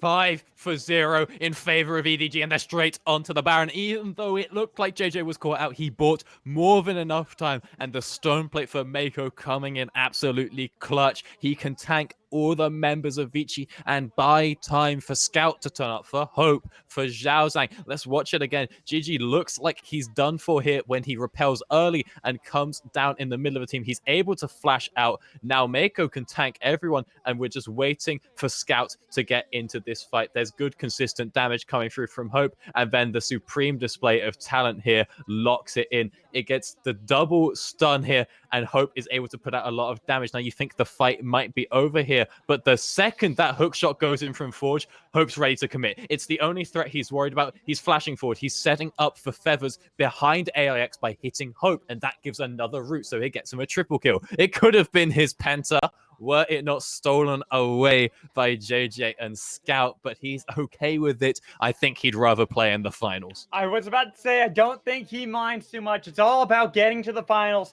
It was looking risky, but the clutch plays out of EDG. They've gotten this early game. They were not deterred. They did not let the stress get to them. They've been able to overcome, adapt, survive, as now they take down that final outer turret, the one bastion of hope for Vici. With the Baron buff there, EDG want to get right into the base. And it's not going to be too difficult for them. They have another wave coming on in with Scout pushing in the mid lane, and Vici are lost. They don't know what to do. They can't look to engage, but Maestro might anyway. Oh, the pick onto AIX. He was able to get away. They have Death Charge on iBoy, but that is a 4v5 fight as the inhibitor turned down. And now mid lane, the Feather Storm does enough damage to be able to pick up the kill on AWX. As you see, mid lane Forge not able to fight back. Great dredge line to be able to pull back in Maestro right as he went in for the Zenith play. And with him gone, they have no tanks remaining. They're back to the fountain. They're back to their base, and they lose 2 inhibitors off of it. They lose 2 inhibitors. They could lose a lot more. 20 seconds on the spawn of Leona. They're just going for it. 15 on AIX. Yeah. They want to go for the full mile. They got the fight. They got the kills. Only Cube in the Shadow Realm. He has 1 kill, but that's the support. That's not the member you want to take. EDG denying the reverse sweep. They want to go to the finals, only having AIX who just respawned. They even get a little bit of help coming in from Maestro, but that's only to watch it crumble. Reverse sweep is none. That is EDG's day. They will go to the Demacia Cup Grand Finals. And in the final game, when everything is on, GG, Scout, and Hope are all deathless. They step up, they play aggressive, and it works. They get every kill they need to and make no mistakes. They cancel the reverse sweep. Like you said, it's a 15% chance, and they absolutely demolish it. Like the third and fourth game never even happened. They step back to previous form. GG steps up, and Vici have no idea what to do. This is what you call tilt-proof coming in from EDG. They learned from games 3 and 4, swapping sides onto the blue side, the first and only time in that semifinals that they swapped to the blue, and it worked out perfectly for them. They got the advantages for JJ. He was undeterred. He is the clutch player, and they let him lead to success.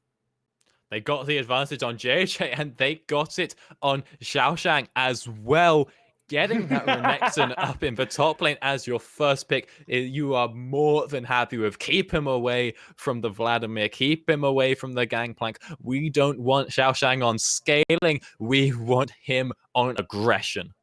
It worked perfectly for EDG. They gotta play their style. They got to be the dominant force in the early game. And a surprise factor here in this final game was Hope. Hope looked immaculate. That's the first time we could truly say he was a threat. He was a carry monster for EDG. It was not just 1 member, 2 members from EDG. They all stepped up in this final game. Everyone understanding the importance of what's happening. They know what's on the line, and they play their hearts out. And that is an excellent trait for a team. You can see that Vici, they crumbled in that game. The second we went back to JJ's old style, they didn't know what to do, but EDG step up. When the pressure is on, JJ is the man. And this is what you want to see from a team of rookies. We have Zhao Sheng, someone who is new. They just were able to promote him recently. Same with JJ, coming in from the LDL, now really stepping up here in the Demacia Cup.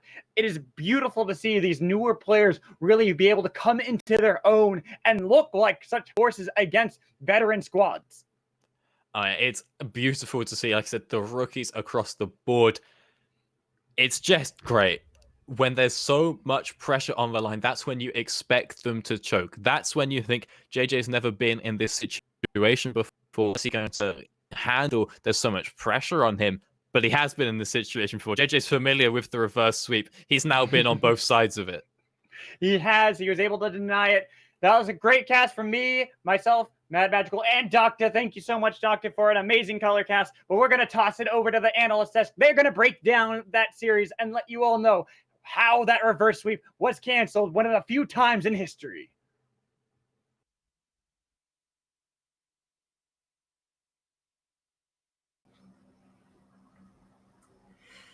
Hello, everybody, and welcome to the very last time of this first semifinal, to the more Australian version of the Demacia Cup analyst desk. I am Formal, joined by one Hyper and one Midnight. And before we get deep into what happened this fifth game, I want to throw a quick thank you over to the boys who are casting the action, Mad Magical and Doctor. Thank you each so much. It was a great cast, but it's now to wrap everything up in a nice, neat little bow. Hyper, I feel like you want to rub it in our faces. So first I want to go to Midnight and hold on.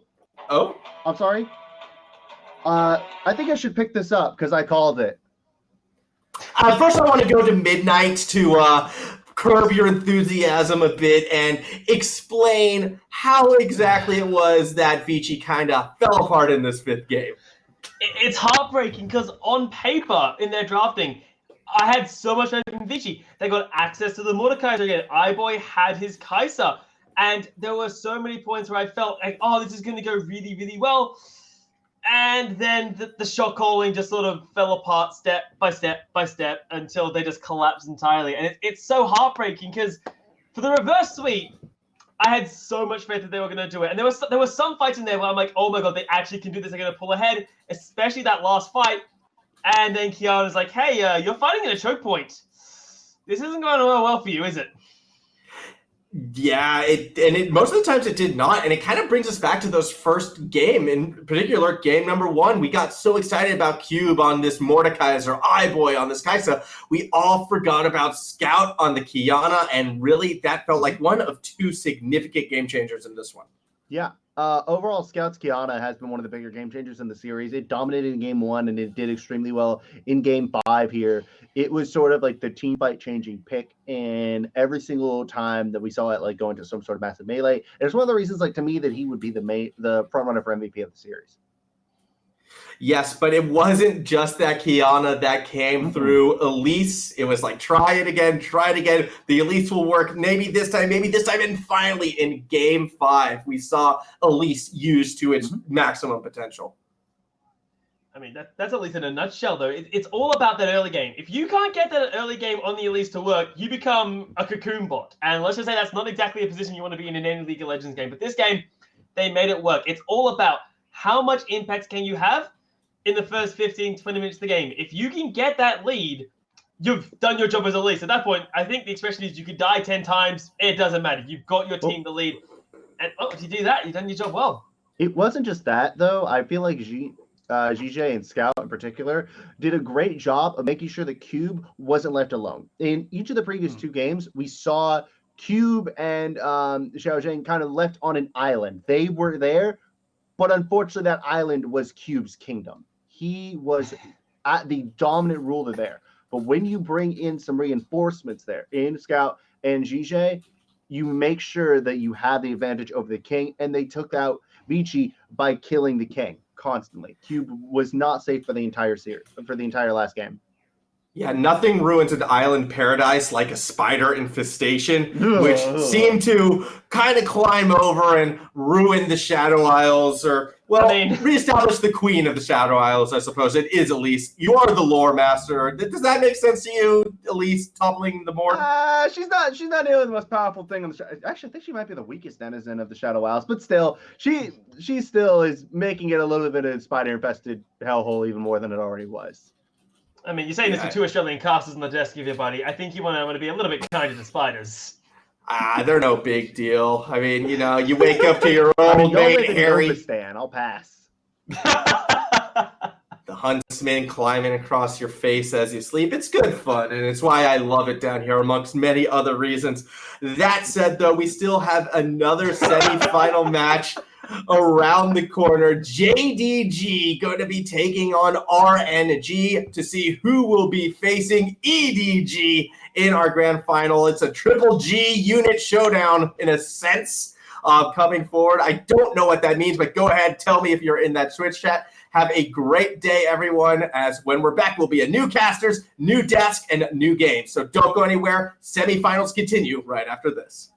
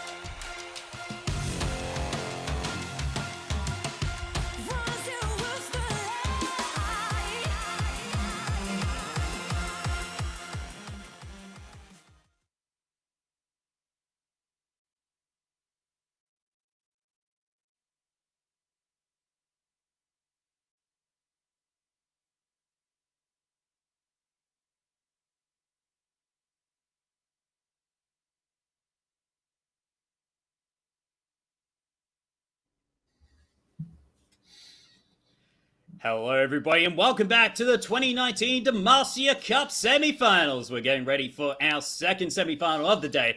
It's going to be between Jindong Gaming and Rel Never Give Up. Hello, everybody. I am Quirky, and joining me are two analysts that we found that we could pay with exposure. It's Nightstar and Saga. How are you going, fellas? Surviving. It's been a long first series. 5 games is what we have experienced. It's kind of the Vici Gaming special so far. So we'll see if we've got a little RNG special for this one with the 3-0 in yesterday's series. See if we can pull one of them out again. I don't know, dude. Maybe. Yeah. We've been on deck for a little bit now because of how it almost became a reverse sweep, but you know, we're finally up on air. We finally get our free exposure. Am I right? Exactly. Yeah, you guys will get it at the end of the day. You can redeem it for a free cast for our unofficial LPL broadcast, I think. At least that's what Opal told me. But guys, both these teams were in the same groups for the group stage. Jindong Gaming did go 4-0. They did beat RNG in their best of ones, and now it's a best of 5. Do we expect anything different?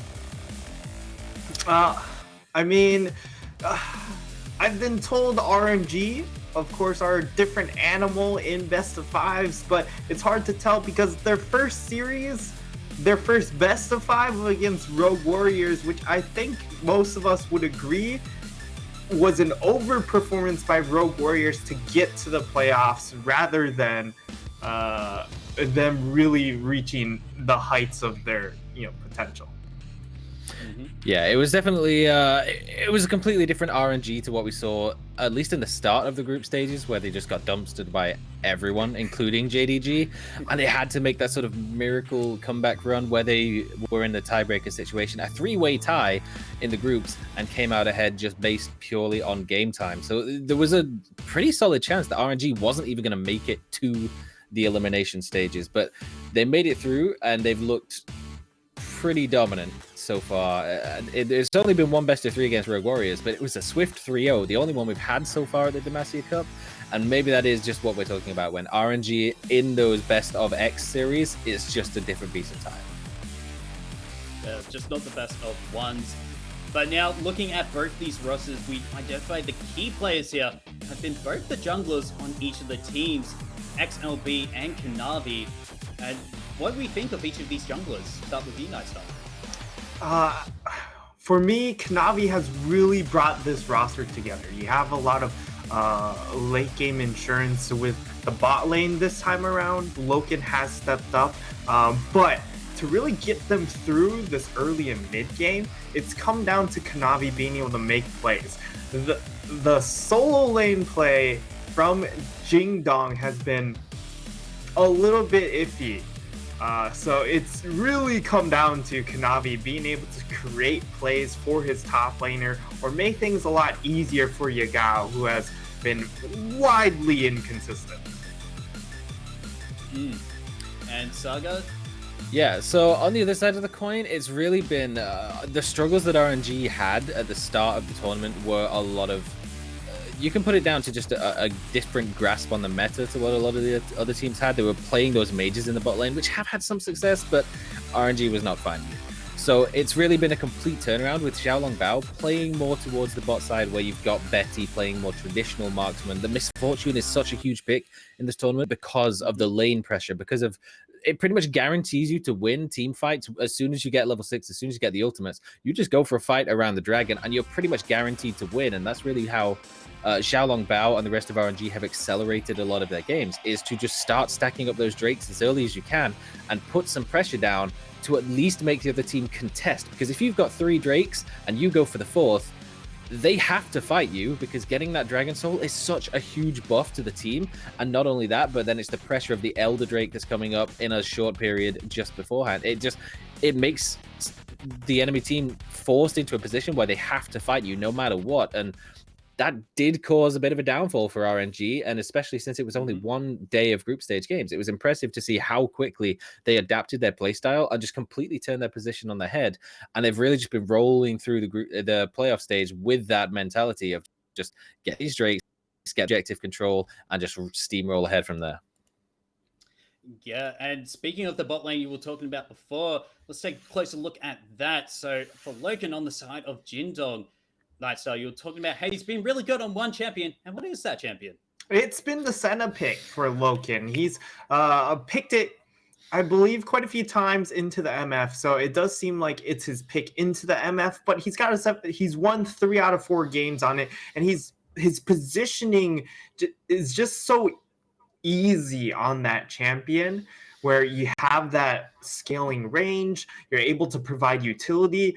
You're not the core late game carry in this composition where you're the only damage threat on that team, but it allows him to be more of that augmenting factor for the big players on that roster, which are still the solo laners.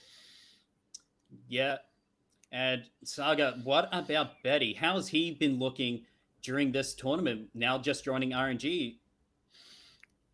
Yeah, we'll ignore the mage games at the start, and we'll just go focused on where RNG has looked strong. And it really has been just, again, Xiaolong Bao has been putting more focus on the bottom lane. They've had Xiaohu, especially in the mid lane, on some more sort of supportive style champion picks. So things like the Rise that was picked up a lot against Rogue Warriors, that was more of a takeaway against Ruby, and a lot of the time it was kind of role swapped as well, because they wanted to find the Quinn as the counter pick to Renekton. The Renekton went mid, so the Quinn was going mid, but it was basically no matter what they had, what position, who was playing where, they always had the capability of roaming to the bottom lane and getting it rolling. And Betty, again, picking things like the Misfortune, has just found so much success in starting to just accelerate the pace of the game, take over bot lane, and transition to the objectives. All right, we're about ready to get into champion select. So, gentlemen, I need quick predictions for you. Who's going to win and by how many games? For me, it's got to be Jingdong 3-1. They've just shown so many different styles of play. I think that they'll take it. I think no matter who wins, it's going to be close, but I think RNG will take it 3-2. All right, so we got our predictions here.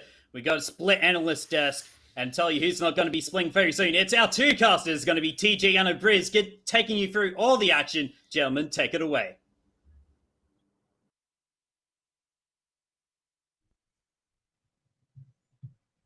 Hey, Ibrahim. Hi, TJ. Sorry, that was a very casual start. The other day, it was a quarterfinal, and I was like this. I was casual. I was kind of casting on stream as well. And I was just doing the math. We went all 10 games, 2 best-of-5 series back-to-back. And it's semi-final day, and I'm casting again. And we've already got one best-of-5. I'm just saying. We could be going all the way, 2 back-to-back, game 5s, game 10. We're going to kill our producer today, and I can't wait. My name is TJ, joined by Everett, who I'm cutting off. Yeah, well, it's all good. End of the day, though, yeah, we did see a very, very long and hard-fought series previously between Edward Gaming and Vici Gaming. But of course, we're now seeing the two teams that did dispatch their opponents in 3 and 4 games, respectively, with RNG taking on JDG. Right. So are you saying that, they haven't had their best-of-5 go all 5 games yet, so it's their turn? Because that's what I'm kind of hearing. Maybe, RNG. Or we could just see a steamroll. Okay, well that's rather disappointingly pessimistic of you, Everett. RNG versus JDG. Our draft starts now. We've skipped over the ban phase lightly, so we'll skip right into the first picks. We got our Misfortune Nautilus lane. What else for RNG? But JDG excite me. They get Loken, that Caitlyn. They pull a Morgana alongside it. I'm psyched.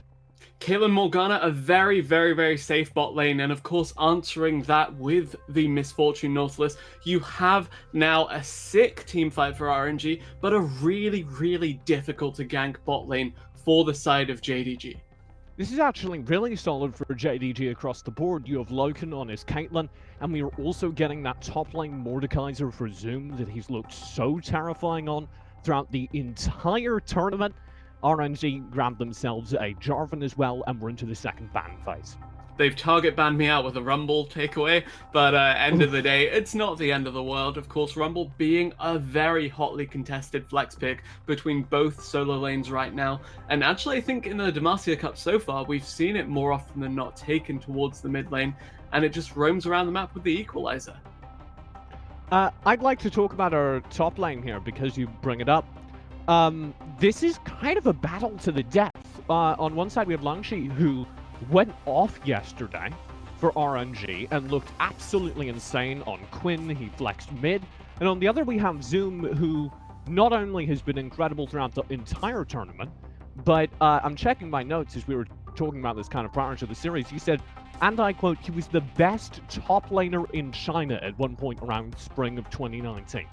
Yeah, Zoom pretty much hands down, even when compared to the likes of the Shy, here above everyone else. JDG's run all the way to the spring finals was largely off the back of Zoom putting out some of the most devastating carry top performances, but Summer kind of a shadow of himself.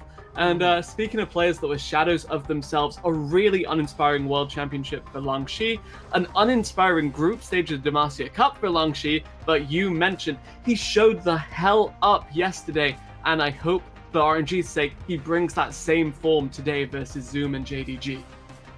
He'll have a solid pick to do it on. We do get our top lane matchup locked in. It will be that GP for Langshi playing into the Mordekaiser, and I can't wait. The other matchup we're kind of talking our way through as we prep for this series was, of course, in the jungle.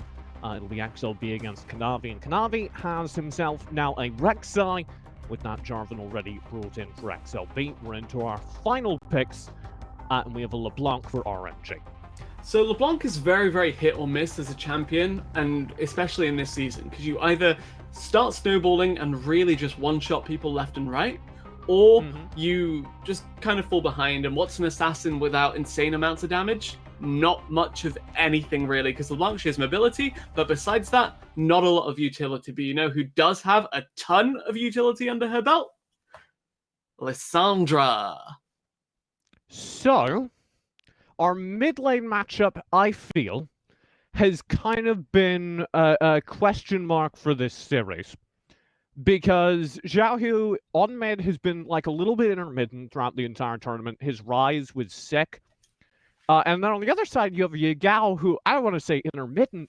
He's been almost a coin flip. He's either been really sick or not shown up at all.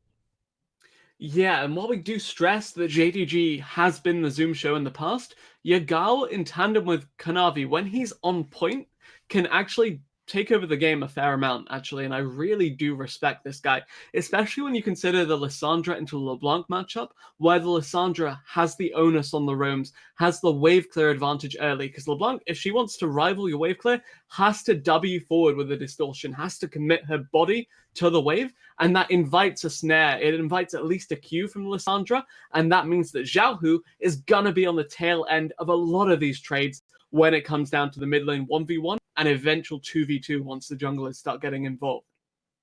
So here's our final draft complete. Here's our game getting started. We have the Twitch chat poll live. I'm going to ask you properly, Ebritz, where do you see this series going? I see this series going by way of Royal Never Give Up again, but if you look to the group stage, JDG convincingly dispatched RNG before they found their footing, but if yesterday's games are anything to go by, RNG in a best of 5 series, a completely different beast to their group stage form. So you're going against that group stage result. You've seen the draft. Is there any specific reason why you think this is different?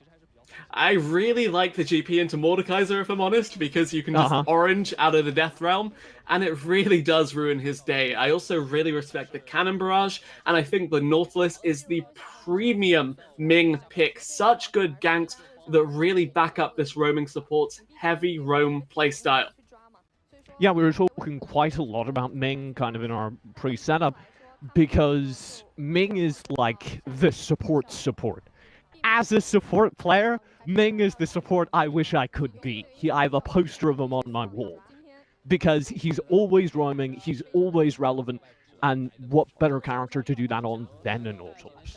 You're only saying that because you're not an AD main, and more often than not, we've seen Ming leave Betty alone 1v2. And actually, that was the story of Loken when he was playing last year over on top, was that his support would go for a roam, just leave the AD carry bot lane to farm. This time around, I'd say Caitlyn has a much safer lane phase than the Misfortune if you do want to send your support roaming. So we do have to see if Ming can get a couple of these effective roams without it being punished by a dark binding or a well-placed trap. And it should be noted, kind of while we're talking about Loken, the last series we saw Loken pull out the Caitlyn on was the last game he played, and he was a little bit quiet through the lane. But then when we got to the team fights, when we got to the mid game, it was the Loken of old. He was having massive impact on team fights. He was showing up in a way that, to be frank, very few AD carries throughout this tournament had. Yeah, and I do want to harp on and on about the AD carry matchup just because Betty, when he's on a traditional AD carry like Misfortune, it doesn't get more traditional than this. She has been one of the oldest marksmen in all of League of Legends, and yeah, he looked okay on mages, but we said it time and time again. Ming likes to roam. Betty is a great team fighter, much like Loken. So depending on how this early lane phase goes, I expect the bot lane 2v2 to just ram their heads into each other, kind of disengage every now and again. And I want to watch the junglers this time around because we said Zhao Longbao will roll over Kanavi, but the way the draft has panned out, Kanavi has the advantage in the 1v1 because Rek'Sai destroys Jarvan. Here's a big stun in the mid lane, and already there's XLB getting a little bit of his early game action. Yagao will escape on a sliver of HP. At the end of the day, we've got a 1-for-1 first blood Trey. Yagao and Zhao Hu both out early. All right, that flash, flag, and drag was goddamn beautiful. Both mid laners, of course, packing the teleport, so it's not too much of a loss for either side. The first blood did go by way of the LeBlanc, though, and of course, we said this assassin wants to snowball, so you need a couple of early kills under her belt. That's why, even though it's a 1-for-1, the LeBlanc got a kill, which is a lot more valuable than killing the Lissandra, and the fact that you have Zhao Hu with the wave pushing in, meaning he could save his TP. The action's not over yet, though. Yep, XLB still wants to bully Kanavi. And despite your predictions, Kanavi winning the 1v1s, he's able to escape. That's kind of where we're at, as Kanavi was already dinked a little bit from the earlier fights. Yeah, these jungle 1v1s really gonna go by way of the Rek'Sai, especially in the early stages of the game. Jarvan very much a team fight threat, and that's why I do have my question marks for where this LeBlanc fits into the composition here, because everyone else screams clump up, group up, ult down, shred through team fights with Cannon Barrage, Cataclysm, Nautilus copious amounts of AoE CC, while a bullet time just runs rampant through the entire Jindong Gaming lineup. What is LeBlanc doing? Assassinating someone? Yeah. Well, I don't want to dismiss it because we have actually seen Zhao Hu do a lot of work throughout the tournament on a really impressive variety of mid laners. So I believe, even if he hasn't played the LeBlanc to date, which he hasn't, I think that this wouldn't be picked here if they didn't have a game plan over on Royal Never Give Up. Yeah, I believe that Zhao Hu definitely can pop off on this LeBlanc if he continues to, apply some sort of pressure here. Credit to not consistently being pushed in too much by Yagao, but you're seeing Ming attempt to roam when there's no mid prio for him, and that does mean that there's limited effectiveness this Nautilus can do. Ming, time and time again, even in their quarterfinals dominance against Rogue Warriors, would get caught out on these forced roams, and I do expect JDG to continue to punish this refreshingly aggressive, yet oftentimes a bit too overzealous player.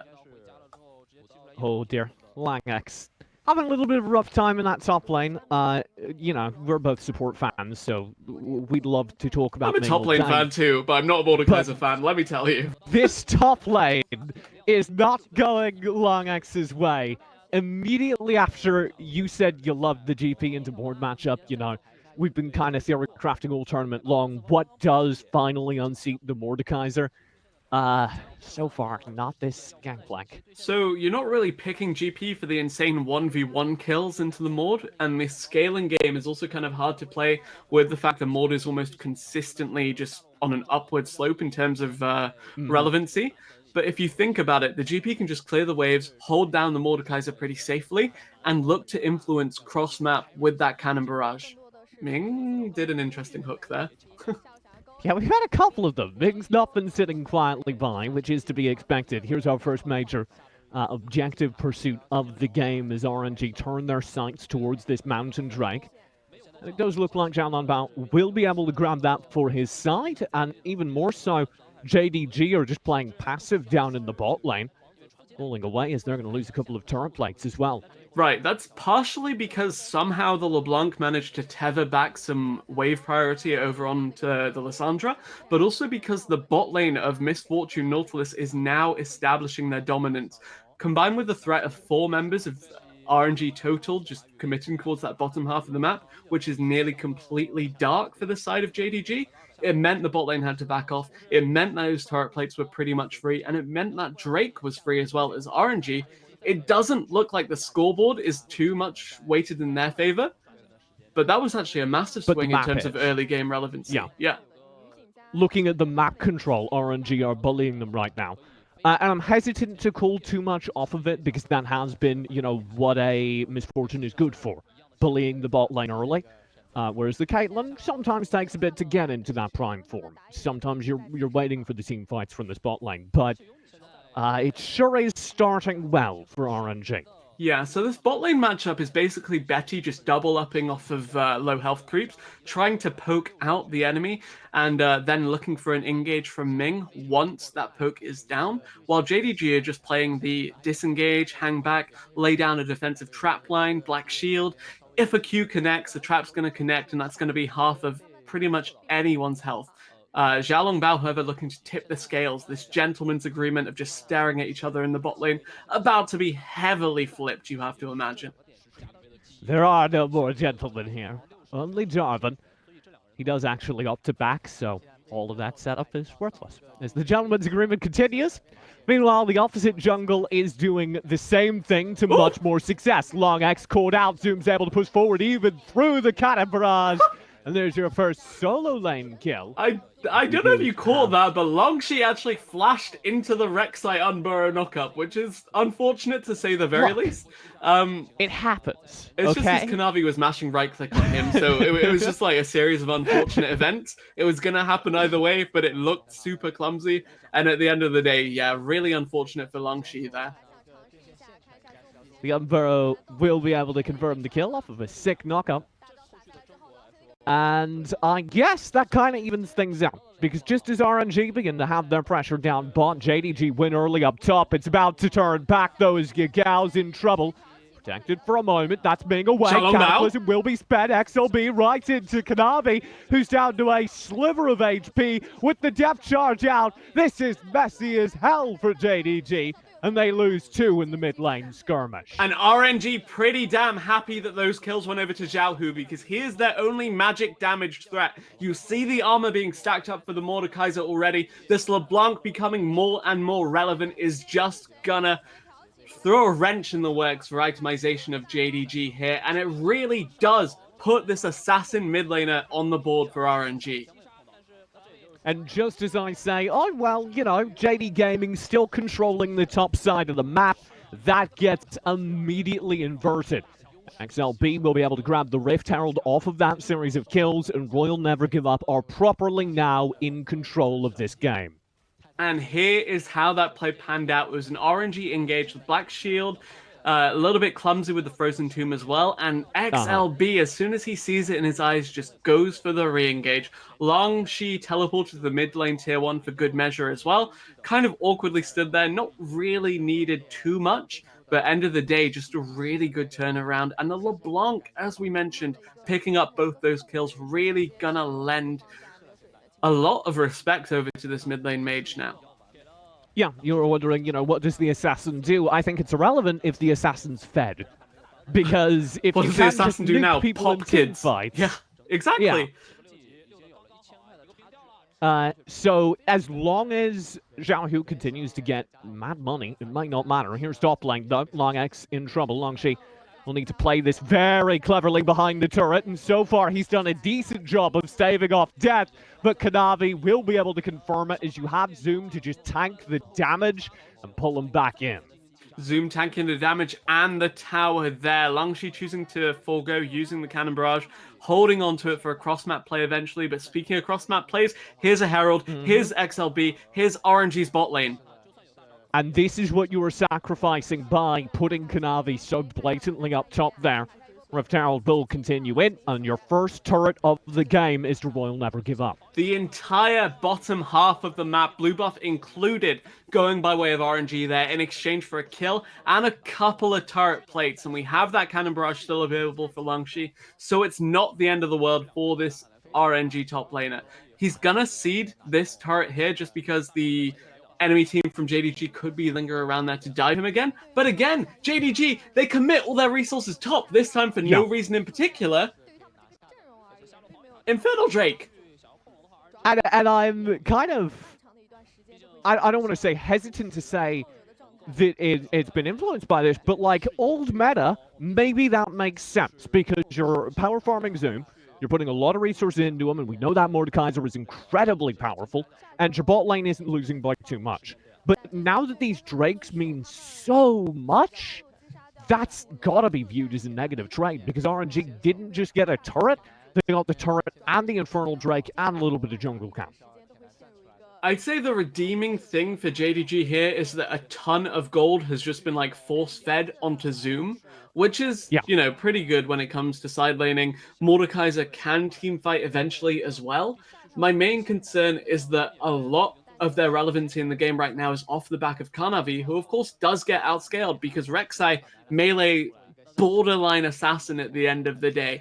But in terms of kit, not really in terms of itemization, because she is quite tanky eventually. But yeah, not really the person that you're looking to carry you in these mid to late game team fights that RNG's composition is really promoting. So what's your dream team fight return for JDG right now?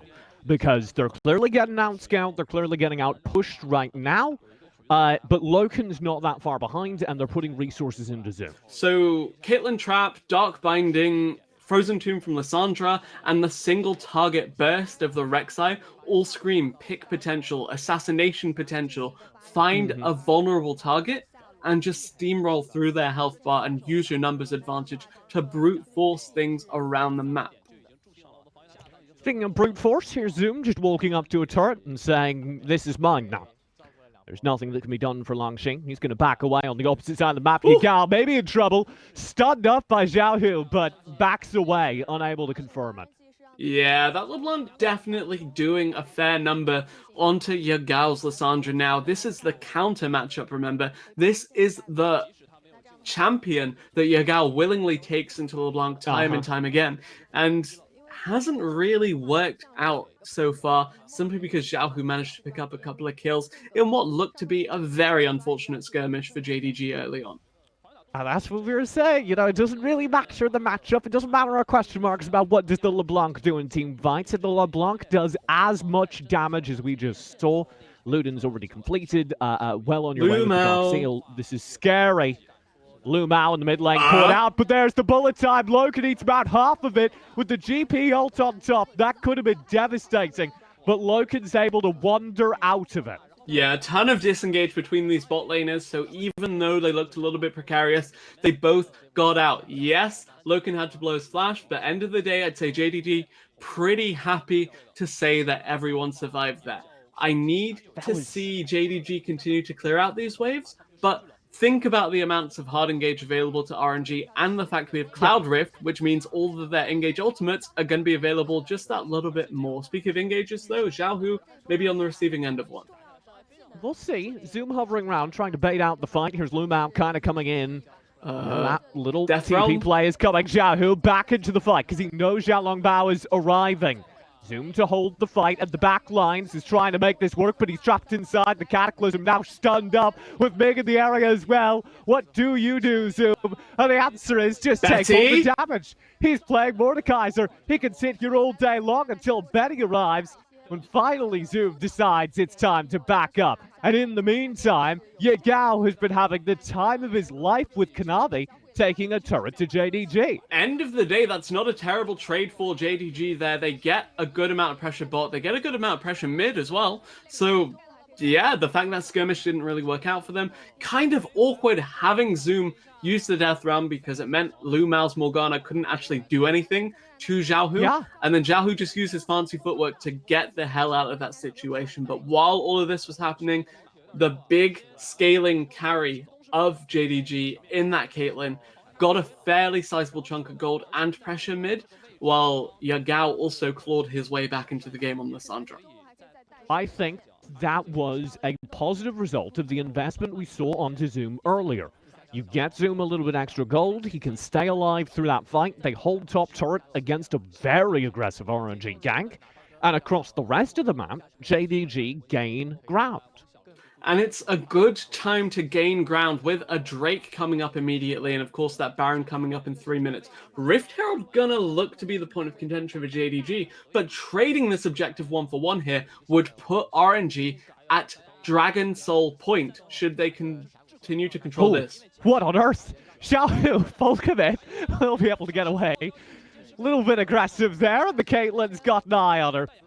A little bit half HP. Still got teleport on the LeBlanc, so not the end of the world there to take the Fine. tail end of that trade. JDG, though, yeah, I don't like taking 1-for-1 on don't Herald for like Drake when the enemy team is going to be at, like, Dragon Soul point, because you've given them access to a game-winning tool, pretty much. Yes, it's only Cloud, but it's going to suck for you if they get that 4th Drake when it does come up in 5 minutes' time. And I certainly believe that this has been a conversation topic kind of behind the scenes, both at Casper Cup and here at Demacia, because different teams have different weights that they're assigning to the new Rift Heralds and the new Drakes. And we're seeing some teams really emphasize we've got to get every single Drake and nothing else matters. And then JDG seemed to have come in here and said, hey, turret control is still all important. Let's get those Rift Heralds, let's grind out macro to get back in this. Yeah, and I think it's about grinding out that macro and using that Herald to presumably crack up in this mid lane tier 1 in the near future, because then you can push your aggressive vision line, then you can choke out the enemy vision, and then you can fish more aggressively for these picks with the bindings, for these assassinations with the Rek'Sai and the Frozen Tomb lockdown and whatnot. And JDG really need to start playing with the Fog of War if they're gonna overcome what will surely be just a dominant teamfight threat from the side of RNG. So, slight gold lead to JDG. They more than stayed in this match. We put a lot of emphasis on the hyperscaling of Zoom and Loken. Do we say this is even with the Drakes to RNG? Are we at a 50-50 game?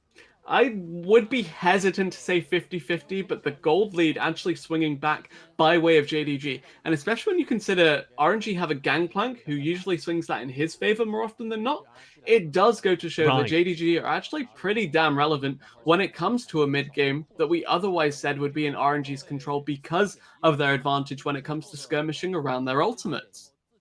This has been some Korean League of Legends. Yeah, We've been slow. playing real slow, real steady. Everyone getting to their perfect game, and now JDG want to try and unleash some of that investment here in the mid lane. They should get this turret without any blood. There is simply nothing that can be done by RNG. Yeah, Caitlyn Morgana not only an incredibly safe lane when it comes to, you know, just playing it out and getting ganks, but also if you consider that their siege is pretty damn disgusting at the end of the day. You saw that no one from RNG really wanted to walk up into headshot or binding range, and that just allowed JDG to trim out that last little bit of health, and that should allow them, after this reset, to push their aggressive vision line around this Barrowed Nashor. Small note, but I suppose an interesting one. As soon as that first tower fell in the bot lane, they did swap Loken into mid to make sure he was getting his farm. There's a lot of emphasis for JDG and a lot of faith on Loken. Yeah, this is quintessential JDG at this point. Quiet-ish early game, for Loken at least, and letting him scale up. Zoom as well, just ramping up in terms of relevancy, means that JDG, even if they have the disadvantage when it comes to team fighting, I'm hesitant to count them out. Yeah, the engine is kind of revving. I can hear them going down the street with like the little bit of a, when The engine people is on the revving and then Harleys they're come gonna down the zoom street. away. Zoom. Yeah. Yeah. Was People that what come you down did? the street in a Harley, and you're like inside minding your own business, playing League of Legends, and you like hear it, and you're like, oh man, there's a guy with a motorcycle outside. RNG are just playing League of Legends, and they can hear something revving. I think RNG are pretty happy with that, honestly, with the massive time bomb that's gonna be that Cloud Dragon Soul 1 minute 20 out. And I think JDG, while they do have a cool amount of DPS, it's not quite enough to knock down this Baron in a convincing enough fashion when it comes to the time limit that it would take compared to that Cloud Drake. Ooh, I like this, though.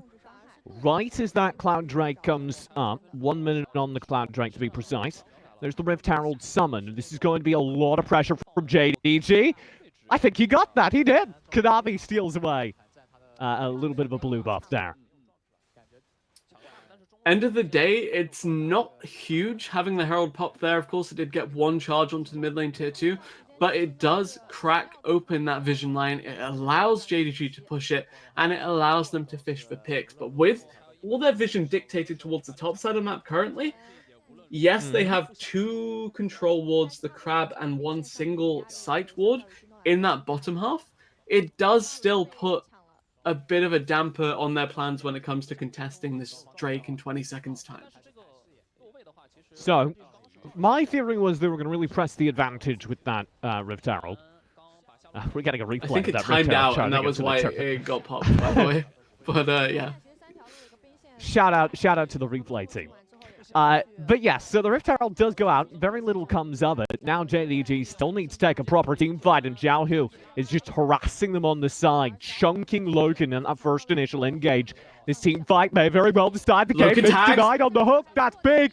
Yagao into the backlines, goes into stasis. Him and Knavi both surviving the bullet time, but the Cataclysm just cleans him up. The problem is, Loken still staying alive for JDG, hovering in the back of the team fight, and he is doing damage. Him and Zoom were always Betty? what this fight is going to come down to, and they are the last 2 alive, as Betty and Zhao, who burn through the rest of the team, and then take on the hyper carries. JDG are slaughtered in the penultimate team fight of their choosing. And that 5v5 team comp just comes online for RNG immediately. We crest that mid-game mark. We get to a point where they can roll through the entire JDG lineup, and they do exactly that. JDG can't find their pick because they get hard engaged on. Loken gets tagged here. Loken gets the heal from a redemption. It looks okay, but when you're death roaming Ming, the most fed member besides Loken is this Mordekaiser, and he's basically taken himself out of the fight for 7 seconds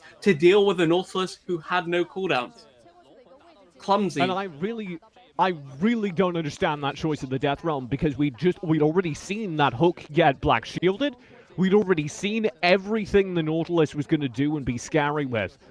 And it just lets the rest of the team get slaughtered by that bullet time Cataclysm wombo combo. You can stasis one of them, but your stopwatch is going to wear off before the second one comes through. Yeah, and speaking of that wombo combo, even the people that weren't standing in it, like Loken, who had been, depth charged out of the fight, had to kind of dance around the edge of it, he never really had a clear path in to get some reliable damage out on the Caitlyn, because RNG's frontline is so beefy and so scary, and this LeBlanc is just one-shotting kids left and right. And just as you prophesized, Ibris, that is now a completed Cloud Soul to RNG.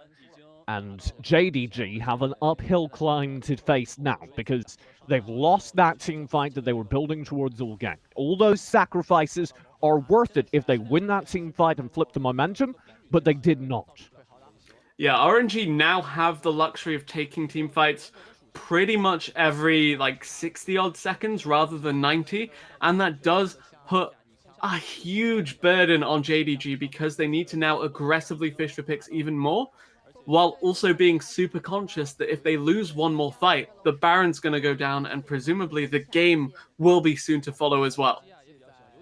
So JDG, despite their quiet scaling strategy of quietly scaled into their own demise, are those quick, quiet picks across the map the only way to get back in this game? And even then, I would think they'd have to be pretty spectacular. they have to be spectacular, and I think they have to be on Xiaohu. Betty now with the QSS in pocket and Ming hugging him means that this misfortune is pretty much untouchable, and someone that wishes they were maybe untouchable is Kanavi, who whilst pretty fed and whilst a little bulky thanks to Black Cleaver, not the tankiest jungler in the books. I am just catching that that LeBlanc you just said they really needed to gank is first of all a LeBlanc, so good luck with that gank. And second of all, 6-1-1. Full turbo fed. Yep, not only turbo fed, but also packing a bit of utility with the Merc Treads and the Stopwatch, meaning this LeBlanc is going to become even more difficult to lock down. Seeding the Scuttle Crab here does give JDG a little bit more breathing room when it comes to dancing around this Baron Nashor, but the rest of the map is currently pushing in favor of RNG, top lane, bot lane. They've wrangled back some semblance of mid priority as well, and I do wonder, was the Scuttle Crab really worth it for JDG at the end of the day, especially with this reset that has just come through for key members of RNG. Oh, Ming, and for the fight again, and again it goes wide. JDG try to punish it. They'll spend a TP as well, but this is going to get very dangerous as you can see Yagao trying to dance around this fight. And now you can either take the team fight, which it looks like they'll do. Cataclysm deployed, bullet time as well. That's the wombo combo. Lumao is just gone. Yagao and Kanavi trying to back away from the main thrust of the team. Cannot do it. Xiaohu slaughters both of them. And RNG have themselves another great team fight. That'll be Baron. And RNG forced out Zoom's teleport. They could have just pressured the side lane some more and then engaged once the Mordekaiser had gone to answer it. That wasn't the case there, as they just decided, screw it, he's here now, let's deal with it, let's go all in. They land all of the key ultimates they need to do, and they just run rampant through this JDG team. My boy Ming, if it doesn't work the first time, try again, and he finally got the hook engage they wanted. He's like, hook to someone and then ult a different target because the Black Shield has come out. That is 900 IQ. And also, I think Yagao brought the depth charge into the rest of the JDG lineup, so not the best situation to be in for this JDG team. End of the day, though, Very cool, Yagao. You're seeing that skirmish/team fight playstyle that the RNG composition promotes really start to ring true for them, really start to hammer home the disparity when it comes to 5v5ing between both these teams. I really do feel that Clown Drake fight was kind of the make it or break it moment for JDG. And the second they lost it, their entire game plan was out the window, and now they're just trying to work out, okay, what do we do to salvage it? Yeah, JDG have amazing picks, they have amazing siege, but when you have 5 members of RNG knocking at your door, a Jarvan haphazardly diving into your backline, a cannon barrage to split everyone else up and create so much chaos, with an insanely fed LeBlanc to boot, there isn't too much that you can do when it comes to playing the macro, defensive, disengage kind of playstyle that JDG have drafted themselves into this time around. I bet Loken is hitting pretty hard though, so you know, maybe if Loken can land the perfect fight alongside Zoom, there's still a way back into this, but it would need to start now with Kanavi battling caught out and Ming just turboing his way right through the mid lines. That's Loken into Stopwatch so far forward. He's gone, and there goes my hope as Zoom's trying to make something happen in the back lines, and XLB with his Cataclysm has completely split the fight. Zoom, where are you going?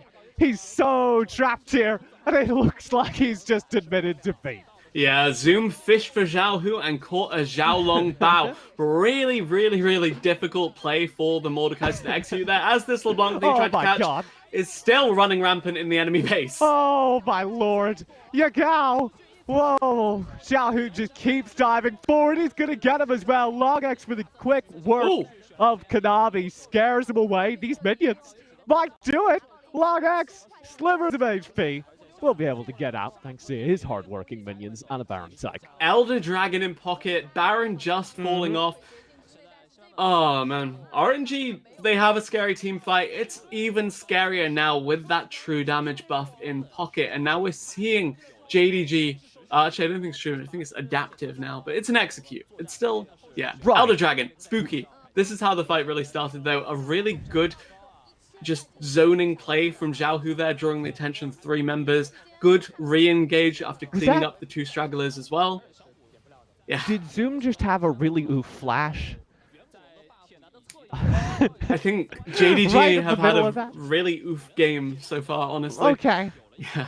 Yeah, I mean, fair enough. Spread it out. We won't nail down poor Zoom, but that wasn't a great team fight for him. And it feels like, I'm going to use what's known as a metaphor in the casting world here. It feels like that team fight was a metaphor for the entire game. And I'm just talking about Zoom's team fight here. Because even though things looked kind of bad, you could see Zoom had a plan, and it was even a reasonable one. But when it came to the execution, and it's not even that he did anything particularly wrong, it just didn't work out, and there was no way to win the fight from there. I think if it feels like something, it's a simile, not a metaphor. Get grammared. Get grammared, TJ. Yep. You really do got me there, Empress, I'm not gonna lie. And Here's the commit. RNG. Underneath turret, Cataclysm blown, you Gao into stopwatch, Frozen Tomb, trying to stay alive, and Lagax just calls in the big cannons. A little bit of revenge there as XLB overcommits, so maybe we get something from this as Zoom takes the fight near in him, but he just vanishes, as does the inhib, and RNG keep pushing ever further forward. Lagax on the front lines with Zhao Hu doing the damage when he wants. Your Nexus turrets are down, and game 1 of your best of 5 is decisively and solidly in RNG's hands. A dominant performance from RNG, and Zhao Hu in the mid lane showing up again. He's saying, look, Uzi's out of the picture for this tournament, so I will step the hell up. Takes command of that mid lane early on with a couple of key picks and just rolls with it. Team fight after team fight after team fight. Some of those mid game fights actually look decent for JDG. They found a couple of key kills, but more importantly, those kills were not on Zhao Hu. So once that LeBlanc had access to her cooldowns again, she just blew up another target. And story of that game was LeBlanc blowing up people left and right. Uh-oh. There's a communication with an admin. Oh dear. Yeah, and whenever we got to see Zhao Hu just get that hyperscaling in the early, you called it then to give you full credit, Everett. You said, oh no, he's so fed.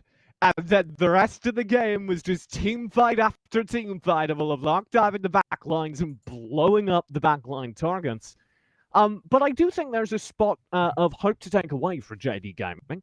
And that is that the dream team, Loken and Zoom, did relatively well throughout that match. And they never really got, like, the star fight that they wanted. It didn't look good, don't get me wrong.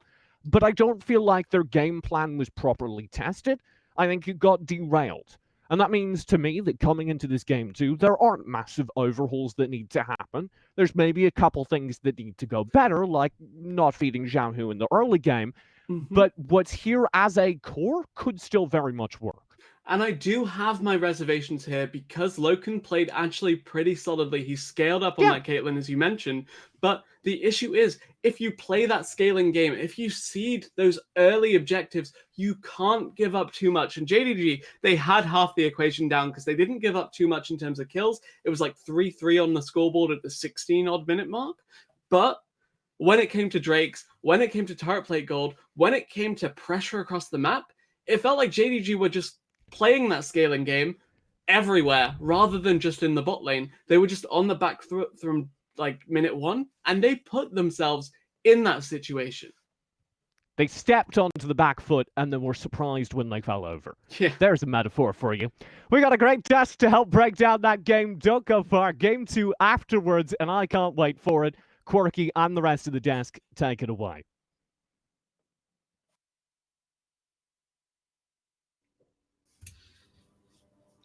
Thank you, TJ and iBreeze, for that. Hello, everybody, and welcome back to the Analyst Desk. I'm Quirky, and I'm joined by Saga and Nightstar to help break down what was pretty much RNG's game for that. And now, Saga, we were talking about Dragon Control earlier in our pre-show. Did RNG live up to those expectations of yours? Yeah, they did okay. They did a decent job of getting every single Drake in the game and not letting JDG even close to the pit. Like, this is exactly how they've changed. Like, the first 2 games they played in the Demacia Cup, what they just did to JDG was what the other teams did to them. JDG was a team that did that exact thing to them. They just took every Drake and made it impossible for them to ever really get in a position to contest. But this time, it's RNG. They've learned, they've progressed throughout the Demacia Cup, and they just find the positions just to get, sneaky Drakes in the early stages of the game with J4 coming down, and then just more explosive ones where there is scraps, there is skirmishes around them, but they just come out consistently ahead because they're always in a position to get the control, and they always get there first. Yeah, and I think this is the fight here. So Nightstar, they did have the dragon control, and as we see this fight unfolding, this was the important fight for Jingdong, but there was something missing from their comp. What was it? Yeah, and for the side of Jingdong, you saw early on they gave away all that dragon control, which culminated in this one last fight for Dragon Soul, and really they didn't have the tools to contest for these dragons. Even if you look at the most optimistic scenario, it had to be super creative flanks coming from Yagao, and given the fact they only gave themselves one opportunity to make the fight happen, once they messed that up, screwed up that opportunity, they had already lost the game.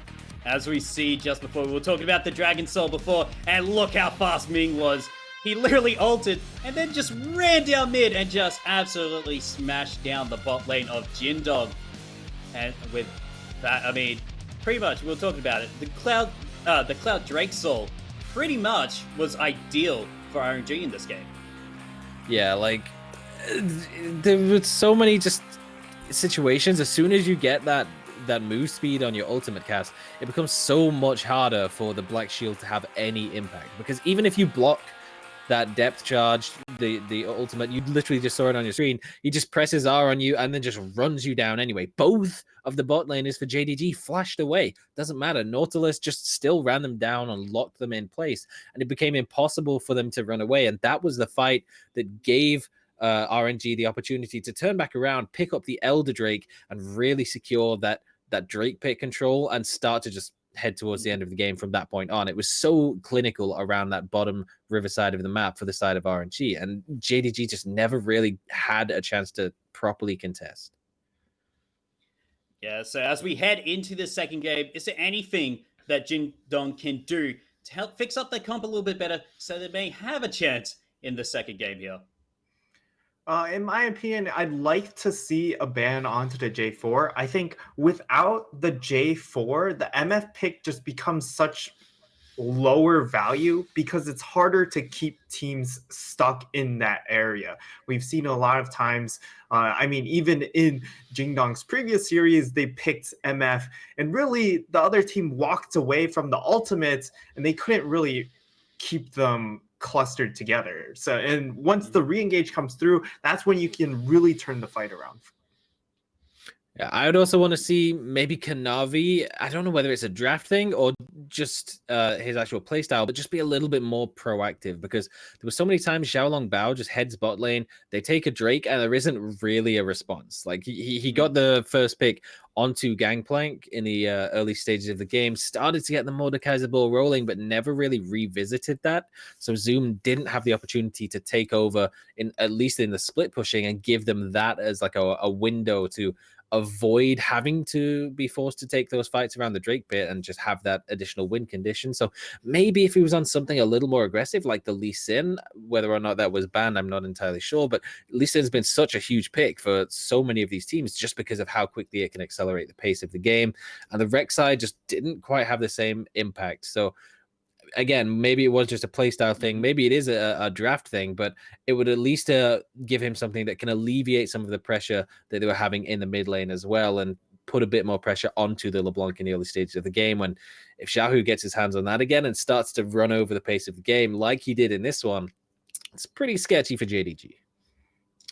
Yeah, and Lee Sin did get banned out. I just wanted to Yeah. throw that out there. It did get banned out in second phase, and I agree that the Rex side just wasn't good enough. He didn't help protect bot side, which meant that you lose dragon control, and instead he hovered mid and top and just didn't get enough for those.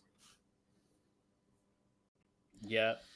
Well, with that, Sorry, any quick prediction chains for you since Jingdong has lost that game, or is that just the one game? That's the one game. I gave him a game. All right, so I get any changes from you? Is it going to be a 3-0, maybe a 3-1 to RNG? Yeah, I might yoink a game away from JDG. Maybe if they can impress me and show that they can at least contest the neutral objectives, then I'll give them that one pack. But for now, I'm thinking it might be 3-1. Not going straight for the 3-0. I like it. Just hedging your bets. Can't be overconfident. Yeah, they had that yesterday. And with that, we'll be right back with game number 2 of Jindong Gaming versus Royal Never Give Up. We'll be right back after this quick break where we'll have TJ and Briz take you through all the action. We'll be right back.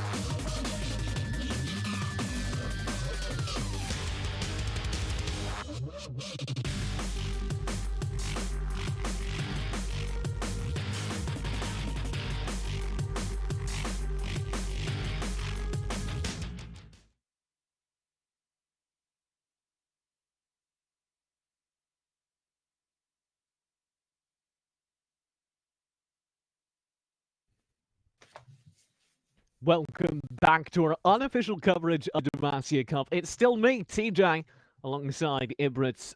We saw a game one that was slow and steady. I think that's a safe way to describe it. Game two, we said no massive changes need to be made, but the plan needs to work this time. Slow and steady versus cool and calculated, TJ. You heard JDG saying, look, let's chill out. Let's get to these late game swings where the Mordekaiser's uncontestable in the 1v1, where the Caitlyn can actually do something in these fights. While RNG said, all right, you want to wait it out with us? We'll do that. And then when 20 minutes rolls around, just going to hard engage on your face with these 5v5 teamfight compositions that we've drafted towards.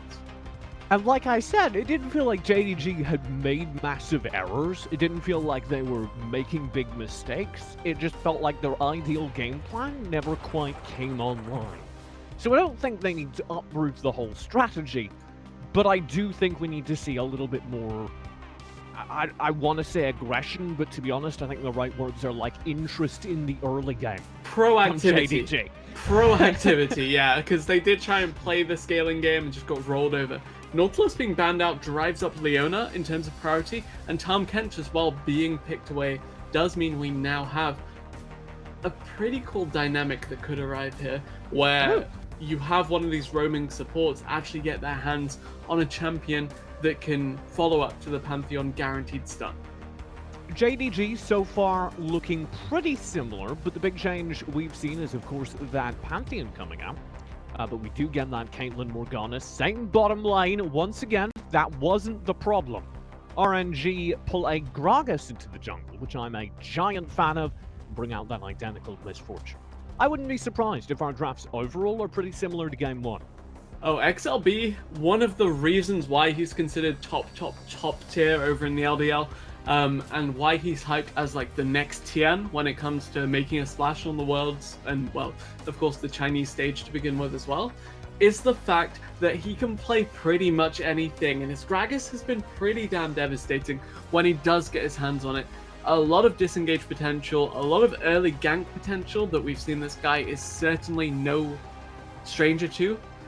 And yeah, I just really like the fact they've drafted this for him. Plus, by the way, speaking of signature champions and champion pools, Longshi, renowned for only playing Renekton in the past, and he's got that for himself here. He's got his play. And I feel like that's maybe a casualty of JDG just feeling super confident in their game plan. Again, I don't want to utter the word salty run back, but it does feel a bit like that because, and maybe I'm calling it early, we've only seen their bot lane be identical, but they, again, didn't, and probably feel this, didn't get a chance to run that game plan out. So if you just re-roll the die, a little bit more proactive in the early game, I believe in JDG. The problem is, RNG aren't going to sit tight and let that happen. They're making changes. They're saying, we know what you're doing and we'd like to alter your life expectancy, I get. We get this Renekton, we're probably going to get this Leona, and RNG are going to be even more aggressive, I feel, during this early game. We could see Leona, and I'd like to because this champion has been disgusting, but actually it's gonna be that Senna in the bottom lane. And the reason why I wanted to bring up that Leona so often is because she's been devastating in the Demacia Cup so far, rocking a 70% win rate across 25 games in group stage, and just looking not like the budget Nautilus that she was of old, but being a legitimate carry threat from the support position that we'd come to associate with these pretty good heavy engage supports. We also get an Echo over on the JDG. I'd love to mention, though, this Senna, where does this fit in? Is this a proper support Senna? Yeah, this is definitely a proper support Senna, and it's not bad. It has a lot of sustain that can rival the pick potential of the bot lane of Kate Morgana, and I think while Leona would have complemented this RNG comp beautifully, playing Leona into Morgana is like bashing your head into a wall, honestly. Playing Rumble into Mordekaiser, that kind of feeling. So yeah, end of the day, not really something that you want to be doing. But speaking of Mordekaiser, I've cursed myself as we do have to see him yet again. Okay, but I just want to briefly, there's somewhere in Riot HQ a game designer who's just like got a phone call. They're playing Senna support. It happens. And he's so happy right now, Everett, because all tournament long it's been ADC Senna. And we've finally got it. The time is nigh to answer a Morgana for that ranged threat in the bot lane support position. And I will be intrigued to see if we see Ming opt for a tier here, or if he just goes for flat lethality to follow up on that warding item. There's a huge swing in the votes in favor of RNG after their convincing Game 1 performance, but the JDG comp is pretty nice. You have that guaranteed gank from the Echo Pantheon top, but the issue is, if you're running Echo Pantheon as like the see hero, kill hero lane, if it's a Mordekaiser, he's pretty damn difficult to gank post level 6, so I do expect early ganks from the Echo, but not too much towards this later stage of the lane phase. I have to say, I see you, Twitch chat, and I don't agree with you. I think this is the I think I'm actually kind of with JDG here. I think RNG may have overplayed their hand with that Senna in the bot lane in particular. I think that a lot of that last game was off of their early aggression, was off of the things that Ming on the Nautilus afforded them, and they lack a little bit of tanky engage right now. So I feel like the RNG or the JDG strat that almost worked last game is just going to flat work this time, and I'm getting okay boomered by our producer. So Ifrit, it's your turn to tell me who you think's coming out on top. I think right now, looking at the compositions again, we do have JDG wanting to get the onus in their solo lanes. I like the fact they've drafted Kate Morgana again, because you've seen Lumao and Loken can hold their own in that bottom lane, and this lets the Echo play around the map. It lets these heavily early game favored solo laners really have a chance to pop off with a little bit more attention focused their way. I think it's okay Zoomer when you do it to me, but Producer Pip's only doing it because I made fun of Dota, and all things considered, given the pace of that last game, I'm not entirely sure that I could make fun of Dota anymore.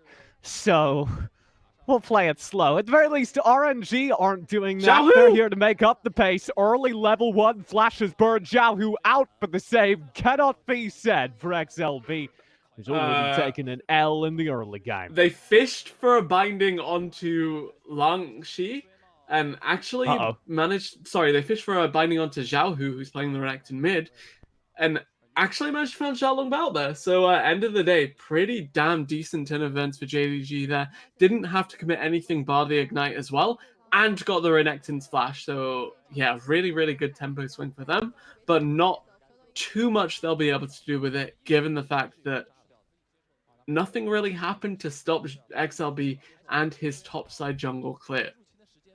But it's an omen of what's to come. Twitch chat, I told you, this is JDG's turn. Because, hear me out, Everett, if they have a Nautilus there, that doesn't happen. Maybe? His big hitbox would mean that the binding gravitates to him? Okay, TJ. He's still got the button. There's an OK TJ button now, and I'm a big fan of it. So the kill actually did go to Zoom, which means that the Pantheon's going to have a little bit more bully potential against the Mordekaiser top early, which is something we needed to see, because of course Mordekaiser outscales the Pantheon pretty damn convincingly.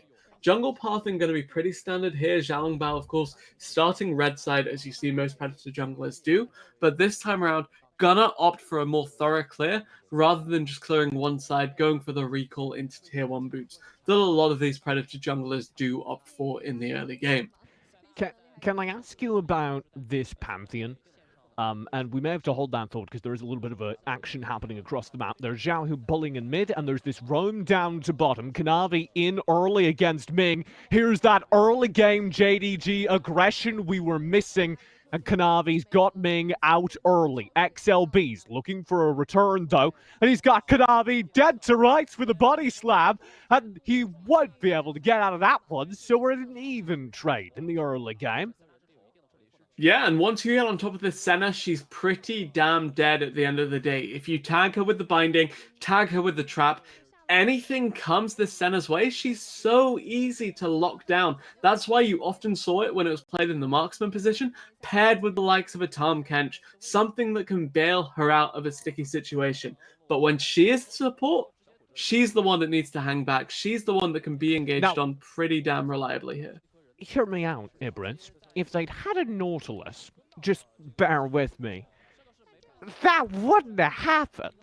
It's I just mean, like might me have with, still gotten the if they kill. ran Rumble top or Rumble mid, this game would have gone differently. Let Oh, me tell you. 100%. Uh, Okay, so my mission now is just to make the OKTJ button happen as much as possible. That's where we're at. I wanted to ask you before that relatively even trade happened, though I do think it, of course, favors RNG losing a support for a jungler. How you felt about this lane? Zoom on the Pantheon, challenging Langx now underneath turret. I think we can already see what I was excited about, which is a little bit more aggression in this dual lane. Yeah, and I think that early performances in game one were pretty much night and day compared to the way they played out those later game team fights, of course. This time around, more of the same with Zoom. Yes, he is the advantageous matchup, but he is styling on Langshi when it comes to these early trades. Yes, the Mordekaiser does outscale the Pantheon, but it's still gonna be a big discrepancy in terms of top lane impact so far here. Right, and for a JDG that just needed more early game anything, I think the addition of a Pantheon is a pretty massive addition.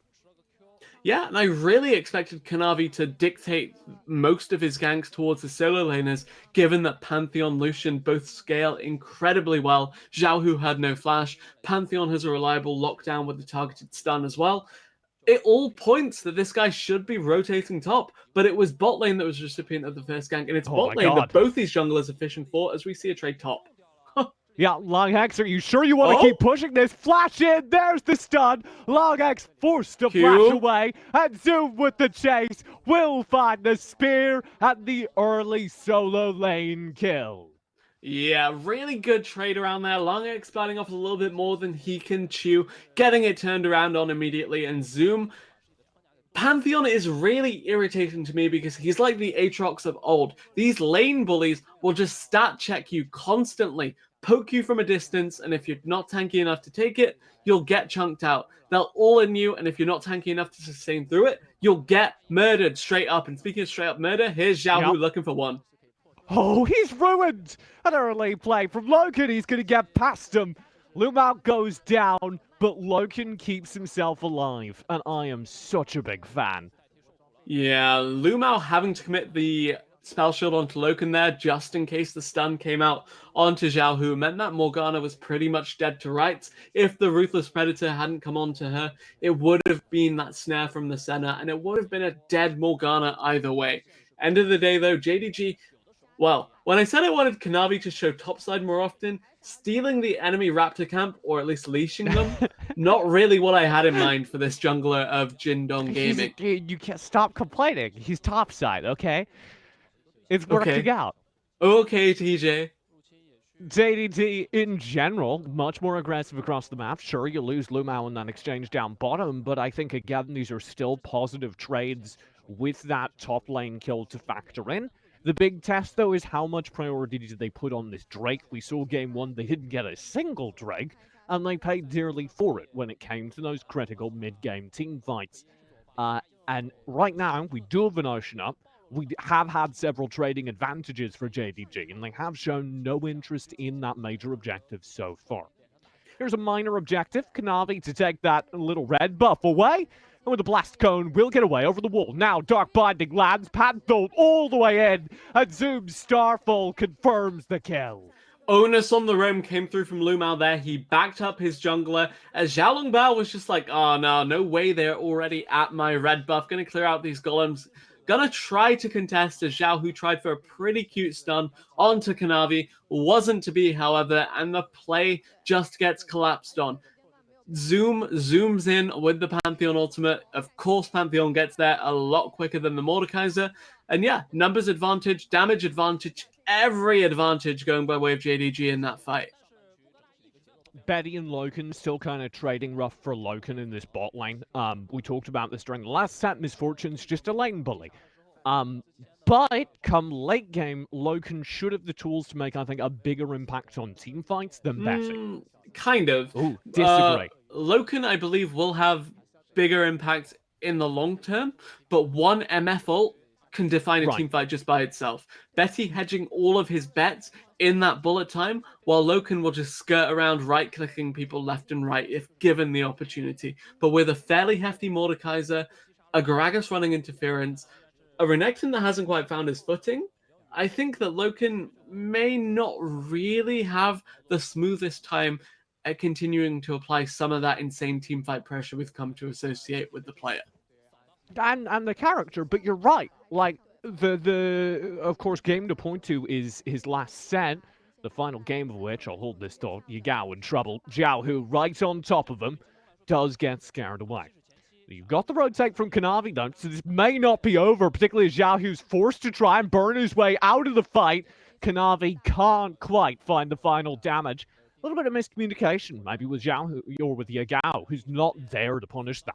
To be fair, Yagao had like no mana at all when Xiaohu did trade onto him to begin with. So end of the day, not too much that Lucian can really do. Plus, with the Predator boots in pocket for Xiaolong Bao, yes, they're on cooldown, but they still could have helped a little bit theoretically if JDG went on top of tracking that. Still, though, with the extra pressure that they got from sending Xiaohu on the defensive, it means that JDG now have the onus on this Ocean Drake.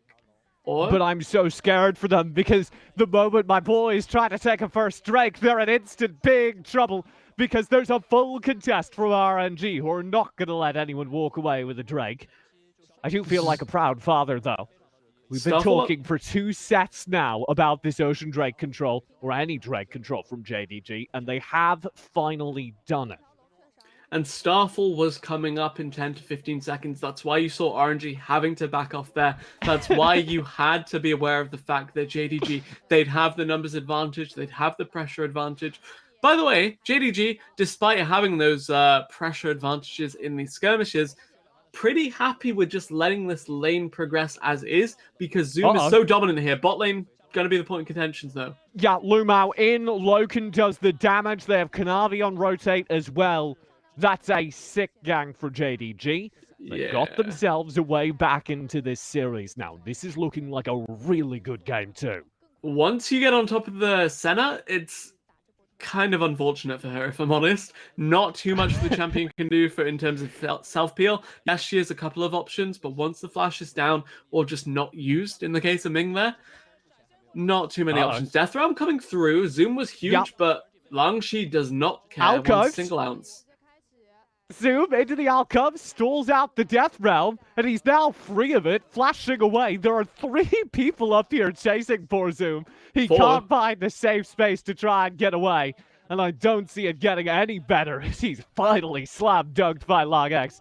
RNG finally strike back, and it's a good strike back to get, shutting down Zoom in the early game. But JDG would love to grab RNG. Ming forced back behind his tier 2 tower.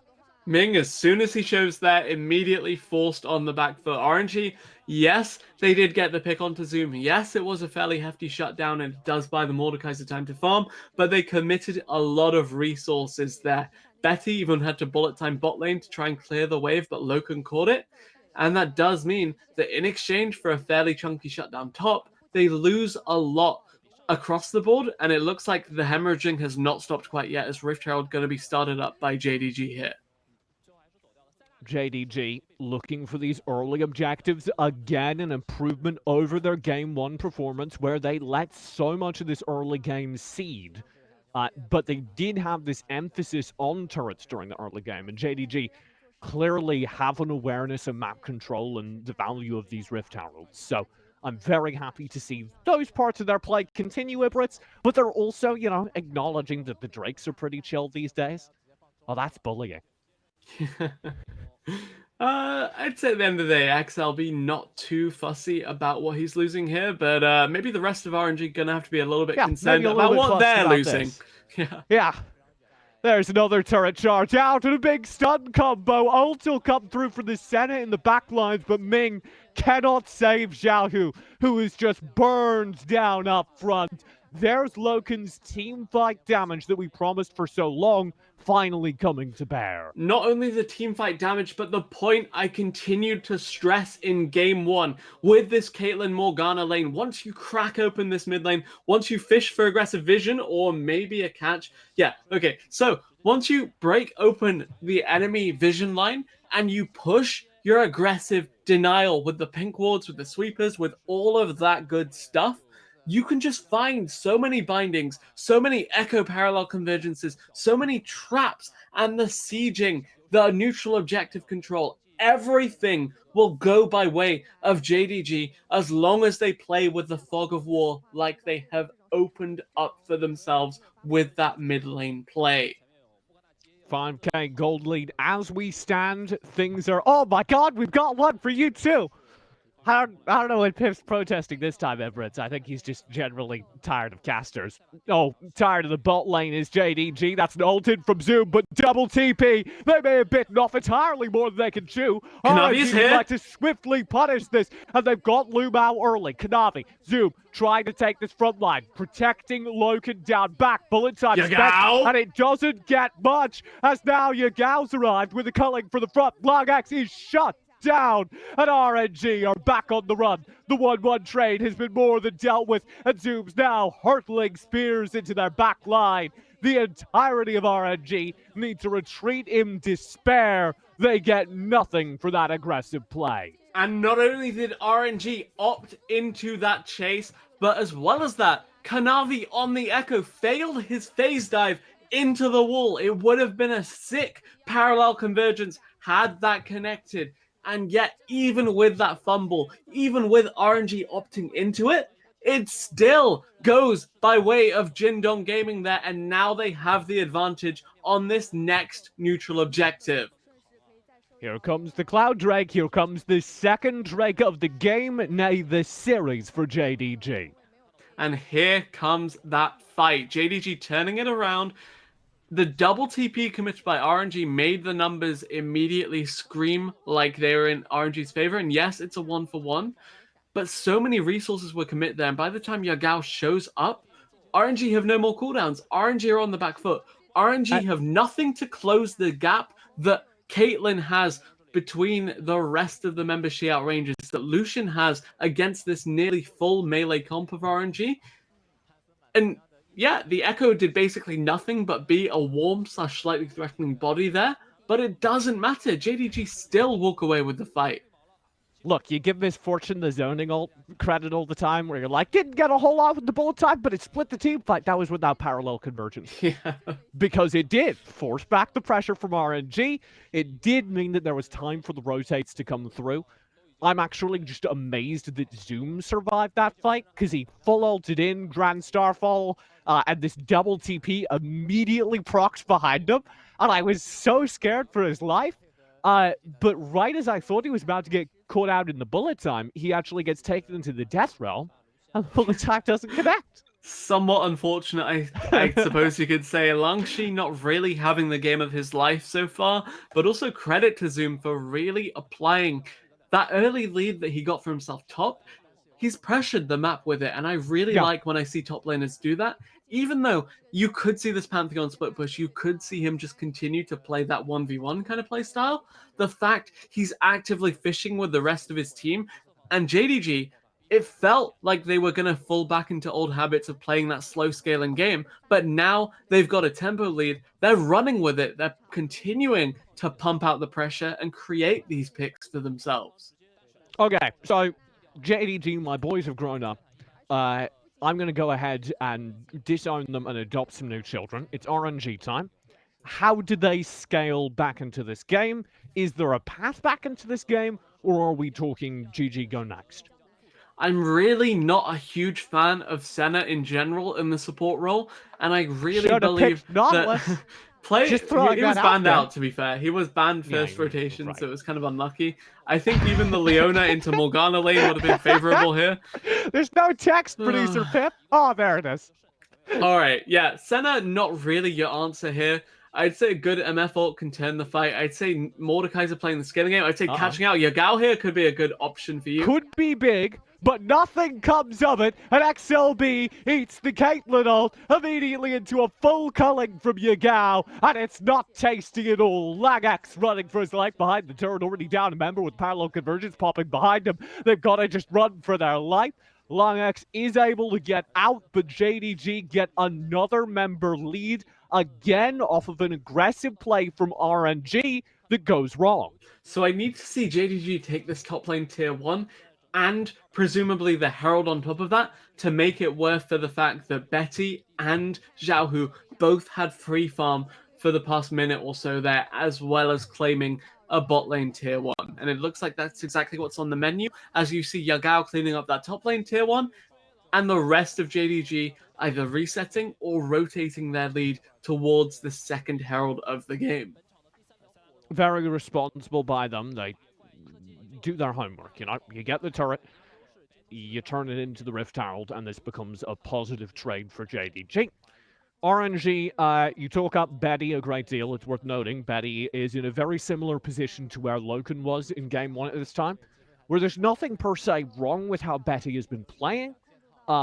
They're doing pretty fine in terms of build. The problem is that the rest of the game has gone off the rails.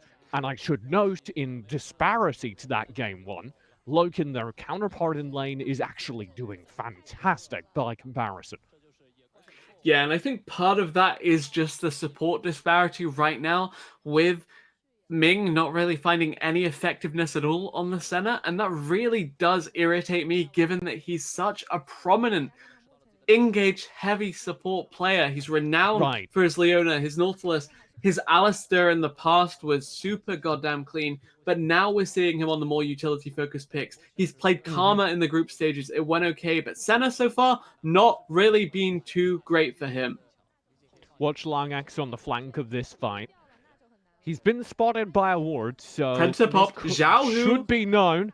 Yeah, but it's JDG are really taking their time getting out of this mess. They will return. JDG still hanging out in force. In fact, a push in by Kanavi, forced to be saved by the Black Shield. A little bit of an ace in the hole sent the way of Xiaohu, dropping him down to half HP. The poke continues around this all-important Infernal Drake. Dominus and Predator were both popped just for the hell of it there, so yeah, the Renekton basically a caster minion now, with RNG fishing for a pick. Drake is low.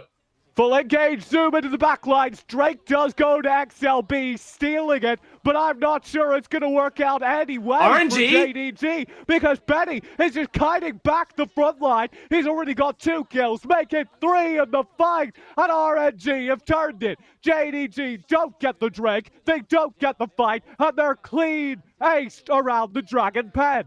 RNG get that Drake steal that you mentioned, and as well as that, their superior team fighting comes true again. Betty with great positioning. XLB, Longxi, Xiaohu, this impenetrable front line creating space for Betty and Ming to flourish. The cleanup comes through. A near clean ace, trading 1 for 5. The only dead member was XLB, who traded his life to get into that Drake pit and secure that steal that started off that fight. XLB has so consistently stolen those major objectives.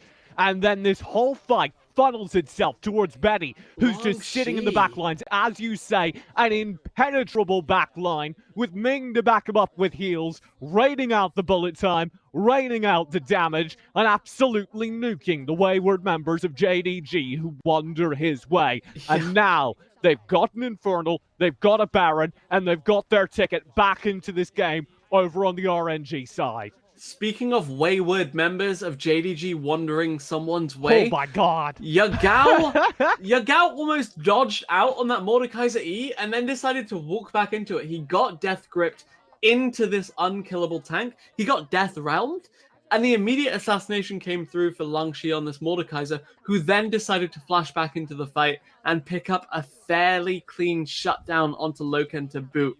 So yeah, really pleased with Betty there, but also Longxi showed the hell up. The, I think 4k damage Betty earned in that fight. Bullet time really does speak for itself. Yeah, bullet time was a big part of it. Also just great positional kiting play from the backlines. And we were talking about it before that fight began. Betty just kind of didn't give up in the bot line. He wasn't out of it. The Misfortune hadn't done particularly well, but they'd scaled fine.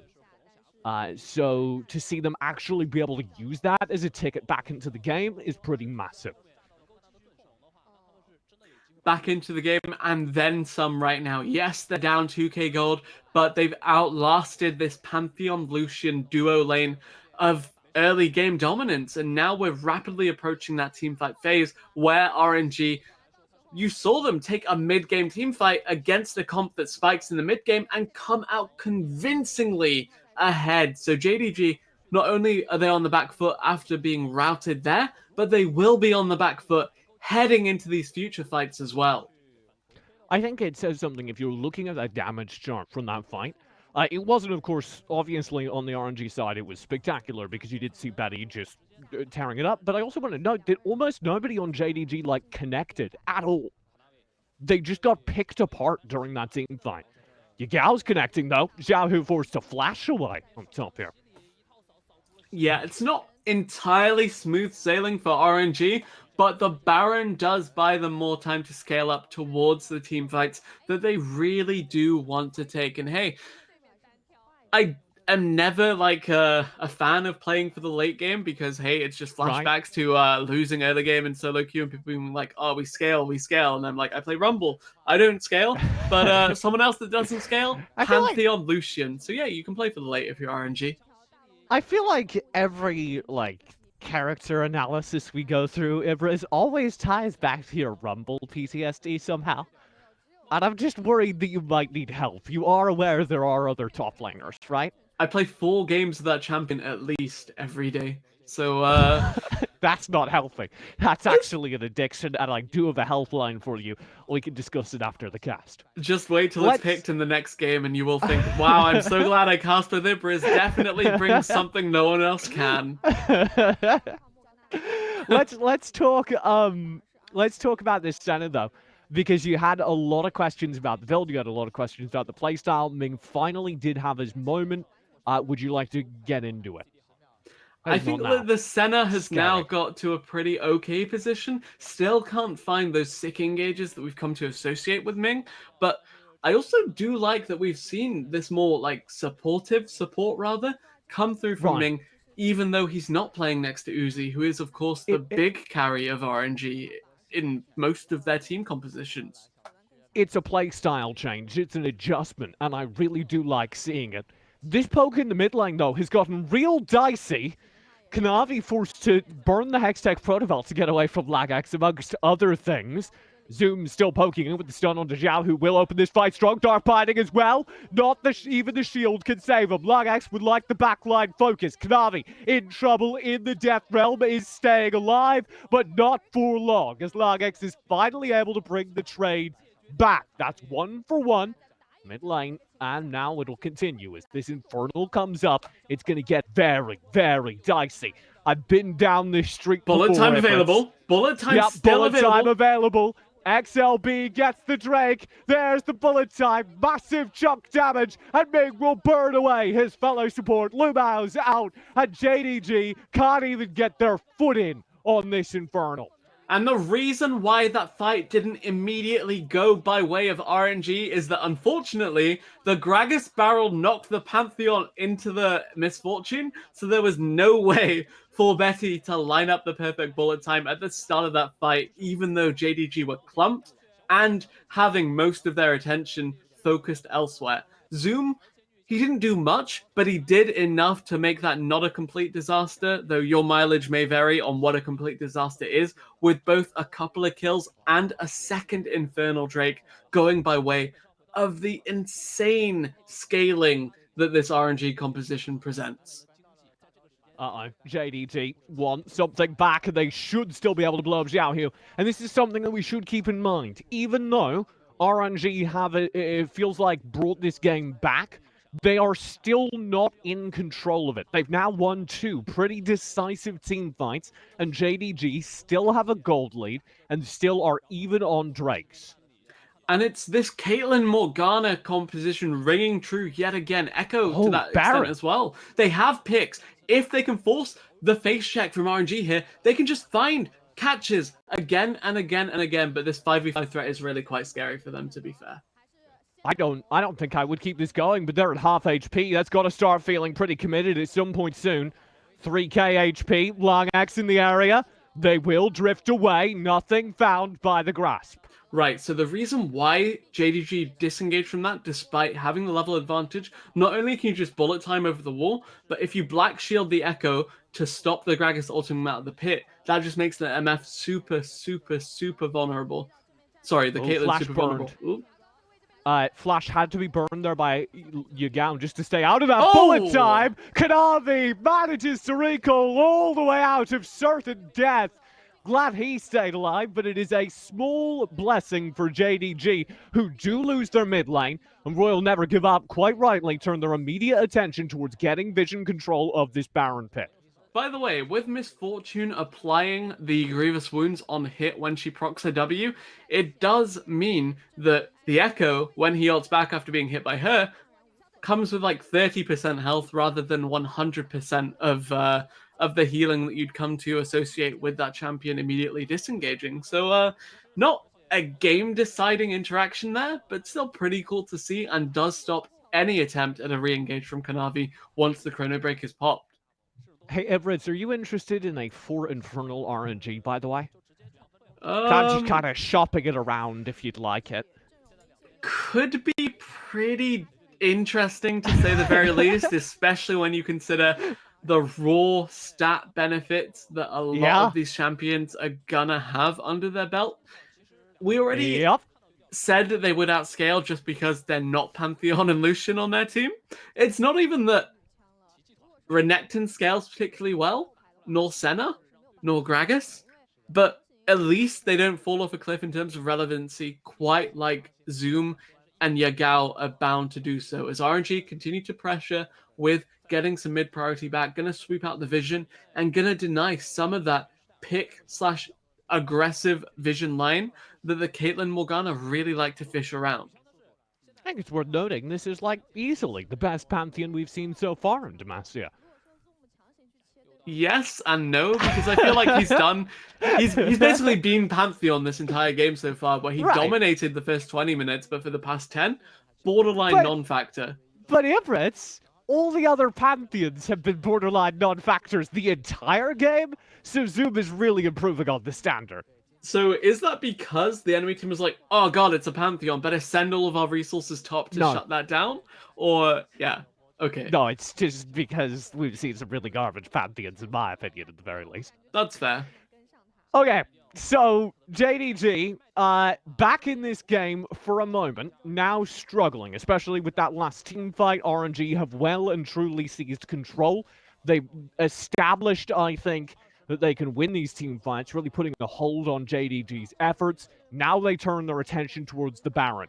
Failing a Miracle Steal, I'm not sure what the game plan is, and the Death Realm's been popped on Kanavi, who would be that Miracle Steal, and he's just being forced to run for his life out of the Death Realm into 5 members. Parallel Convergence spent, but it will not save bullet him. time! He's gone, and the bullet time combo with the set ult should grab Yagao. It's a great black shield to keep him up. Redemption to follow. Lumao is earning his pay today.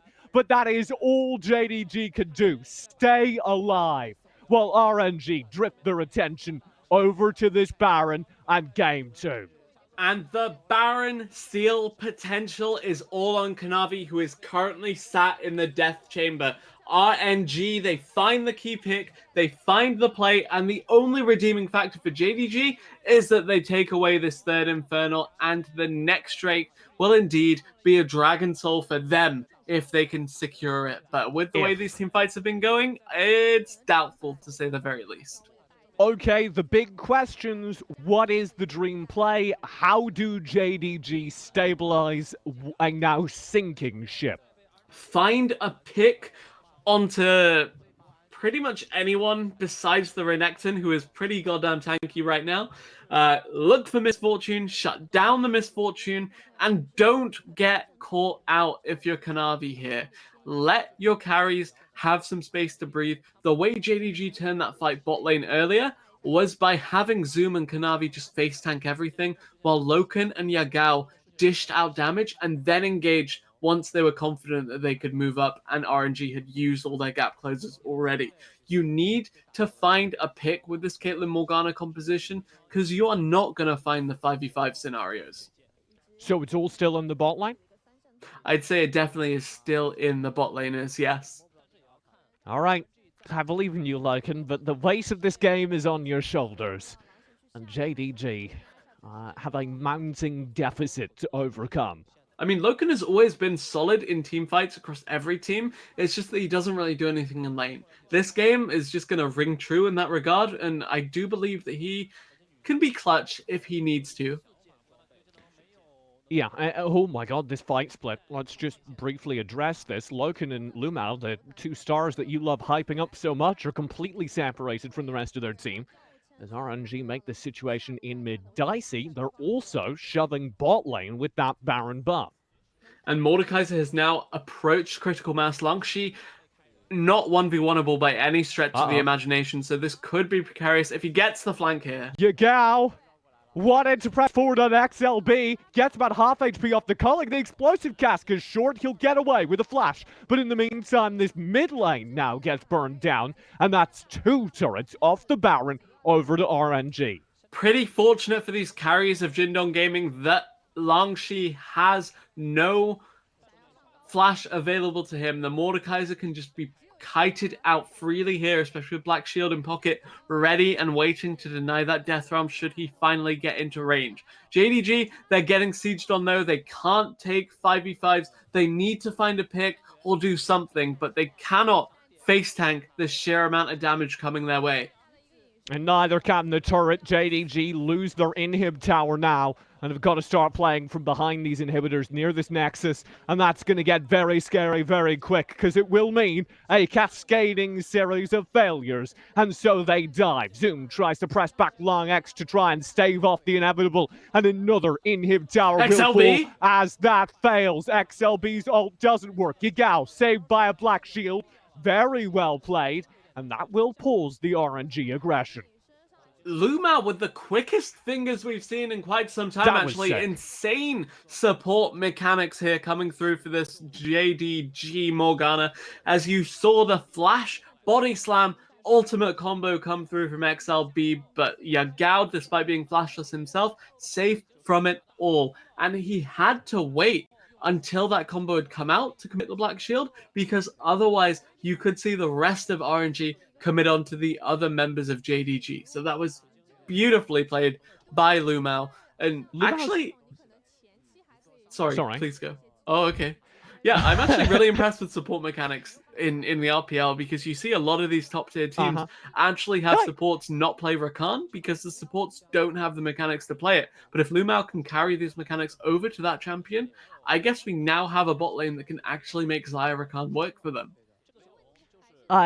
For all the shade people are like, oh, LPL team fights, you know, all the time the LPL's team fighting. What that means is that the supports here in the LPL have some of the swollest fingers in the universe. Yeah, I'd say that's definitely they're working out, Ifrits. It's like it's quick. 45-pound weights on each finger. Let me tell you, or a 45-pound weight in the. Oh no, that would have been rude. Yeah, I wouldn't say that actually, because both top laners are actually playing pretty well this game. Well, that was why I went there, because like we could have been mean, but the top laners are pretty. 45-pound weight in the support role for the first 20 minutes in the case of RNG. But we now had found like a really footing. polite thing going. We like didn't want to talk over each other. We were being really sweet. I mean, you just dunk on him. I see how it is. Here's this Infernal RNG. I joked earlier about 4 Infernals, but with the end of that Baron power play, we steal it, Kanavi. Towards it. Kanavi would like it. That would, of course, be the soul if he could steal it. Kanavi into the Death Realm in the pit will be in big trouble as Long Axe just walked forward, asserting his dominance. And that will be a full chase down with the bullet time. Senna ultimate. Infernal Drake to RNG. JDG escape with their lives, but they've got to be pleased with that. The rest of JDG on full damage control here. Kanavi tries for the steal, flashes into the pit even, but can't get out of the Death Realm. And I'm a big fan of Long X using that Death Realm as smite denial. It's yet another use for this really brilliant Mordekaiser. Yeah, the Mordekaiser definitely gonna be, well, pretty damn devastating when these fights do erupt, and he can get on top of the priority targets. But as well as that, yeah, just a little bit of utility packed into that already fairly overloaded kit. I mean, just check out that HP bar and tell me that you're not intimidated. Here's the dive. Kanavi around the side would like to get in on XLB. They've got a culling from Yagao as well, but the problem is both these engages have gotten badly wrong Trap already. line? They're not finding the value they want. Loken is, though. Him and Zoom absolutely blow up a first target. And RNG on the back foot. Yagao chased into the death realm. That's going to be Zhao, who inside the Loken? redemption. Loken's able to stay alive, and Yagao finally goes down to Lag X. The problem is, Loken Betty! is taken out. Betty finds the kill, and Lumao is the last player alive. JDG, I believed for a singular moment it looked possible, and Benny is there alongside Lagax to slap away your dreams. RNG truly do never give up as they hold on to this game, drag themselves back into it, kicking and screaming, and put themselves 2-0 up in this best of 5 series. And Uzi left the biggest shoes to be filled. The star AD carry has his substitute step in for the Demacia Cup, and we're seeing Betty rise to the occasion this time around on that misfortune, carrying the rest of RNG through these late game fights. And you said it yourself, JDG actually looked pretty damn convincing. You had Loken with the aggressive trap line splitting the entire RNG comp, weaving auto attacks in, out, and around that fight, dishing out the DPS. But when it came to trying to just right-click Betty down, the misfortune, once she got in range, just did insane amounts of damage. I'd like to point out 2 things on this endgame screen real quick. First of all, obviously Betty's damage just dwarfing everyone else's. But also take a look at that gold chart and see if you could work out when the RNG comeback began. Because it's real subtle. Yeah, not only the RNG comeback, but when we hit the late game per se, where Pantheon and Lucian can't really You can actually see right there around that 18-minute mark where Zoom just stopped being able to do damage. As well as that, Yagao, when you play Lucian into a Gragas composition, there's a point where if you move up to auto attack, you're in range to just get ER'd into the enemy team or will immediately be dropped. Yeah. Yeah. I feel baited because I was like so ready for us to have a 1-1 series. I was like, okay, JD Gaming have solved the problems. They got the early game Drakes. What else is there to worry? Because there's nothing coming out from the support behind Betty. And then I just got destroyed by late game RNG, and I could not be happier for it. What a good game to watch. Yeah. And we've got many more games still to come. I'm going to power through you because I know we've got a hungry analyst desk ready to go. Quirky, take it away.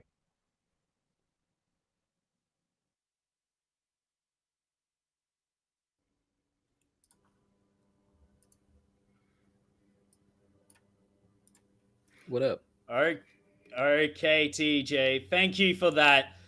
As we're back on the analyst desk. Hello, everybody. I am Quirky, and joining me once again to break down how RNG came back, it is Saga and Nightstar. And boys, we were thinking it might be a Jing Dong victory again during that early to mid stage.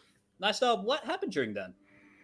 Yeah, and a lot of this early game came down to the fact that if you look at that draft, it was very early game focused. They had 3 shoving lanes, 3 winning lanes, however which way you want to phrase that, and then they had this Echo who, along with that first blood of course, was able to just invade non-stop and just suffocate XLV early on. At one point in the game, he was at level 11, and Xiaolong Bao, he was at level 8, so it was a 3-level discrepancy. But then, once some of these team fights really started to happen, things kind of fell apart. Yeah, and pretty sure we figured out that there's one person for that cause, and who was it, Saga? Well, okay, let's run down the list. Yeah. Was it Longex? No. RNG needs a reliable top laner. Was it Xiao? Xiao was trying his best to lose this game for a large proportion of it until Betty was like, dude, come on. Like, this is my promo series. Can we please, like, try? So he was like, okay, fine. So he bought a Thorn Mail and just stood in front of him while Betty just legitimately just cleaned everyone up in just about every fight. That final fight, we were literally here like, how is this man alive?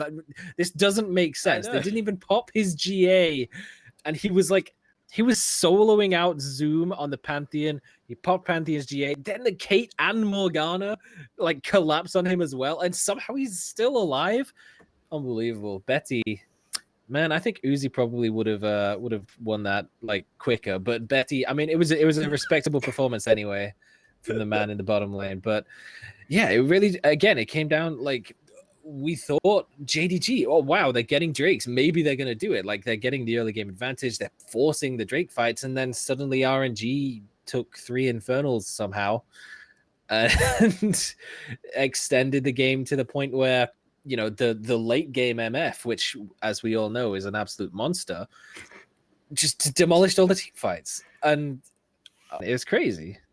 Yeah, and like, in addition, they also got the perfect,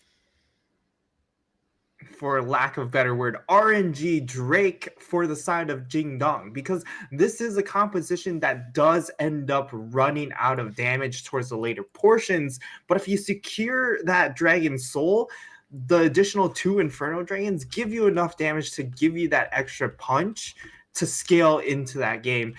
But then another one of the things was, again, an issue from game number 1. They lacked the super hard engage. You look up and down that roster, really only Pantheon was the one who could try and hard force things. But even then, a Pantheon engage isn't the best primary engage in the world.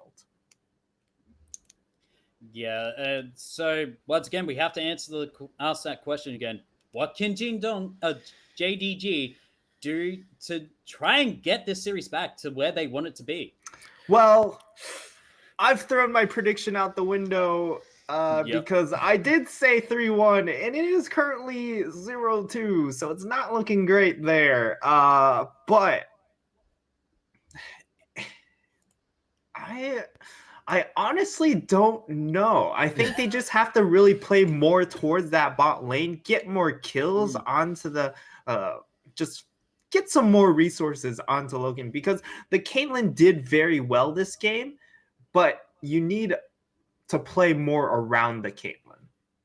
Right. Yeah, I think the Echo pick as well it worked in the earlier stages of the game, but it hit that point where it just wasn't actually able to reach the backline carries, by which I mean Betty and not really anyone else, but it wasn't going to be bursting through the Renekton or the Gragas or the Mordekaiser. So it's one of those picks where it's like, you start accelerating the pace of the game, but as soon as things start slipping away from you, it's really difficult to get them back on track. And as soon as they started to lose some of those team fights around the Drake pit, with especially the steal that came out from XLB on the Infernal Drake that denied the soul that early on and started to give RNG a bit of an avenue back in the game, maybe it's not so much about the actual draft or about the way they're executing in the fights. It's just they needed better setup around it, because allowing RNG just to walk in like that is never really ideal. And you really don't want risking going for those 50-50 steals if the whole like meta of this tournament is to control the Drakes. That's not control, that's a bit of chaos. And RNG just came out ahead. Yeah, well, any adjustments to predictions, fellas? Nightstar, you predicting JDG coming back? Are they going to do the reverse sweep? Are we going to a 10-game day today? It's hard for me to really say that Jingdong will be able to take it, but I might give them this next game. Well, we'll see how draft goes.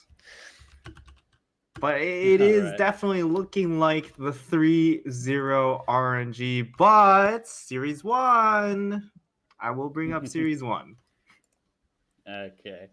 Saga, it's still giving Jinjong that one game, or is it going to be a 3-0? I don't know. I think they definitely performed a lot better in game 2 than they did in game 1. And I think if they were able to just build a little bit on the success they had in game 1, then sure, they can easily take a game. They've already done it against RNG in this tournament, so we know it can happen. It's just the pieces haven't fallen into place yet. But with RNG back on blue side, it seems like the teams that are on blue side start just building advantages from the get-go, coming into pretty much every game so far of this series. So if RNG starts to build the advantage, it's going to be a struggle. So if RNG is back on the blue side, it's probably a 3-0. Yeah, well, with that, we are going to be going into a third and possibly final game of this series.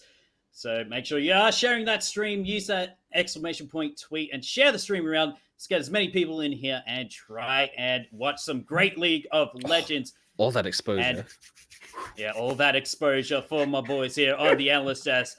Take a quick 5-minute break and we'll be back with game number 3.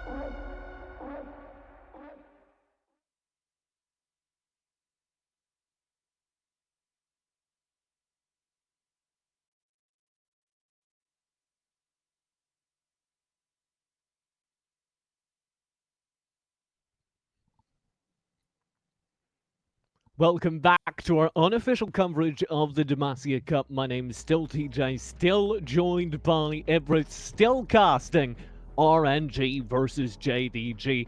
And RNG are still winning narrowly over JDG. In for a treat now, as we do see Lee Sin locked in for Kanavi. Of course, this was his trademark champion in the Summer Split. It's actually XLB's signature champion as well, so a little bit of a friendly rivalry here, though the junglers' performances this series so far could not be more different. Hold the phone though, because that's also an Akali lock-in. And Everett, Akali has been the single most banned character at this event. There are other characters that have higher pick ban presences when you add up like picks and bans, but nobody has been banned more than this Akali. And Akali being banned the most is really weird to me, just because Victory 5 played in this tournament, and they have like 6 solo laners signed, none of which play Akali. But yeah, end of the day, very, very dominant mid lane and top lane assassin, has a lot of flexibility, and I think the real issue with Akali is that not only is she so good at playing weak side, but even if you shut her down early, she always finds a way to claw her way back in terms of relevancy. She's sneaky like that. Goes into the cloud of smoke, comes out ahead. Also worth noting, Ming got tired of playing long-ranged poke. Gets the Leona. We were kind of begging for Ming to get. Overall, this draft seems really good for RNG. Yeah, definitely on the comfort picks are RNG now. But speaking of comfort picks, you have that hotly contested Rise that we said prior to this series. Both of these mid laners would have their eyes on, because they both made standout borderline 1v9s in the quarterfinals that led them to be here. Yagao and Zhao, who both phenomenal. Oh, actually, that's a Rise. Okay, no, it could be Syndra bot. I'm like too many mages to count here. Yeah, there's a lot going on there. In that bot lane, we do have the support matchup we were really excited about, and saw a ton of during the group stage. That will be Leona into Nautilus, which I'm very excited by. Just to catch you up, of course, we also have Gragas and GP grabbed over on the RNG side. JDG close out their Lee Sin Nautilus roster with this Rise. And, oh my god, what like pitch me, Everett? Alright, that is really sick, and I love seeing it just because you can't ignore Yorick. It's been a pocket pick for Zoom. And he just sits in a side lane, farming up a storm, pushing up a storm, and outscaling Gangplank in the 1v1. Because yes, whilst Yorick isn't anywhere near as impactful in team fights, or really anywhere compared to the GP, he's still a 1v1 beast, and he still pushes like no other champion in the game. You blink, and this guy takes everything. JDG, they've drafted a comp that will allow them to play 1-3-1 if they wish, or 1-4. But that one consistently in a side lane is gonna be Zoom on this super potent Yorick pick. I know, okay, so JDG, we've now had 2 games in a row where it's felt like they've almost made everything work. Game 1, we said they had a really solid game plan, but it never quite came online. Game 2, they had a game plan, it did come online, and then it all slipped away from them in the mid-game. Game 3, have they, hit Galaxy Brain with this draft, or have they thrown the baby out with the bathwater in a desperate attempt to change things to make it work? I'm hesitant to call anyone that falls 0-2 in a series to begin with Galaxy Brained, but I think that it was definitely time to swap things up. I really like the plug and play kind of Caitlyn Morgana composition that we saw before, and I really liked how JDG allowed their solo laners to shine, but now this time around, it's leave the solo laners alone, let Kanavi either hunt down Xiaolong Bao and skirmish early, or play around what will inevitably be a pushing bot lane of the map. It's interesting to me that this has ended up the way it has with this Syndra being brought out, because it was Betty that was trying to make a lot of these majors work in the ADC role during the group. Trying being the operative word there, my friend. Yeah, ultimately, it felt like the conclusion from that experiment was, I don't know, Betty, maybe the meta's the meta for a reason. let's go back to these really stable, solid misfortunes. And I do like the fact that Loken has his hands on the Syndra because he's been so, not fantastic, but decent on these majors in the past. When Loken was on top this season, he was playing as Ezreal more often than not, and just holding his own 1v2 whilst his support roams. And Syndra actually does an okay job at that when she's not eating a solar flare on cooldown from the Leona. Everett, are you familiar with the expression damning with faint praise? Is decent, is solid, really what you want from Loken after a series in which he's been decent and solid throughout, and that has never been enough? Hey, he was a redeeming factor once they hit the 30-minute mark last game. Not quite enough to... He's always been solid, he's always been, redeeming, but they're not winning these games, Ibris. I think that's just JDG's bane here, to be honest, because they are so tunneled on playing around the top side that it just really funnels them into this kind of playstyle, really, where they have a certainly talented bot lane, but they're never really gonna be the lane dominant carries we come to expect. Ooh, trade. We said at the beginning of game one, Ming was aggressive. There's some aggression. Zenith Blade right into the back lines, and oh my, did it not work. That was one of those Zenith Blades I hit, where I hit the button, and then I think, do I really want to be in a 1v2 at close range with the Nautilus? And the answer is no. Hey, sometimes the answer is yes, but when you have a champion like Senna by your side, she's more of an ability-focused AD rather than strict trading. Part of that is because she has literally no attack speed, but also because Syndra's on the enemy team. And well, here's Kanavi. Ooh, flash away from the dredge line, saves Betty. That'll keep things safe. But as you say, both flashes actually blown, Betty and Ming. As you say, this is much more of a scaling character for RNG. How do you see it playing out? Talk numbers to me. How do you see it playing out versus Loken whipping out a Syndra ADC? So I think that Syndra does suffer from the fact that she's a mage and needs items to be super relevant, but as well as that, Betty on the Senna, you said it, scaling, and a lot of that is reflected in the fact we will presumably see this marksman Senna opt for a tier before starting on that lethality craze that all of these Senna picks in the AD and support role do opt towards. I like that we have this scaling bot lane. I like that the flashes have been forced because this buys more time for Loken to do what he does best, which is ramp up in terms of relevancy. So you think this is Loken playing still a character that can go toe-to-toe late game with Betty, but you're not giving a firm prediction which way that late game will go? I think late game, if we do get there, will go firmly by way of RNG, just because GP, Akali, even Leona are all really good at fighting on demand, especially with the Gragas hard engage as well to focus in on that. But Ryze is a prominent late game threat, and well, I wish Senna and Akali good luck at finding too much relevancy when they get an unleashed power for about 60% of their health in these later on skirmishes. Because Ming, we've seen it time and time again, he's not a peel support. He likes to dive the backline. He likes to say, screw it, I'll leave my team alone while I go in and run interference on the enemy team. But as long as Loken can get out one ultimate on the Syndra, it's value, honestly, and it doesn't matter if the Leona's in his face, as long as he's already got his assassination down. Do you think maybe this is a response to the fact that Loken hasn't been finding too much relevancy in these team fights, despite the fact that he's been doing everything right come late game? Loken's Caitlyn, for instance, just hasn't been able to make the impact that we've kept hyping him up to. I think part of that is also because Morgana Caitlyn doesn't really have the on-demand fight that we like to see.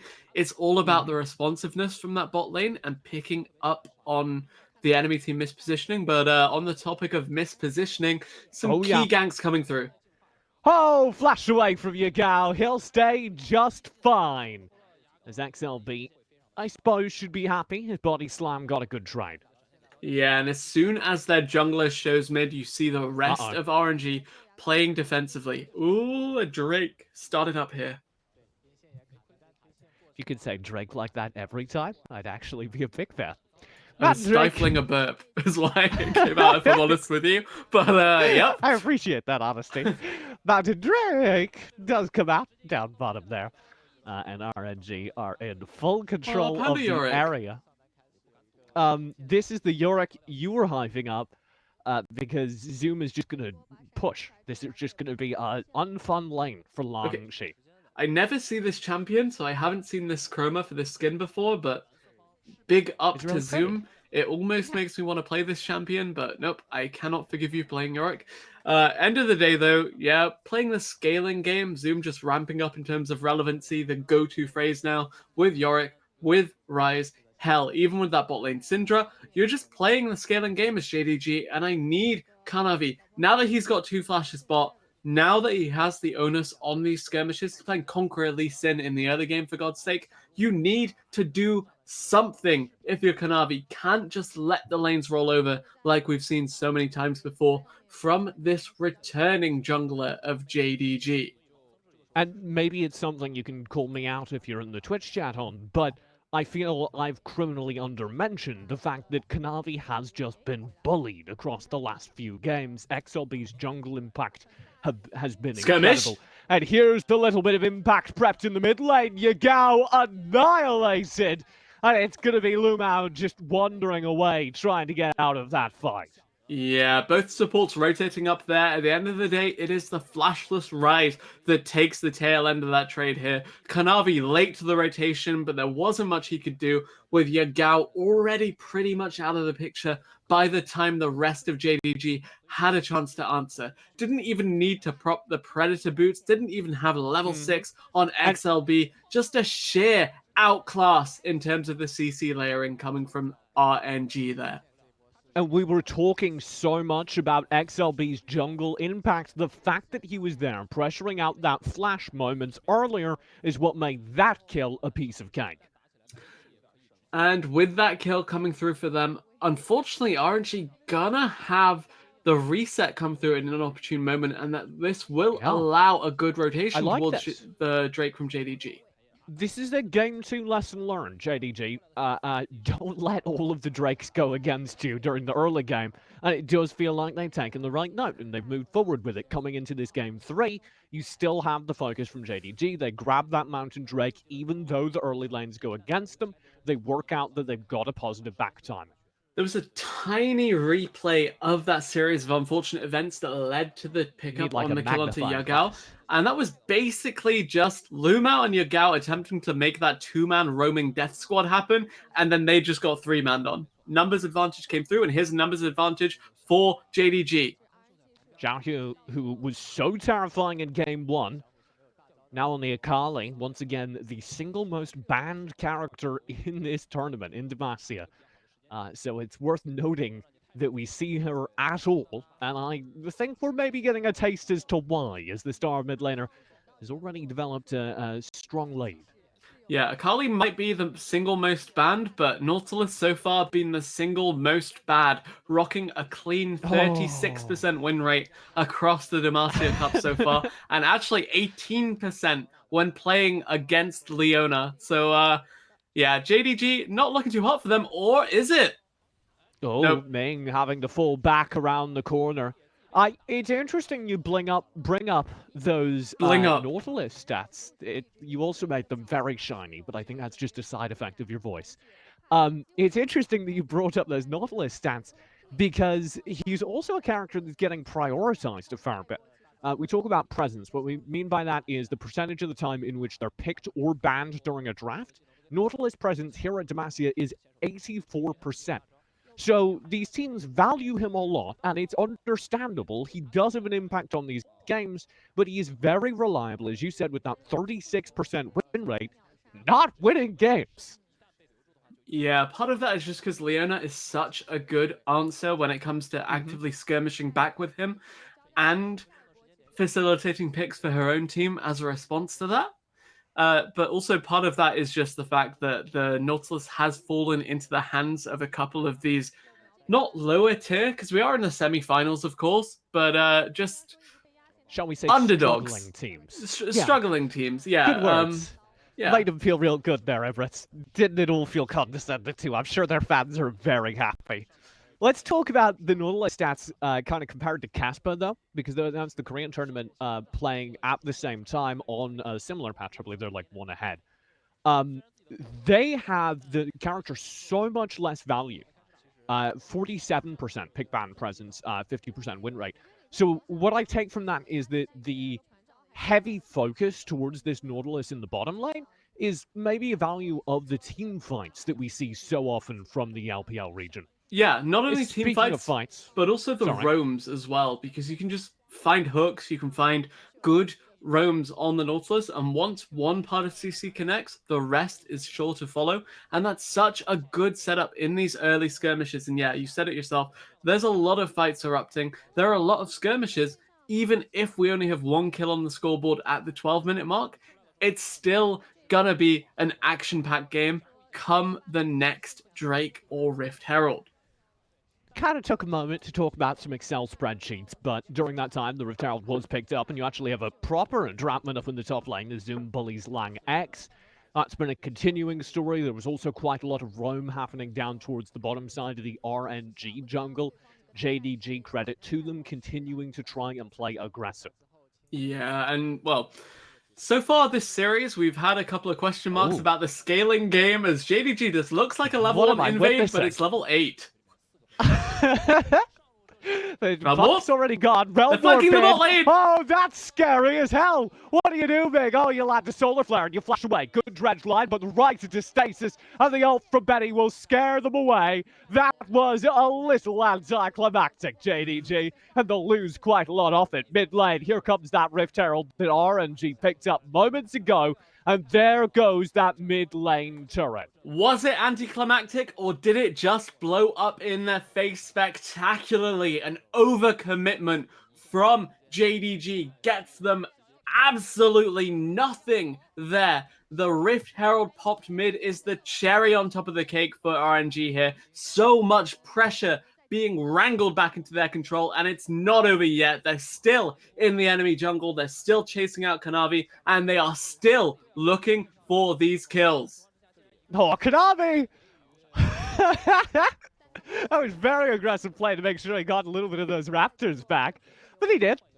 XLV kind of watches it with a bemused expression, walks away at the end of it. Credit to JDG for actually trying that though, because I saw the tier in the Rises inventory, I saw the nameplates, I saw game 1 and 2, and I was like, oh, they're just going to play for the 25-minute mark again and lose everything. Yes, it didn't really pan out at all, but it was something, alright? I really liked it. That was so creative. Yeah, you're right. Like, it didn't work at all. Zoom, speaking of things not working, in trouble. Executed. Beautifully done by Xiao Hu and XLB on the roam.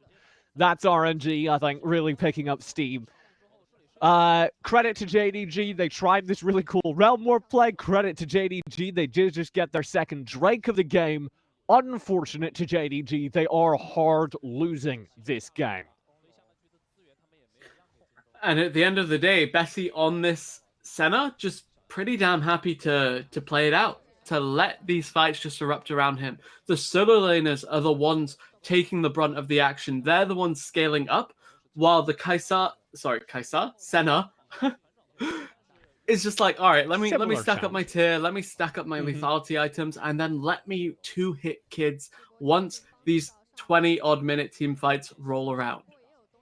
I think all of JDG, hear me out, go into an invade near the red buff of RNG, and then Realm Warp into lane. I think it could really work this time, Ibrits.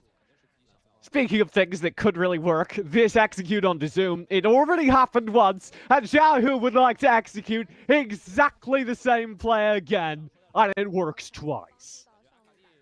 Yeah, end of the day, the pickup onto Zoom there, just gonna secure further pressure across this top half of the map for RNG. They'd knock down the Yorick. I can't count him out because he is Yorick. He's just going to scale up. Regardless of what you do, he'll be a side lane threat. But bullying Zoom out early seems to be the way to shut down JDG because the rest of their lanes, including their jungler, just like to scale. As Xiao Hu, he's still pretty devastating in this 1v2 scenario. Yeah, he's been on fire on this Akali, which was, well, a focus of our early game analysis. We said that this Akali was going to be spectacular just based off the weight on which the LPL teams have put on the character, and especially in Xiaohu's hands after that LeBlanc play in game 1. This is just looking rather snowbally. So, what's the hope for JDG? How do you get back into this game? Are we talking about the mages? Are we talking Rise and mid lane? So I like that we've seen JDG actually be the ones to instigate the lane swap here, sending Zoom bot side. It's just playing that scaling game, getting your solo laners to a point where they can actually go toe-to-toe with their counterparts. But the longer you wait, the rest of RNG are the ones that are going to pull the trigger. They have Solar Flare, they have Predator Gragas ready and waiting to ruin somebody's day, most likely Lokens. And I do have my concerns for this JDG lineup when it comes to contesting these neutral objectives. Next Rift Herald's going to spawn soon. So many pink wards in that top side jungle as well. RNG just choking out JDG right now. But Ibritz, you know, as the proud father of JDG, you've kind of just... Like, I asked you for hope. I asked you for a dream. Scale! Try something. You gave me a nightmare. Oh man, RNG just not slowing down at this point. The kills are not coming through, but the map pressure again, the discipline being showed by them to choke everything out. And it's like when their bot lane was getting full-manned, they were claiming everything across the rest of the map. And that's what you like to see when you're soaking pressure like that. And that's presumably going to be what's going to happen when RNG reintegrate Uzi to the lineup as well, where you have enemy teams looking for these bot lanes. And this bodes incredibly well for the rest of RNG's season, that they are actively fishing for plays across the map. It's not just the bot lane show, and it's really damn promising for them. While JDG, yeah, I need to see more proactivity around that top side. And it was so aggressive as well when they were collapsing. Langax caught out, but the GP ult scares away Zoom alongside the arrival of Zhao, who will be a TP burned on re-entry, as well as a quick rotate. Yagao is here after the TP, but JDG have already lost enough health and enough positioning that they ought to drift back. That fight is very important because we do have that Ocean Drake coming up in about 20 seconds. Perhaps quite importantly, besides the TP, we did also see the cannon barrage. So any sort of skirmish that does erupt will have one less team fight splitting tool from the side of RNG. Of course, Maiden of the Mist had come through, but it wasn't like Yorick was going to be that insane team fight threat at this stage anyway. So end of the day, JDG absolutely fine to try and do something here, but it looks like RNG gonna crack open this mid lane tier 1 and push their aggressive vision line. Lumao, scared by the solar flare. I thought there was going to be a full engage to follow Ibritz. So I'm like really sorry because I came at that with like a lot of solar energy. That was sick, actually, by the way. Not only the solar flare, but on the top side of the screen, you saw the cage from the Yorick hold the Rift Herald, deny the charge, and keep that mid lane tier 1 alive. Xiaohu maybe with the flank. Now the turnaround, Lumao would like an engage of his own, and the depth charge blows up the entire backline buying time, but Xiaohu's already got Loken in the backlines, and that means this fight is devastatingly in favor of RNG, as their members just get picked up one by one for the JDG side. Finally, Xiaohu meets his match as Yagao on the rise can just burn him up, but that is just about the only thing that went JD Gaming's way, as the rest of this team fight was just a pure mop-up operation. RNG have brought in the Roomba, and they're about to get the Ocean Drake as well. Solo laners of JDG still alive here, could decide to run some interference. Ming, full dive in, shut down, but he's got the turn. Zoom all alone, did not get that Drake, and will not get anything more from this positioning. They choose to linger, Ibritz, and my, do they get punished for it. And that fight's catalyst was Xiaohu on the flank, showing the hell up on this Akali, finding the priority targets, locking them down, knocking them down with this Akali damage, and just hard smurfing when it came to executing these mechanics perfectly. Zhao Hu, Oh my I lord. had my questions about him in day one of groups. He got solo killed by OMG Icon too many times to count. He got completely shut out and was the reason why they lost that game and were sent to that awful tiebreaker scenario that made them sneak out of groups by the skin of their teeth. But in playoffs so far, Zhao Hu has been so clutch for RNG, and on this super high priority Akali, it looks to be no different. That Akali, that LeBlanc from game one have won so many team fights for Royal Never Give Up. And that was a perfect example of it. Do you know how long in that fight Loken's ADC mage lasted? Because if you do, Like tell me, 3 seconds it's like at microseconds. best. Yeah. Oh man, uphill battle from this point onwards. The biggest question mark I have about JDG as well is that yes, whilst Ryze and Syndra do hefty DPS, the lack of additional AD carry gonna... XLB forcing you to hold that note as Konami gets burned down, caught out by XLB's engage, and punished by the swift rotate from the rest of RNG. Yeah, lack of traditional AD carry gonna make the Baron take pretty precarious for both these teams. Of course, Senna dishing out hefty DPS, but not too much relative to your Zayas, your Misfortunes, your Caitlyn's, those kinds of champions. But it's still enough to presumably secure this, but JDG gonna run interference, TP coming through. Yep, and that TP should force RNG to back up, but that's a good dredge line. Nice hook hit on Ming. We'll drop him very low, and the depth charge pops up. XLB re-engages and is annihilated. Zhao Hu! Betty with the ult will do the damage. Right as Zhao Hu arrives, it's zoomed to try and find something in response, but he can't stop the cleanup. RNG are still here to play. The attempted salvage from JDG there, but it wasn't enough. You saw Zhao Hu on the flank yet again, finding his mark in the backline. The Sakali finding the kills, and RNG finding the fight at the 23-minute mark. Beautifully done, and it was the combined turn. If you look at everyone that gave their lives to get to that point in the team fight, it is beautifully planned by RNG, because who is here right after everything has gone wrong? It is Betty, it is Zhao Hu, it is the two players who can make this happen. Oh man, that was a fight and a half. Zhao Hu, as soon as all that CC is down, Scatter the Weak from the Syndra gone, Nautilus cooldowns got Nautilus himself gone, just the Akali running rampant. You need the Nautilus to lock her down. If you don't, your carries are toast. Ryze immobile, Syndra immobile. Easy pickings for this insanely fed assassin on the side of Royal Never Give Up. And RNG with a 2-0 lead in this semi-final look poised to punch their ticket here. Ibris, JD Gaming are on the ropes.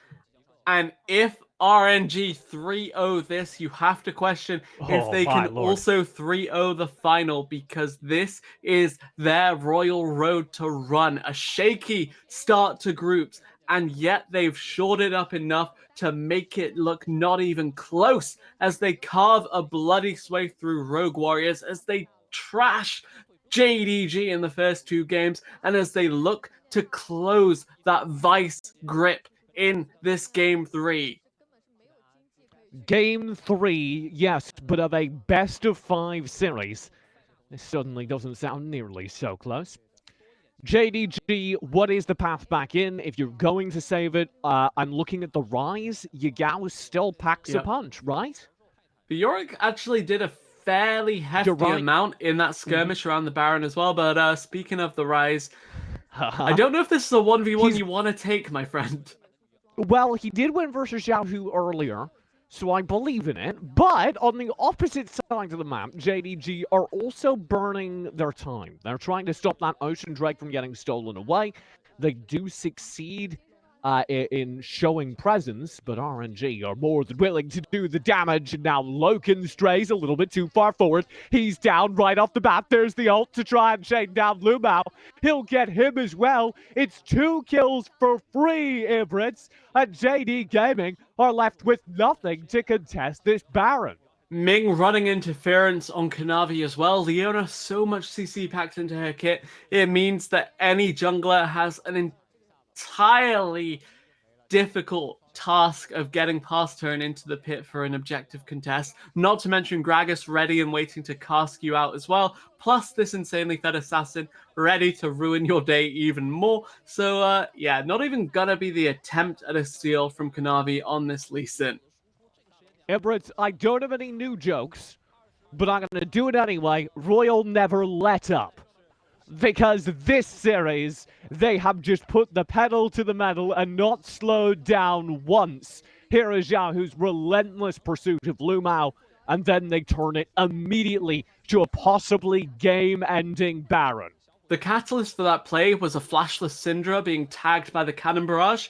Pretty much full duration of that because she was dead center, and that did mean that it was just lining up the barrels for XLB, Xiaohu, Ming, and Betty to knock them down. A good cleanup from Xiaohu, a good pickup on the Baron, and RNG, they're in the driver's seat and they are not letting go of that wheel. But if JDG are going to come back, it's going to be through these solo laners that are currently playing the side lanes. Well, the problem is, we talked about this during the draft. We said JDG's team fights do kind of automatically look worse. And with RNG in that driver's seat, JDG are in the trailer behind. They've got nothing to do except try and win a team fight that we said from moment one was going to be an uphill battle.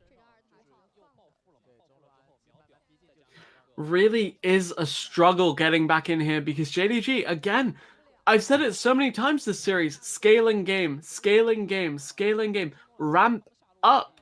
But the issue is RNG then not allowing any room to breathe. Xiaohu actually takes a chunk of damage. If they can shut down Xiaohu at the start of these fights, and I already pointed to Yagao as the person to do it, then this team fight could happen. But that is, I feel, the only way this difficult team fight happens, and XLB is here. Flash, body slap! Oh, it's a great ult! Solar Flare to follow as well, chaining down Loken, and the rest of the retreating JDG side. Xiaohu's there, flash over the wall, 2 kills to him, and he's still on the chase! Kanavi's just got to run for his life, as RNG blast into the base, and Zoom's just arrived. His base in tatters, his inhibitor under threat, and his teammates already in the grave. Zoom is here, but it's too little too late. What is the Yorick gonna do? Not much apparently, as the Maiden is popped just to clear out the last remaining cannon minions towards that mid lane. As RNG, they refuse to let up their assault. Gonna continue to push through the spot lane. It's just Xiaohu by himself though, and Realm Warp. Yep, Yagao right on in. This would be big. This was what I said they had to do, but what they had to do, what would be big, will not be. As Xiaohu slips away through his smoke veil yet again. And not only is the Baron siege difficult to deal with, but consider the Ocean Drakes just healing up any poke that this team takes. Yeah, that engage was sick. The follow-up was sick. The Akali got knocked up and CC'd, but no one could really do anything. There was already a chain CC onto Lumao. There was the Syndra having to stopwatch early. There was Kanavi just on the full disengage, maybe on a different page from the rest of the team still. Not a good turn of events for this JDG lineup, as Xiaohu just running rampant in the backline again for RNG. Xiaolongban, flash, body slam, explosive cask. Name anything that looked as satisfying as that play. Maiden of the Mists dishing out like 10 damage per second. No, really nothing that Yorick can do here. Honestly, I really do worry for JDG here. There's nothing they can really do to get back in terms of a 5. In terms of 5. Yeah, no, honestly, it's really difficult, especially when you fall behind on these stat check champions like Syndra. Yeah. Because she's borderline an assassin-ish, yes, she's a control mage, but a lot of her power is just tied to how much AP she can pump out via that ultimate. And if she's behind, solar flare. surprisingly, no damage.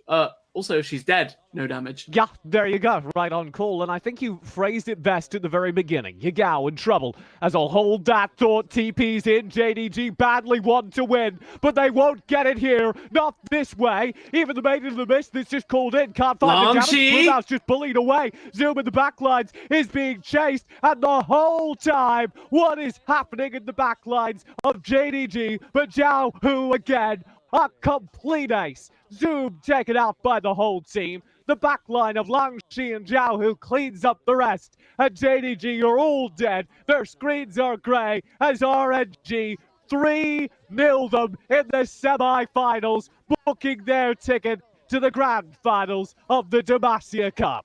22-5 on the scoreboard in favor of Royal Never Give Up. Insane performances from Zhao Hu in the mid lane in particular. The Akali showing you exactly why that champion was permaban status during the Demacia Cup, as Royal Never Give Up continue to make their way towards that finals. They're there to face Edward Gaming tomorrow, and they are looking damn good. That is terrifying. EDG, if you're watching this VOD, check under your seats, because I've got a present for you. What is it's it? a terrifying opponent. Why are they under the It's seats? not a very good present. It's not. It was kind of an Oprah joke. It got extended and it wasn't great. But you know what is great? Boom, segue. This side that just came out on top. RNG will bow to the crowd because that was a show. Yeah, really, really, really good play from RNG there. And hey, can't do their trademark choke in Game 5 if they never take a series to Game 5. Clean They 3-0 figured it out. again from RNG. Look at that gold graph. The game, not even close. The series, it feels like not even close. Complete dominance this time around. And it's actually really rare for you to see an Akali at the top of damage meters because she's an assassin. She doesn't dish out DPS, rather she just bursts the target down. But the fact that Zhao Hu is on top of the damage shot just goes to show how much work he was consistently doing on this mid lane assassin. We said at the start of the series, games 1 and 2, it feels like JDG are almost there. It feels like, they've got something, but it's not quite working out. This game 3, they never had anything. They changed up their roster, and RNG had no trouble at all. Yeah, really, really not a difficult series of events for this RNG lineup. They took control, they didn't let go of it, and I'm actually really impressed they didn't throw it either. Even Ming, who we've come to associate a lot of questionable catch-outs with in RNG's dominant victories, he was absolutely fine. He had firm vision control. The bot lane soaked pressure. RNG read JDG like a book, and they just rolled with that. It is an LPL series, so it comes with certain expectations, but I have to say, this was a really clean and really fun series of League of Legends to watch. I hope you had a great time watching it with us. We've got an analyst desk ready to break it down. My name's been TJ, joined by the wonderful Inbrits on analysis. We're going to throw it right over to Quirky on the desk. Of course, the broadcast will be back tomorrow with the finals, and I can't wait for those.